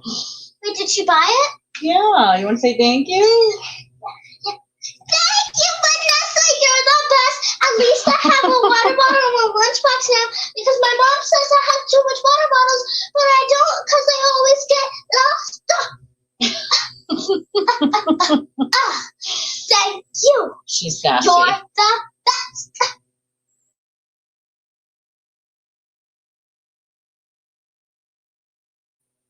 Love you. She's never lost her lunchbox before, ever. Like, it's never been taken. It's not like we've had the same lunchbox since the beginning of school and never had a problem. You know what I mean? That just pisses me off because she didn't have a snack. You know what I mean? Like, she eats regular lunch at school, but like has her water or an extra juice box if she wants to have that with lunch too. Because nowadays, they don't even offer juice at lunch. They don't even offer chocolate milk with breakfast. It's just regular milk. And my kid is lactose intolerant, so they don't even offer her a juice. You know what I mean? She can't have milk, and they don't even have something for kids who are lactose intolerant. Dora, put the cat down. Dora. Hi, baby.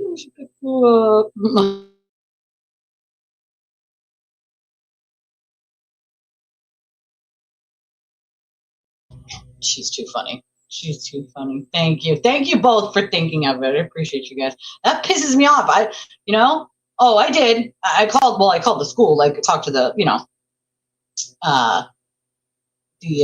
school about it. Like, what the hell? Like, they just don't do shit because it's elementary school. Like, listen, my kid is the kid that sits with the kid that's sitting alone, right? My kid's the kid that like shares with the kid who people are being mean to. Like, we're not doing bullies. Like, no, I teach my children not to be a bully, but there's also like 3 kids in her class that have like serious behavioral issues.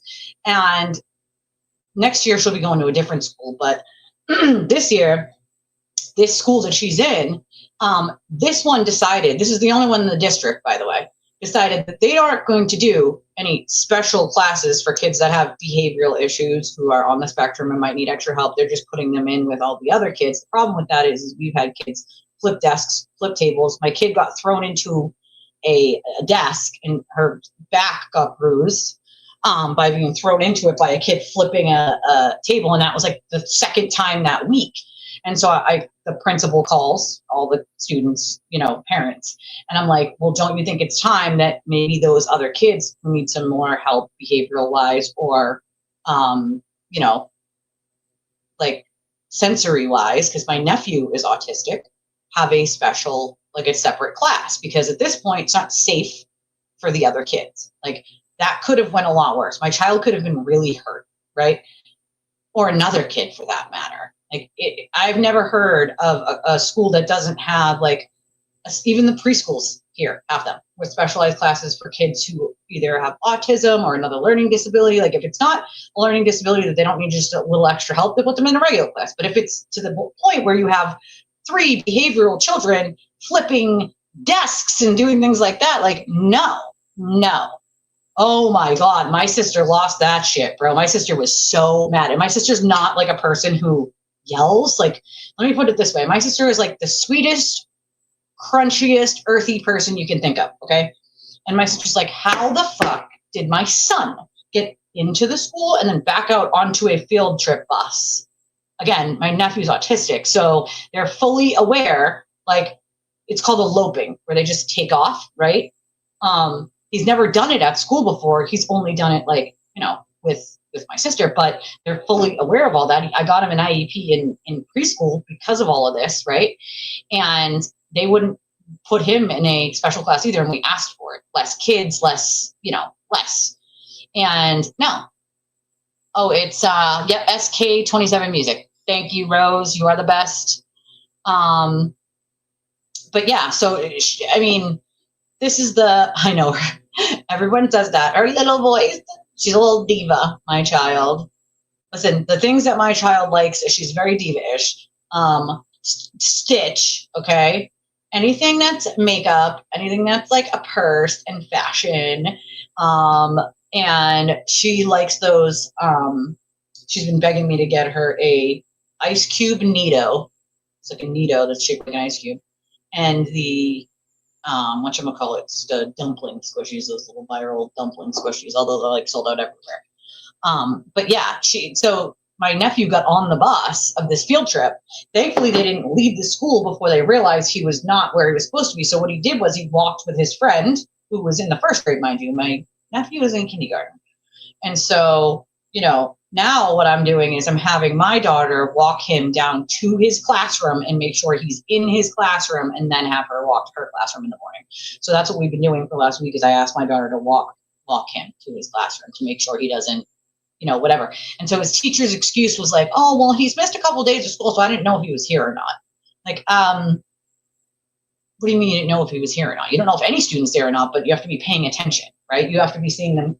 He entered the school, right? Where were all the adults? How did he even get out of the door with other kids and get on a field trip bus for a different grade without someone realizing it? Like, that is dangerous and scary. I mean, obviously, my daughter knows better, but she's not on the spectrum. You know what I mean? Like, my nephew is autistic, so it's a little more difficult for him. But this is why he should have had a smaller class of kids, and they don't do special classes. And it's like, well, maybe it's time to think about it because you're having bigger issues, But that's what happened. Is my sister ended up having a long talk with the principal, with the teacher, and really all we got was excuses, you know. And that's the shit that pisses and that's the thing, is we do have some good schools. We do.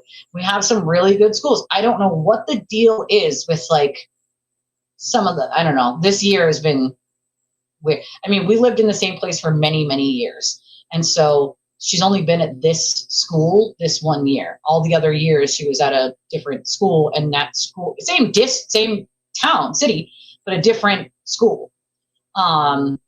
We have like 5 elementary schools, I think, depending on where you live in the city. And so like she went to the same one for multiple years that was like worked beautifully. Like, you know, everyone knows everyone, and it's a small school. Everyone's, you know, everything works the way it should be. This one's a much bigger one, and is sort of like in the center of the city. And I think they just, I don't know, they have weird ways of doing things that some of the other schools in the district don't do. And so I'm actually glad that she's not going to be in this same school next year. It'll be a different one because we moved out of the district. So, but yeah, no. Yeah, see, I mean, that's what I mean. They're not like, he has a whole IEP for all of this stuff. You know what I mean? Like in this, not putting him in a special, well, they don't do special class. I have never heard of that in all the IEPs I've done for all the kids, including my oldest. I have never heard, we don't do special classes. Well, okay, what do you do with your children that have autism or an even more developmental disability? You know what I mean? Like, that doesn't make any sense. You know? No, I don't think he has a YouTube. He has Twitter, you know?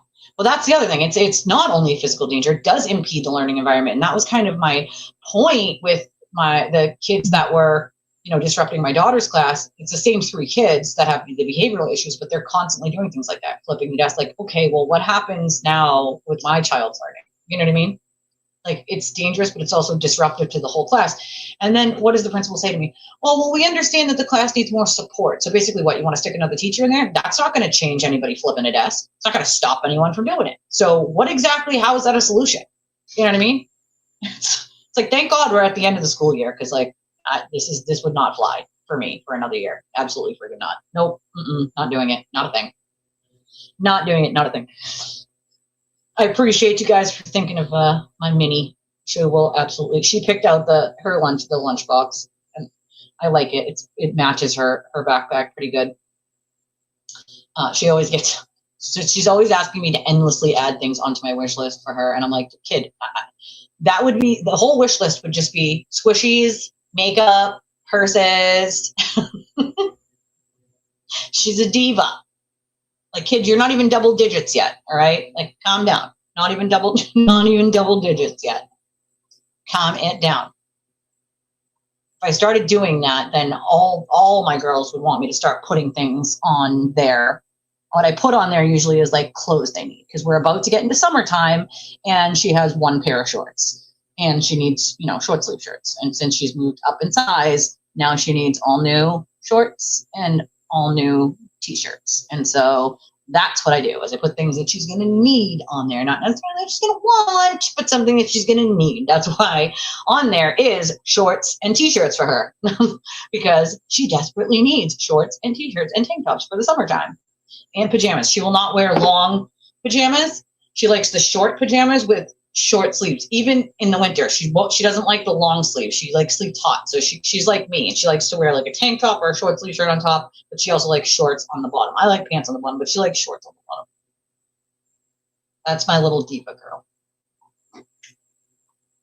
You know, my husband actually recently was talking to me and saying, why don't we do a long form video YouTube channel? Because of course my kids have begged me for them to do like almost like a family channel, almost, where the family does like fun challenges and things like that. And I said to my husband, I said, I mean, we could definitely do something like that would be fun.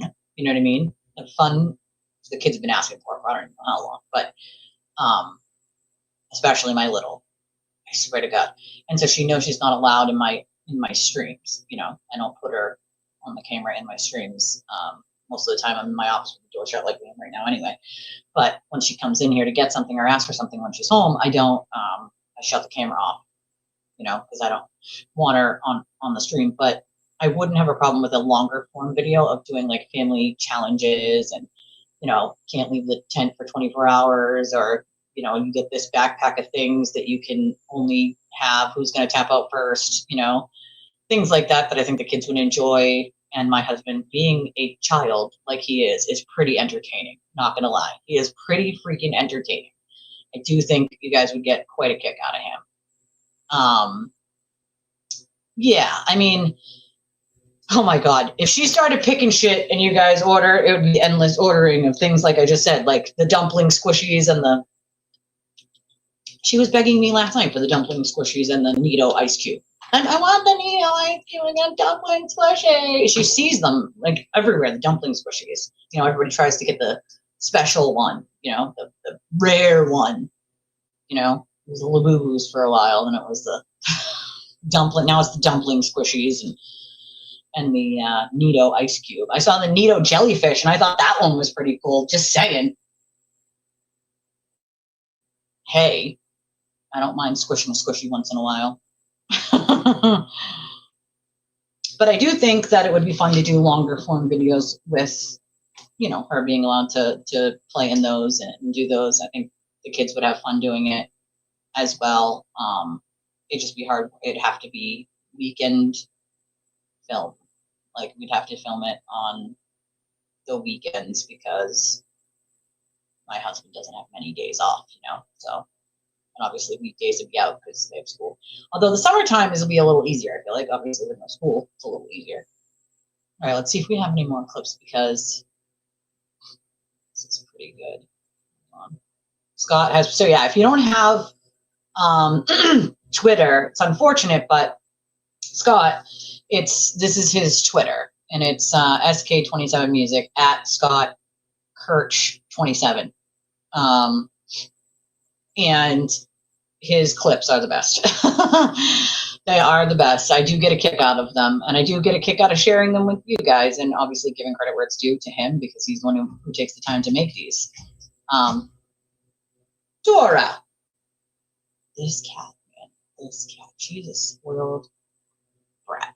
So now my cat, and when she wants to get out of a room, if the door is closed, like she was in here, I guess, when my daughter shut the door, now she just puts her paws under the door and starts pulling, like, so it shakes the door, so I know she wants out. This little diva. She's also been sleeping on my pink rug that you guys can kind of see here in the background underneath the chair.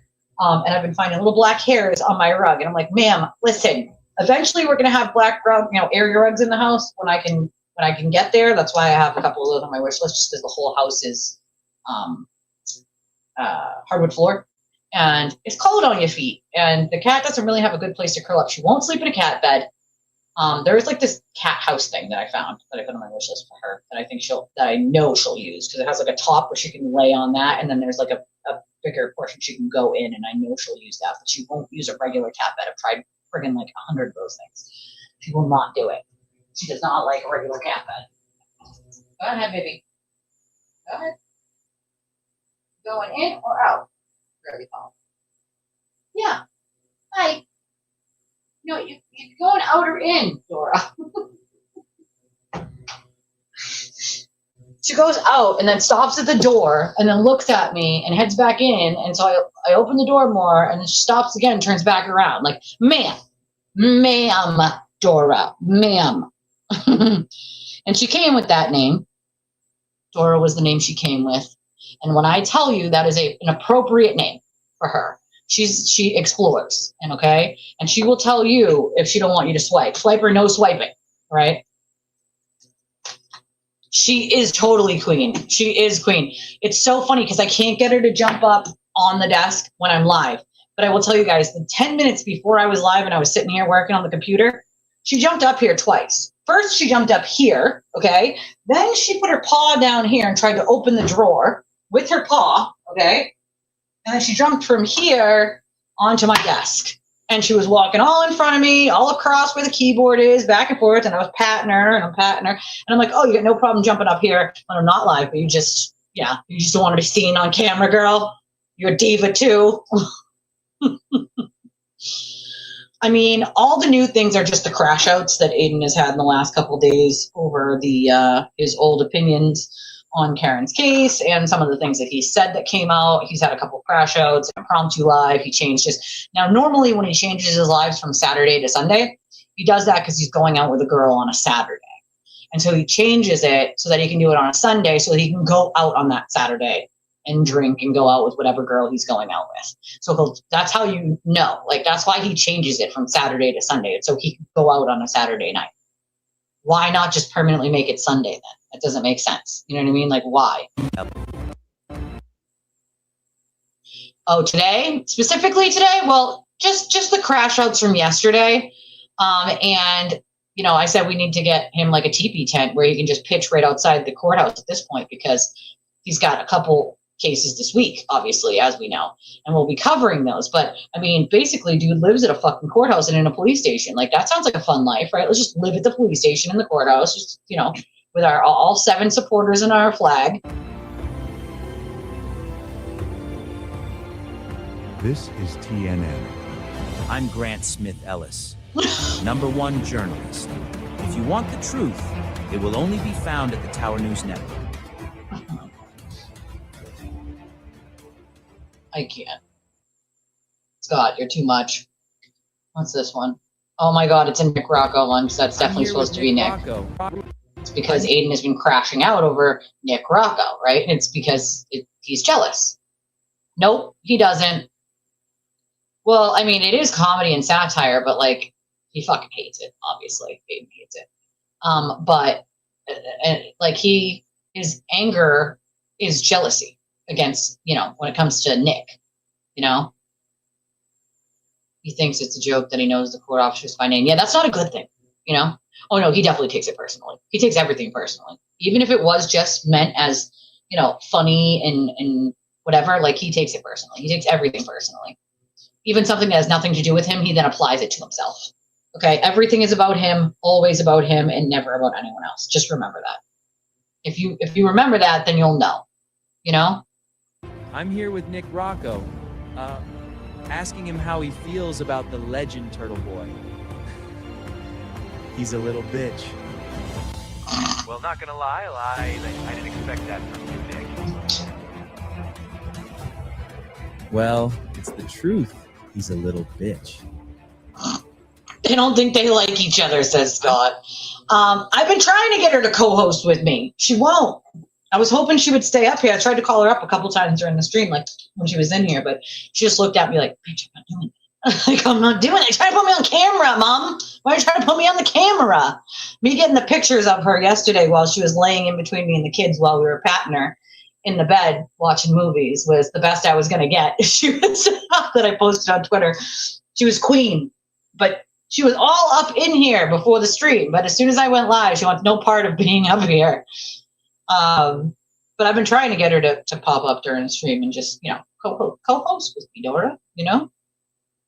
Who's that girl who offed her mom? She out of jail now, and I since have I heard you talk about what else? Truck driver by. Oh yeah, I was saying, why don't we put on a truck, Aiden, during his sewer tanties? I said, why don't we do what they did during the Karen Reed trial and pay one of those trucks that plays like videos and, you know, plays like, it'll put like information like on the screen, or it'll do pictures and videos. Like, let's just put the sewer tanty on the video. Can you please go back? Can you please go back?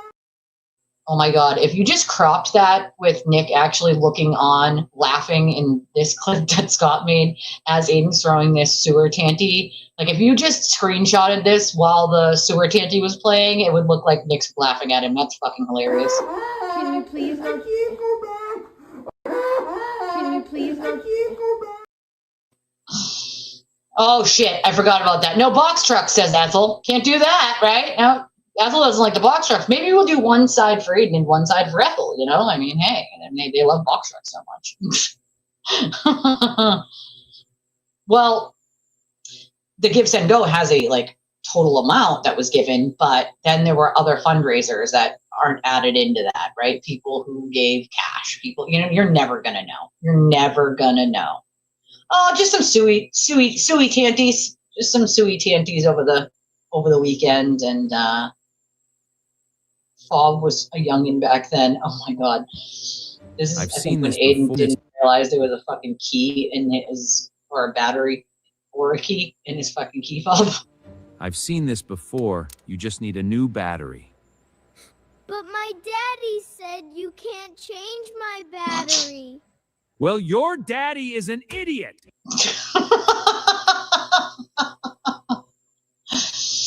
I mean, I'm curious too. I would love to see the receipts on that. I don't think we're ever going to get them, but you're totally right, LGG. We're probably never going, box trucks. Ethel doesn't like those. I forgot about that. She doesn't like them. Poor Nick. Oh, this is going to be Nick and Jenna with Aiden outside their window. He should be mine. No, I agree with you. Listen, if it's, oh, he did? I never saw it, so maybe he did. Nick did, I guess. Yeah, I never saw that. I didn't know that happened. Yeah, a lot of it is envy with him, It would be nice. I don't think you're ever going to see that from Aiden because he likes to exaggerate a lot. And he has claimed several times now that he's spent more than Karen Reed spent on her defense on his legal stuff, which is just not possible, number one. And she had to hire experts and shit. He's not hiring experts for witness intimidation. That's fucking nonsense, okay? Let's be real here, all right? Oh, this has got to be good. This is, all right, we got a whole song and dance? Okay. So the man crush has gone too far. Calling Nick late hours. He has a family, dude. He's not gonna fuck you, dude. Enough. This is after he called Nick on his stream like an asshole.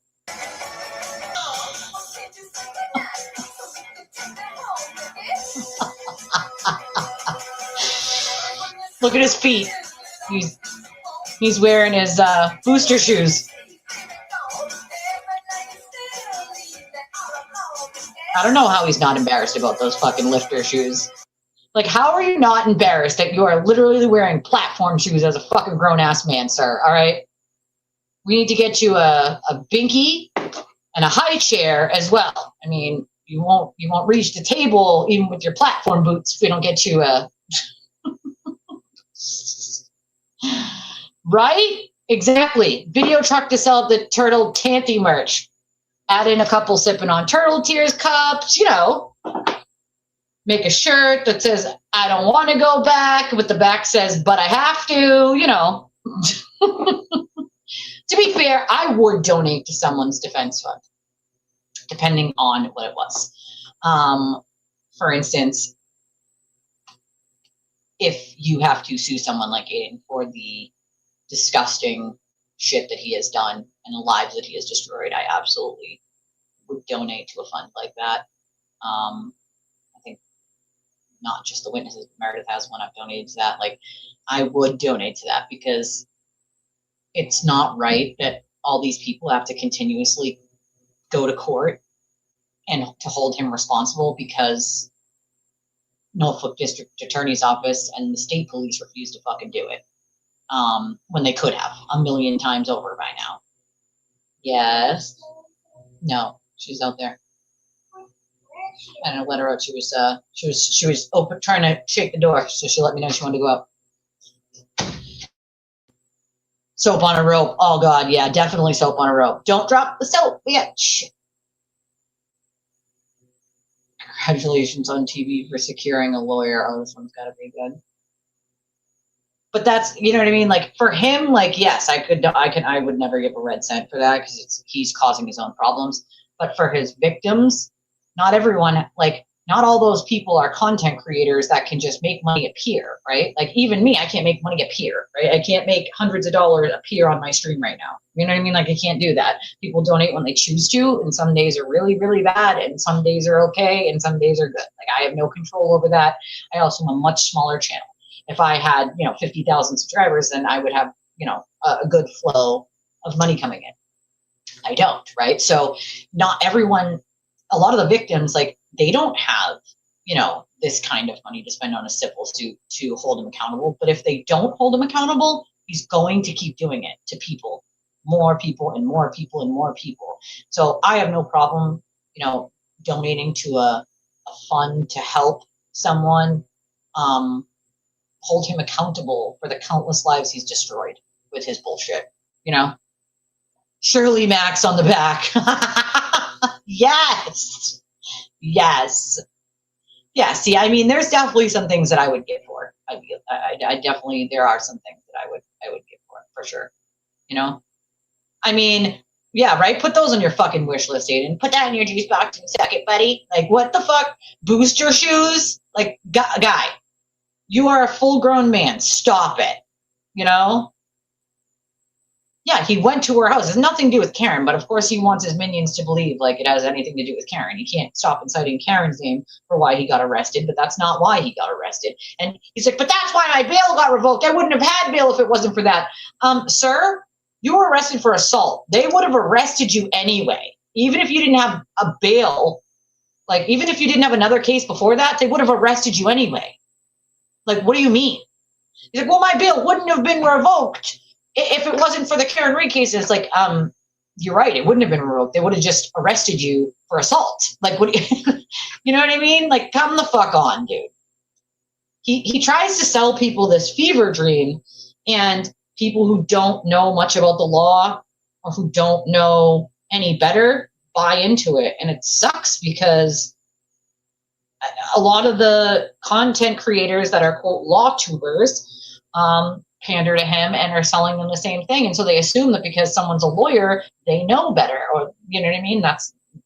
They might know better, but they're not telling you that. They're not telling the general public that. And that is what really gets me with some of the law tubers, is that some of them are just being very disingenuous and lying to their audiences. And it's like, bro, like, don't lie to them, right? You're insulting people's intelligence too. So you're assuming that everyone's buying what you're selling. But what about the people that know better, right? You don't care that you make yourself look like a fool by blatantly lying to the people who do know better, who watch you? Like, I just don't get it. It doesn't make sense to me, It just doesn't.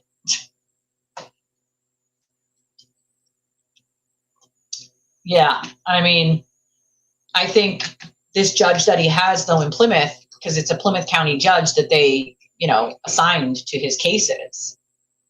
Oh, and yeah, no, he's still around. Tom's still around. He's still kissing Aiden's ass. Well, he's jealous. He's jealous of he forgets. Aiden loves to like pretend like he wasn't Karen's go-to when it came to like putting information out or whatever. Now what he says is, oh, Nick just puts out the information Karen tells him to. Aiden, you happily admitted that that's who you were, was, and he said this on a stream. Well, I was Karen's bitch. Okay, cool. Now he's like, well, Nick's just her bitch. It's like, well, you proudly said you were, so I don't understand what the problem is, right? Like, it's called jealousy. You're upset because Karen doesn't like you anymore. You lost money because she didn't want anything to do with you. And all you care about is the fucking money you would have gotten if she would have just done what you wanted.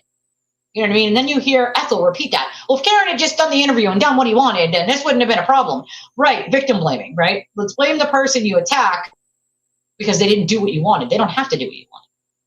You know what I mean? Like, Karen is a victim of wiretapping, right? Like, not a fan of Karen, but that's the truth, right? In the same way that Steve Scanlon and Meredith and everyone else, he's what? Kara, all the other people, his ex-wife Julie, his children, like all the fucking people he's wiretapped, right? Lucky Loughran, like David Yannetti, Alan Jackson, like all these people that he's actually legally wiretapped and recorded. Lindsay, like, the list goes on and on and on and on and on and on and on, dude, right? They're all victims of wiretapping. Whether you like them or not is irrelevant.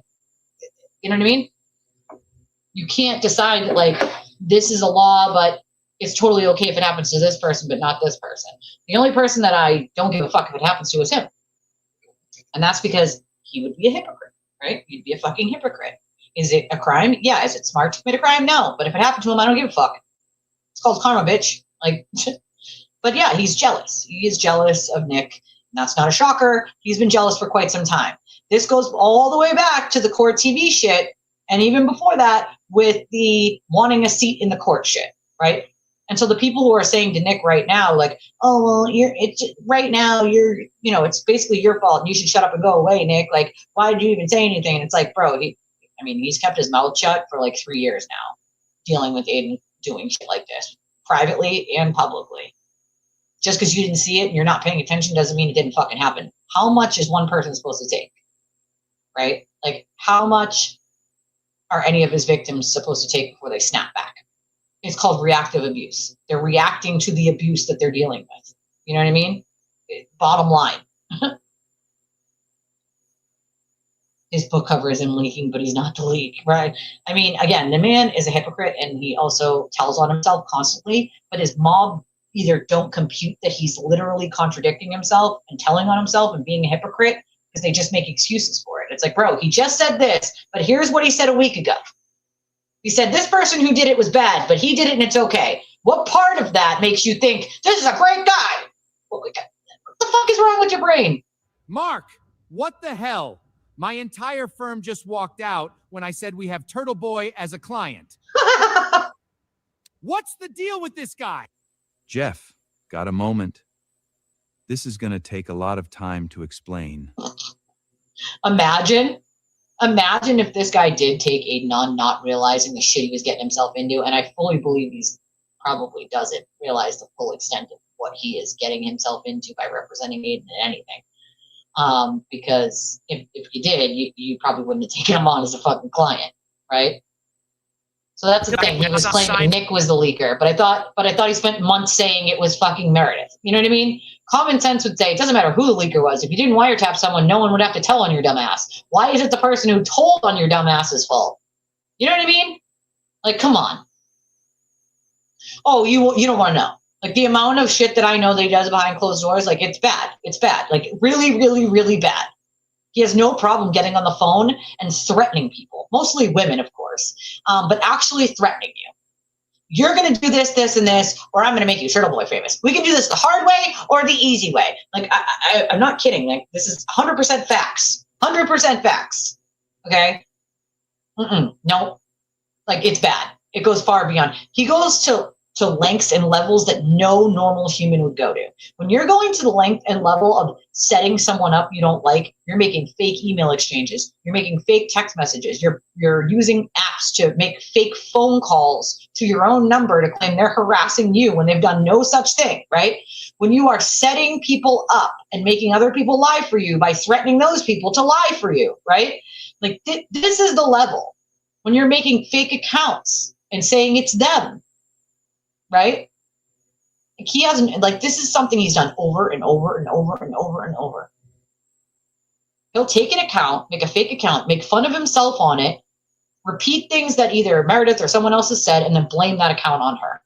See, Your Honor, she came for me, just so he can win. It's not an honest person. That's called fraud. It's called a con man, okay? The fact that anybody trusts him is beyond me at this point. That's exactly it. That's exactly it. You know? Oh, I can't. Well, I mean, even free speech. If you're for free speech, then I don't know how, at this point, you haven't called out his hypocrisy on free speech. He only likes his speech. Your speech he wants to silence. Your speech he wants to set you up to get a criminal charge for something you didn't do. Right? He's got, and that's the other thing, he's got no problem fabricating evidence to then bring into a court or a police station to say, look what they did to me, you need to charge them with X, Y, and Z. When in reality, he fabricated and literally made up all of it. And he's not done that to one person, not two, not three, not four, but more. Okay? Like, that right there should speak volumes itself. Right? I don't know how anyone at this point trusts him. Trust him as far as I can throw him in his platform shoes. It's me on assignment as we try to find out who exactly told Karen about the recording. We thought we knew, till it was disclosed it was Nick. But was it? As sure as I'm a meter maid, I'm the one that told Karen about the recording. We all know it was me. I told Karen. I was the one that told Karen.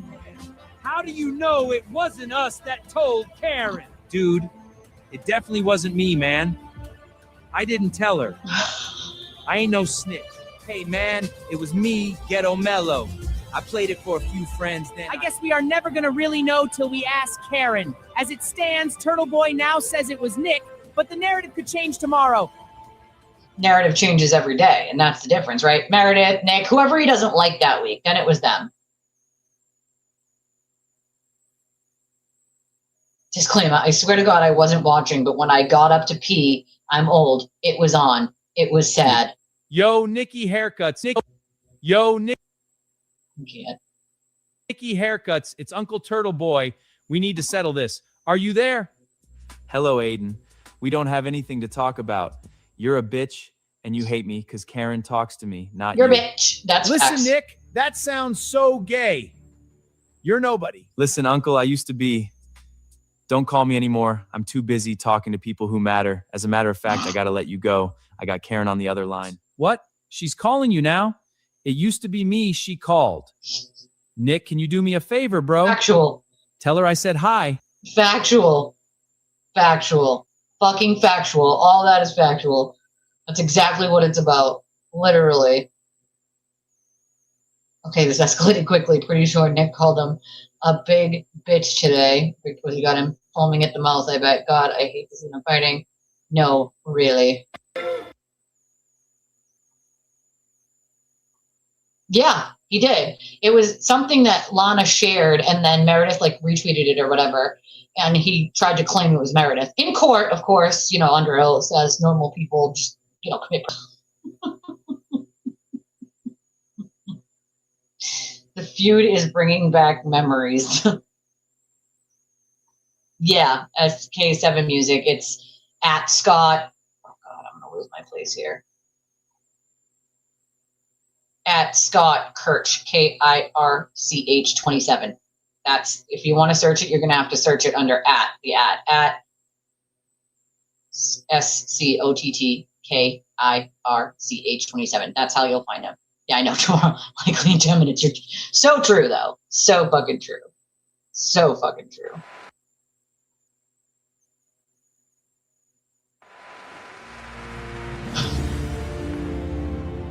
Nick Rocco does not deserve any recognition, in my opinion. Leave my name out of your fucking mouth. To be fair, Nick dealt with a lot before he ever said anything. Sanchez. Not sure how much his retainer is, but I'm gonna look for a lawyer. Check it out. That's hilarious. Hilarious. Oh my God. This guy's living rent free in some head. I imagine their dreams. Oh my God, Aiden's so mad. I can't. So mad. Don't ever forget the little man.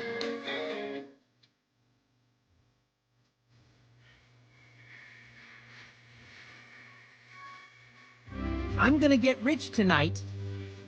I hope you win, son.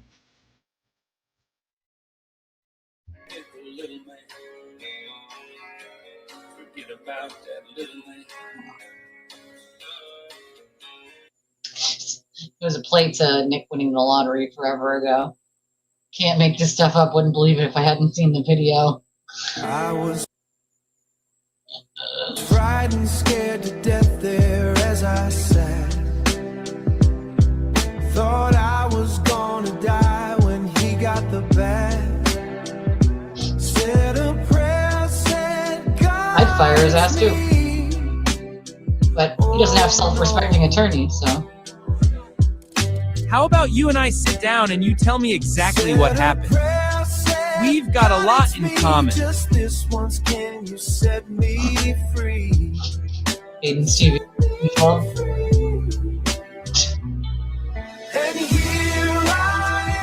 Oh, that's fucking hilarious. I mean, the man can't even put up his own furniture or put it together. Like, I don't get it. It makes no fucking sense to me. Yeah, it's getting pretty expensive, ain't it, for him? Quite fucking expensive, if you ask me, right? Like, shit.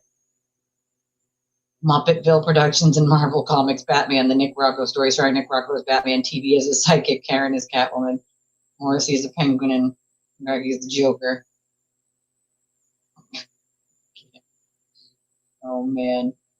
Aiden rages over shit like I'm gonna get copyrighted. It's not easy to keep my true identity hidden. I'm Batman. I am so proud to be Batman's sidekick. An enemy of the Commonwealth by day. I'm masked justice by night. I will not stop till I have my henchmen capture these caped crusaders. Joker. The caped crusaders are no match for the defenders of the Commonwealth. Want to bet on that Bukkake? God. I mean, that's gotta make Aiden rage out, right? Like, I mean, he sees himself as the hero and everything, and that's the difference, right? Is he sees himself as the hero of everything and everyone. He's amazing, he's awesome, he's the best, right? Like that's how he sees himself ultimately. And that's delusional, obviously. Delusional. But yes, it's getting quite fucking expensive for him. Quite expensive for him. It's going to get more expensive. That's write that shit down now, guys. It's going to get more expensive for him. As time goes on, it's going to get more and more and more expensive because he's got more consequences on that consequence train running down the fucking track, coming straight towards his ass. And he can blame nobody but himself. He can't blame anyone but himself. There's no one else he can blame. None. None, none, none. He did this shit to himself. He can cry, he can whine, he can make fun of everyone else on planet Earth, but not a fucking thing. All right, I'm going to wrap this up. I have to pee. And I got to figure out dinner. It's 4:20. So, it's 4:20. Smoke them if you got them. If you smoke. I don't smoke weed, but if you do, I looked at the clock at that time, so I love your stinking faces. Make sure y'all do me a favor. Hit the like button. Subscribe if you're not already subscribed. Help us celebrate this week. We're celebrating the channel this week as well. We do have a lot of hearings we're covering. I gotta check my notes if there's one in the morning. If there's one in the morning, obviously we'll be here earlier. It's either the 12th or the 13th, then the 14th and the 15th. So it's gonna be a busy week, folks. So bear with us on this busy ass week of, Adam Kearney, aka the superfan blogger.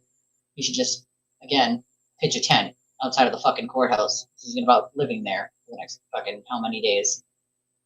He loves being in the police stations and courthouses. It's like he wants to live there. I don't even know why he bought a house. He should just buy a basement, Should buy a fucking basement. All right, I love y'all stinking faces. If you'd like to support the channel, there's one of a bunch of different ways to do so. We have Cash App, Venmo, PayPal.